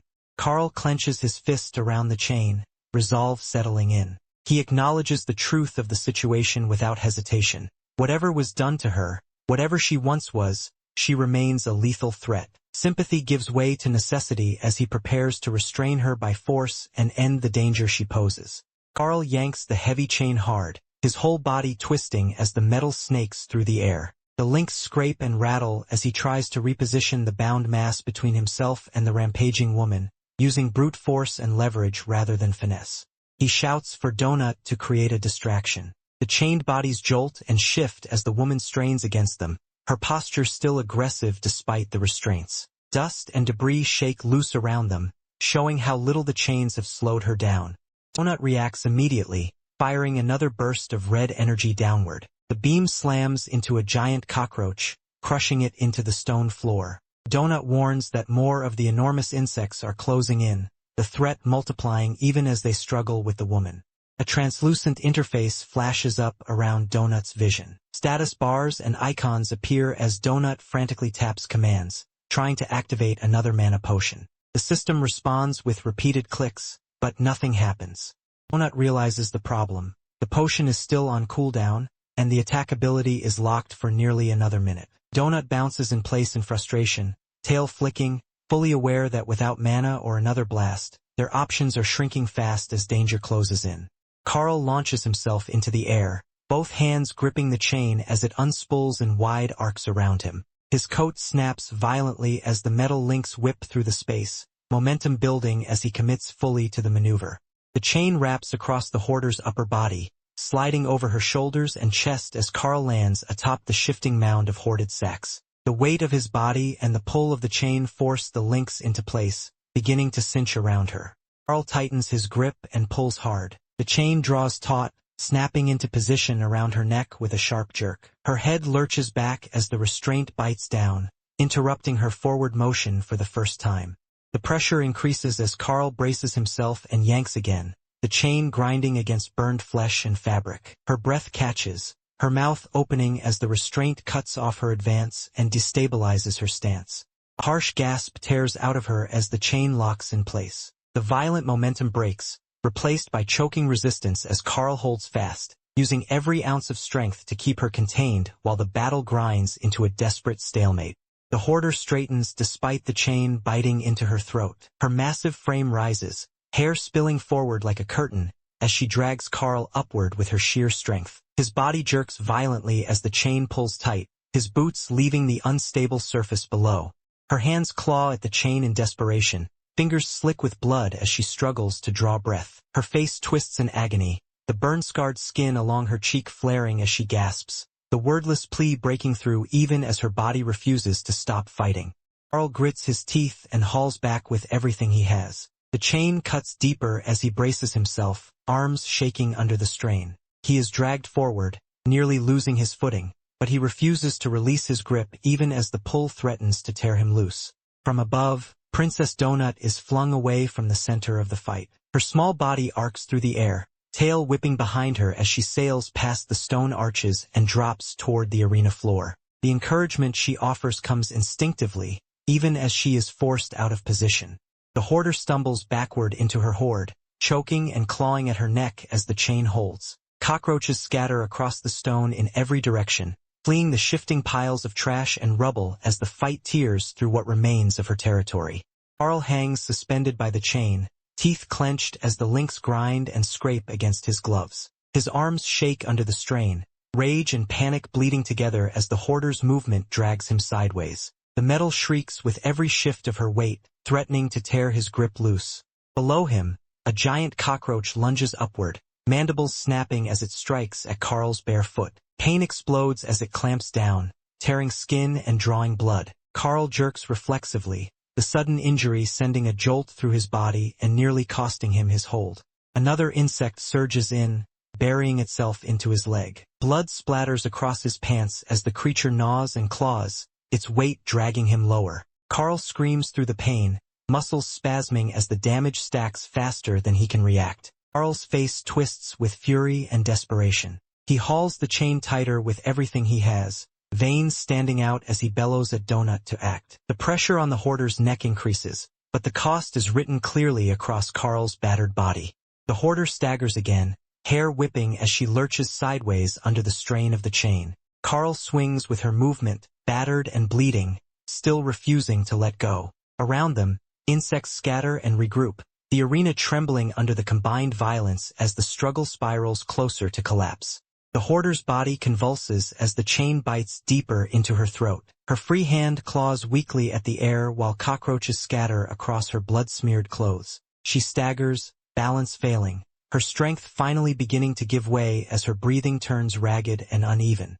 Her face fills with panic and desperation. Insects crawl over her cheeks and lips as her mouth opens wide in a raw, instinctive plea for help. The sound tears out of her as her eyes strain, unfocused and wild, the red haze of pain overwhelming whatever control she had left. The chain suddenly snaps tight with a violent jerk. The force wrenches Carl free from his precarious hold, his body yanked sideways as the restraint slips from its lethal position. His eyes widen as he realizes the tension is gone, the outcome turning against him in an instant. Carl is hurled backward into the towering piles of trash and debris. He crashes hard among broken containers and loose rubble, the impact knocking the breath from his lungs as dust and fragments spill down around him.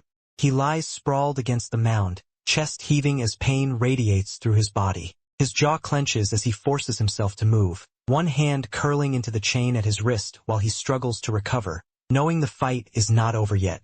Carl forces himself upright despite the pain, dragging the chain with him and bracing it against his body. As he struggles to steady himself, an insect lunges. Seeing the attack coming, Carl throws up his arms in a desperate attempt to shield himself. A violent surge of red energy erupts across the arena. The blast tears through the swarm of insects, obliterating one of the massive roaches in a flash of light and debris. Fragments scatter outward as the force ripples across the ground, cutting a brief, brutal path through the chaos. Hoarder recoils as the impact slams into her. Blood sprays from her torso as the energy tears through flesh and fabric, her massive frame jerking violently under the sudden damage. The insects crawling over her are blown away or crushed, leaving scorched gaps across her body. Carl freezes for a split second, eyes widening as he registers the strike. The red glow reflects in his gaze as he realizes the opening has finally appeared. The balance of the fight shifts, and the certainty of what must happen next settles in.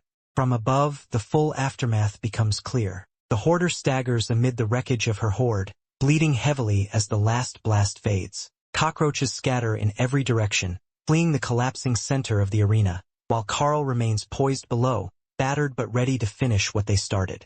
Massive body finally gives way. The wounded giant collapses sideways with crushing force, its weight slamming into the stone floor and sending debris, dust, and scattered insects skittering outward. The impact ripples through the arena, emphasizing just how close the fight has come to ending in disaster.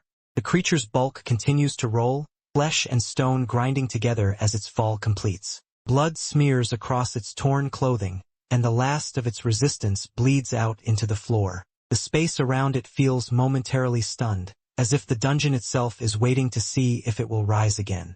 Carl stands upright amid the settling dust, chains hanging from his fists. His breathing is heavy but controlled, his posture steady despite the strain written into his muscles. The heart-patterned boxers peek out beneath his coat, a grimly absurd contrast to the carnage at his feet. He tightens his grip on the chain, metal links shifting and clinking as he gathers himself. His expression hardens into something calm and resolute, no triumph or celebration showing, only readiness, as if expecting the dungeon to punish hesitation.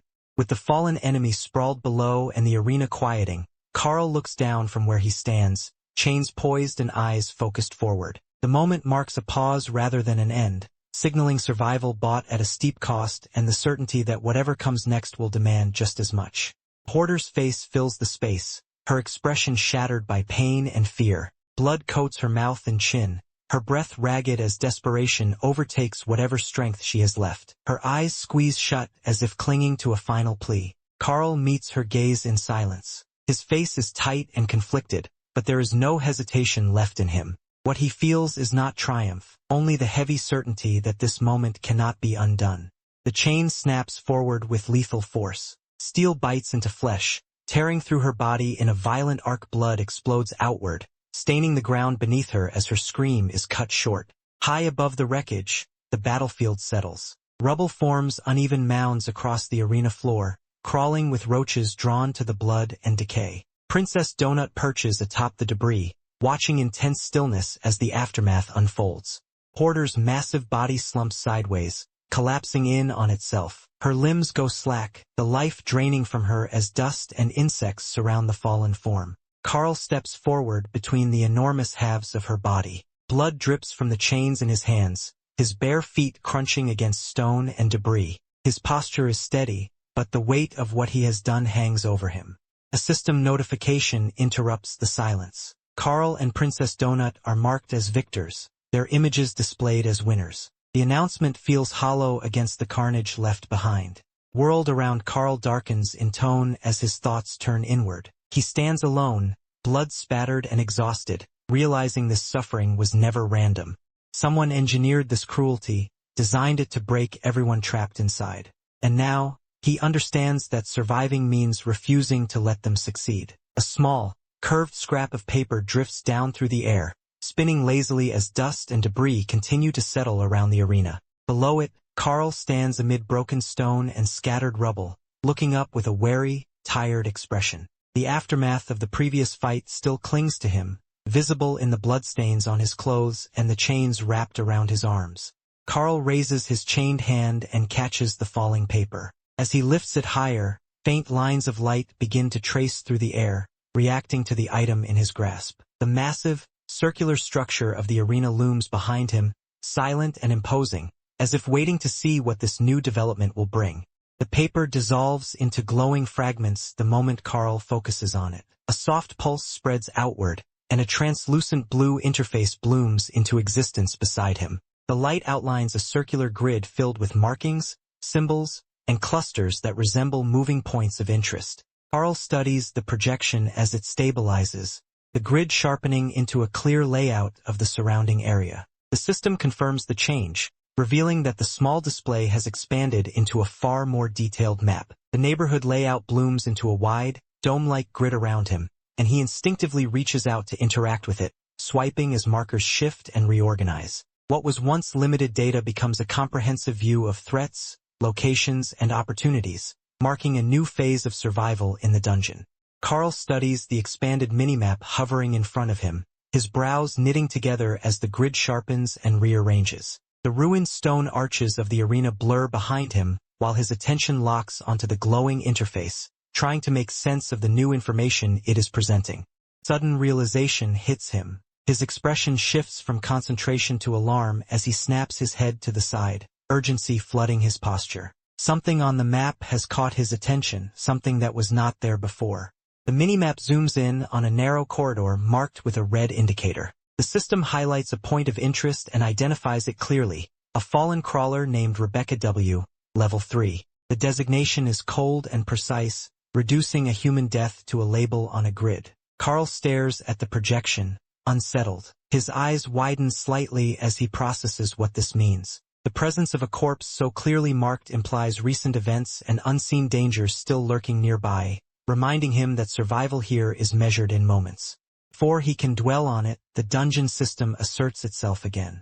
A radiant chest materializes in a burst of golden light, accompanied by a triumphant system notification announcing a new achievement. The message celebrates the defeat of a boss with mocking corporate humor and presents the reward, a bronze boss box. The contrast between the glowing prize and the fresh reminder of death leaves the moment heavy and uneasy, even as progress is forced upon him. Princess Donut pads forward beneath the drifting scrap of paper, her jeweled tiara glinting as she tilts her head up. Her golden eyes narrow with clear disappointment, her tail flicking sharply as irritation bubbles to the surface at the sight of the modest reward. The scrap of paper slaps flat against her face, bending over her nose and eyes before sliding off. The neighborhood map label hovers above, its presence ignored as her frustration sharpens. The moment feels comically small against the violence and effort that came before it. She stamps one paw against the ground and snorts, a puff of dust rising where she lands. Her expression hardens into indignation, her posture rigid and affronted, as though the dungeon itself has personally insulted her sense of worth. Carl turns back to the minimap, the glow washing over his face as the red marker remains fixed in place. The system's label confirms what he already feared. The crawler marked on the map is no longer alive, her presence reduced to coordinates and text. The map shifts slightly, revealing the surrounding layout more clearly. The red marker sits painfully close to a safe room indicator, emphasizing how narrow the margin had been. The realization settles heavily between Carl and Donut, but before the weight can linger, Donut's attention snaps forward with sudden enthusiasm, her focus locking onto the practical opportunity left behind by the fallen crawler.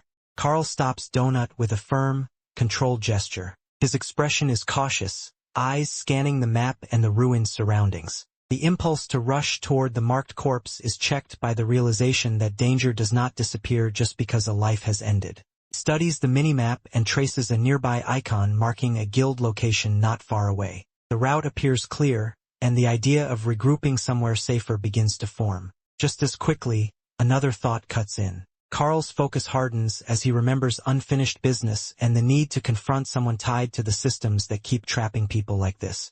The scene shifts to a sturdy wooden door set into a quiet corridor. A simple sign above it identifies the place as a tutorial guild. The hallway is dim and still, a sharp contrast to the chaos outside, suggesting enforced safety rather than comfort.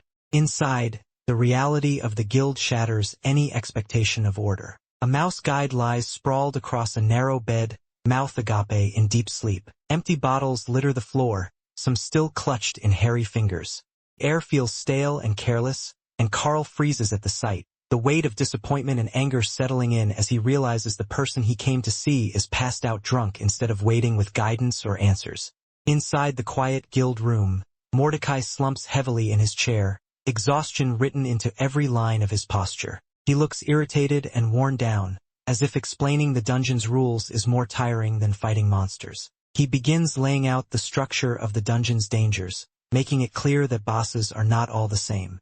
A visual explanation takes shape as he describes the hierarchy of bosses. Shadowy figures appear in increasing sizes, arranged from smallest to largest, illustrating the progression from neighborhood-level threats up to borough, city, province, country, and finally floor bosses. The scale alone makes the danger obvious, each step dwarfing the last. Mordecai adds another category to the explanation: elites. A lone, unfamiliar silhouette appears, marked by uncertainty rather than size. He downplays their importance for now, suggesting they are not something Carl needs to concern himself with at this stage.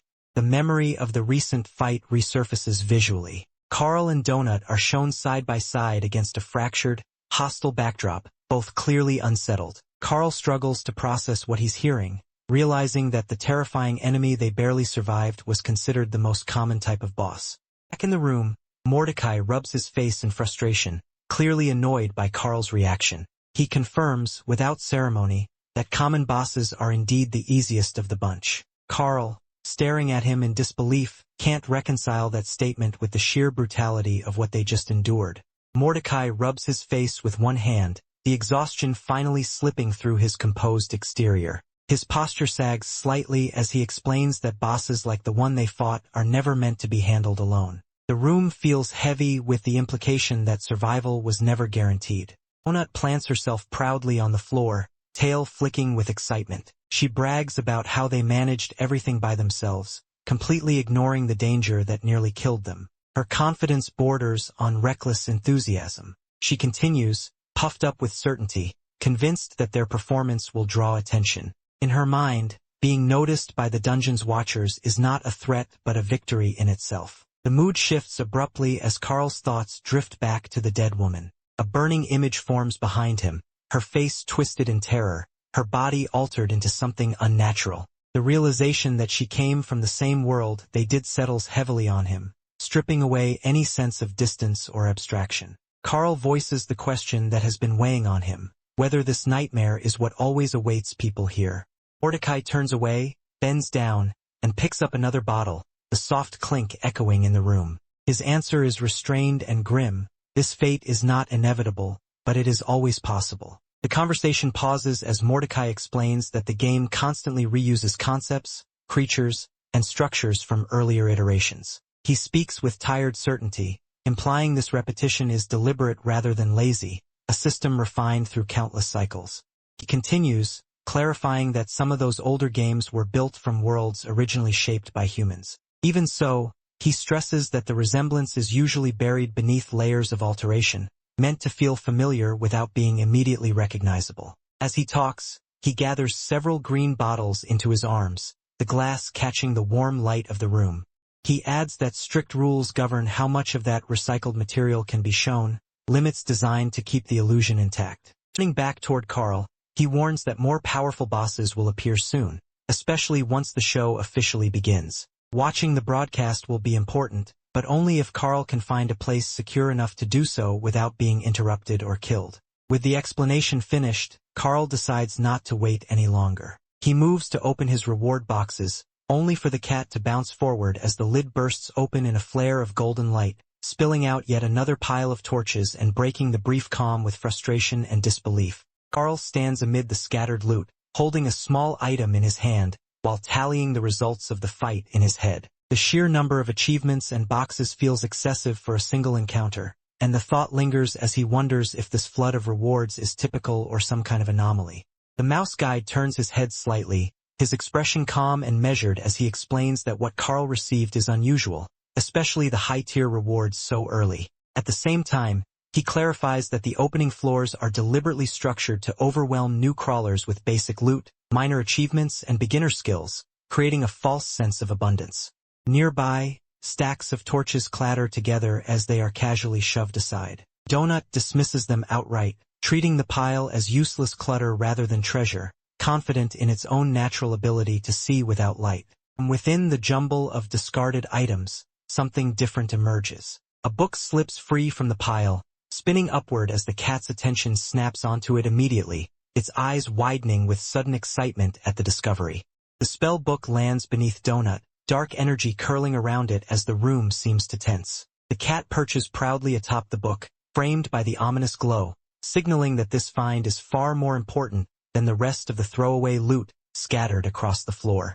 Donut sits rigidly with her crown centered atop her head, her golden eyes half-lidded in an expression of deep offense. The Mouseman's warning hangs in the air as she pointedly refuses to look impressed, her posture radiating stubborn pride. Mordecai continues, emphasizing caution and experience as he gestures slightly, his tone patient but firm. Donut turns her head just enough to acknowledge him, her whiskers twitching in irritation. Carl asks what the item actually is, his attention shifting fully to Donut. She dismisses it outright, declaring it useless with complete confidence, as if the matter is already settled. Mordecai immediately contradicts her, explaining that the spell is far from useless. As he speaks, Donut is now surrounded by bundled torches, the crown on her head glinting faintly as magic gathers around her. The spell's effect is explained clearly. The light will follow its user and grow stronger the more it is used. Carl accepts this calmly, calling it a good spell, and reaches down to pat Donut. She closes her eyes, pretending indifference while unmistakably enjoying the attention, her tail lifting slightly despite her soft huff of displeasure. Carl brings up the interface and prepares to review the results of the fight. The system responds immediately, the translucent display humming to life as his finger moves across it. Notification unfolds across the screen, announcing a newly gained skill level. The system confirms that his brutal, bare-handed fighting has paid off, elevating his iron punch ability. The description is delivered with its usual dry humor, outlining how repeated levels will continue to amplify the damage of his fists.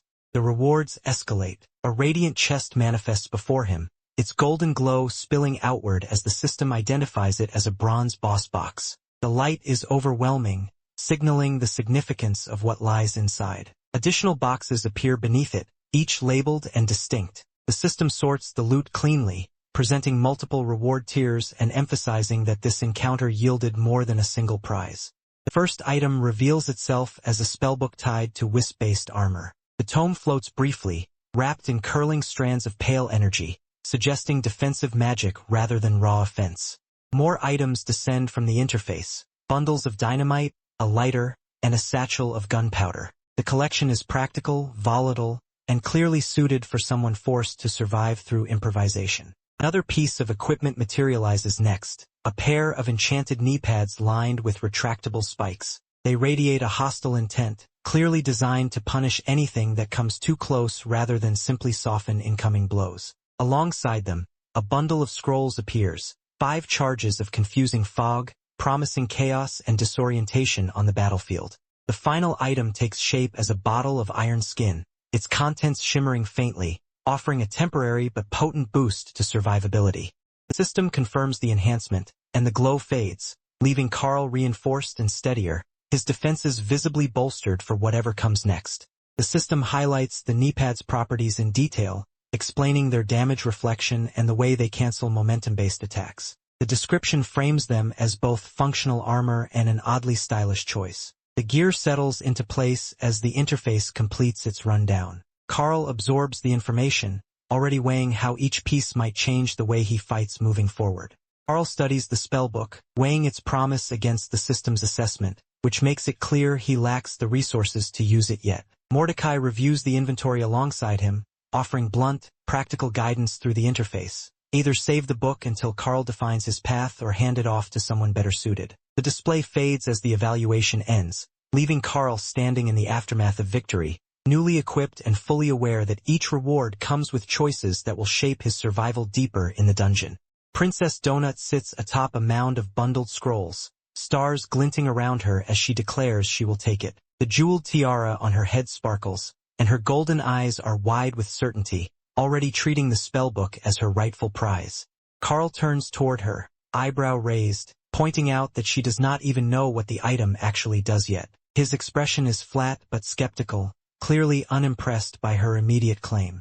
Donut looks back up at him without hesitation and responds with simple confidence, as if the lack of information is irrelevant. Her posture remains proud, tail flicked upward, making it clear that doubt does not concern her.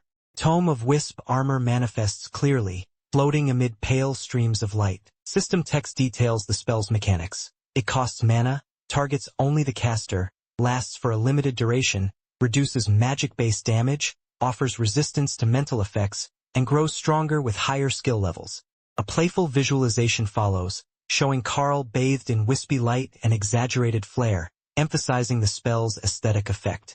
Joke undercuts the seriousness of the stats, and Carl decides not to use it immediately, choosing instead to store the tome away for later consideration as Donut watches with composed satisfaction.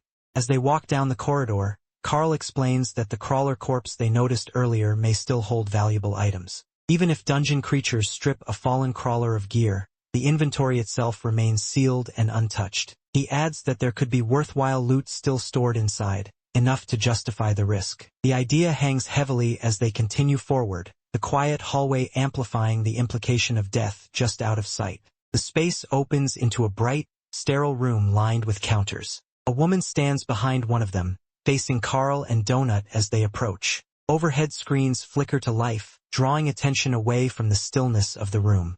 System announcement interrupts everything, declaring the start of the season premiere of Dungeon Crawler World, Earth Edition. Donut hops onto the counter and presses herself affectionately against the woman, purring as if greeting an old acquaintance named Tally. The tone shifts sharply as the screens show chaotic footage of crawlers being overwhelmed. A detached narration describes how humans instinctively formed poorly optimized groups at the beginning. Carl watches the violence unfold, his expression hardening as he realizes the truth behind the broadcast. People are being slaughtered. Broadcast tone shifts, noting that while many died early, the survivors adapted quickly. On the screen, a reptilian announcer gestures with theatrical confidence, celebrating the moment as proof of human resilience, rather than mourning the losses. Another announcement follows, highlighting a standout achievement. A coordinated team has managed to defeat a burrow boss, something that should have been impossible so early. The image shows a fighter driving a blade through a massive eye, blood and gore splashing as the creature collapses.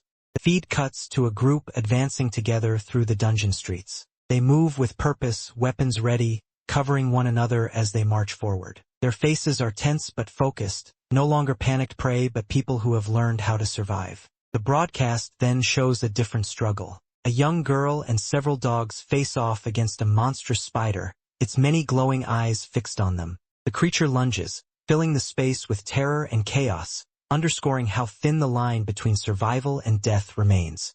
The final image returns to the victorious group as they unload everything they have into another massive monster. Gunfire, arrows, and brute force hammer into its swollen body until it finally gives way. The message is clear. Some crawlers are learning fast, and those who do are beginning to carve out brutal victories in the dungeon. A group of survivors stands together beneath a harsh glow, their faces drawn and exhausted but steady. They look forward in silence, marked by dirt, sweat, and minor wounds, yet united by the fact that they are still alive. The moment carries the weight of what they have endured and hints that they have crossed an invisible threshold from panic into grim resolve. Carl and Princess Donut sit at a counter, watching multiple overhead screens that display different parts of the dungeon. The monitors show chaotic battles, humans fighting monsters with desperation and raw force. Carl's posture is rigid, his attention fixed on the unfolding violence, while Donut sits close beside him, unusually quiet. One of the screens shows dungeon creatures crawling in organized clusters, their bodies low to the stone floor as they advance. The image emphasizes how relentless and numerous the monsters are, moving with purpose rather than random aggression. Another screen highlights a goblin-like creature grinning as it raises a crude weapon, clearly enjoying the carnage. Nearby, a fallen monster lies broken on the floor, suggesting that the fighting is brutal on both sides and that survival comes at a steep cost. Without warning, the screen falters. The clean interface fractures into jagged static, horizontal lines tearing across multiple displays at once. The sudden disruption feels deliberate rather than accidental, as if something deeper in the dungeon's framework has momentarily lost synchronization. The interruption lasts only a heartbeat, but it is enough to signal that the system is not as infallible as it pretends to be. The distortion clears just as abruptly, replaced by a new set of bright notifications cascading across the screens. Item icons populate the display in rapid succession, each marked as newly acquired and confirmed. The system asserts control again, finalizing rewards and logging inventory updates with mechanical certainty, as though the brief glitch never happened at all. Carl and Princess Donut sit side by side, both staring ahead with visible dissatisfaction. Carl's expression is flat and unimpressed, while Donut bristles with indignation, clearly offended by how abruptly their moment in the spotlight seems to have ended after everything they endured.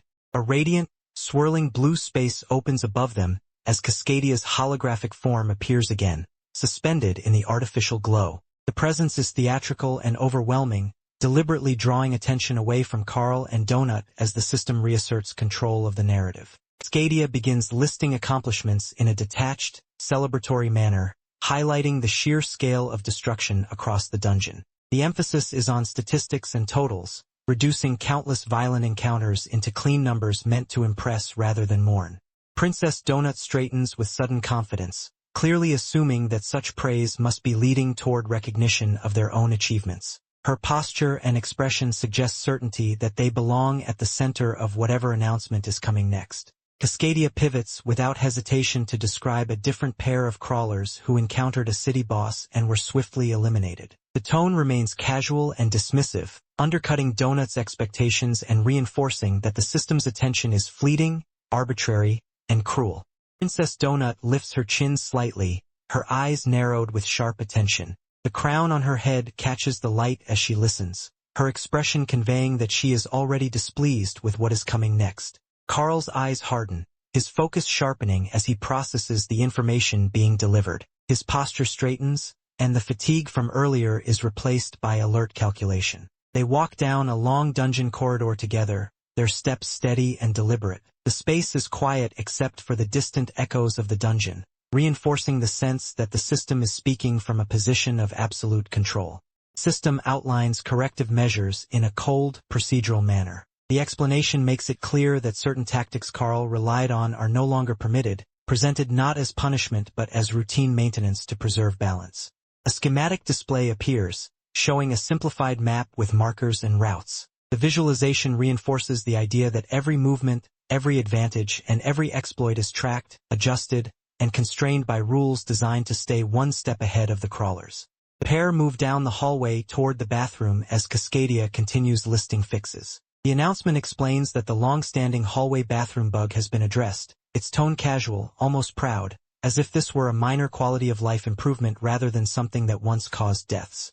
Carl reaches the bathroom door and pushes it open while the explanation continues. The system clarifies that if the door is opened and someone or something else enters afterward, the result should no longer be catastrophic. The door swings wide without incident, proving the claim in real time. Carl looks upward with a crooked, knowing smile, his expression sharp with amusement and defiance. Cascadia adds that while creativity is admired, any unintentional exploits will always be patched, warning crawlers not to grow too comfortable abusing loopholes. The narration inside Carl's head cuts through the announcement. He reflects that the system clearly studies them closely, yet somehow still underestimates how quickly crawlers adapt and break anything exploitable the moment it exists. Cascadia abruptly orders them to get back out there. The tone shifts from explanatory to commanding, reminding them that the dungeon does not pause for commentary or reflection. Carl's thoughts harden into a simple creed. People stick together, survive together, and when necessary, they kill together. His eyes narrow as resolve replaces humor. As they move through the corridor, they see the dead woman slumped against the wall, blood splashed across the surface. Her body lies limp where it has fallen. Almost immediately, system text appears, identifying her as a lootable corpse and confirming the kill.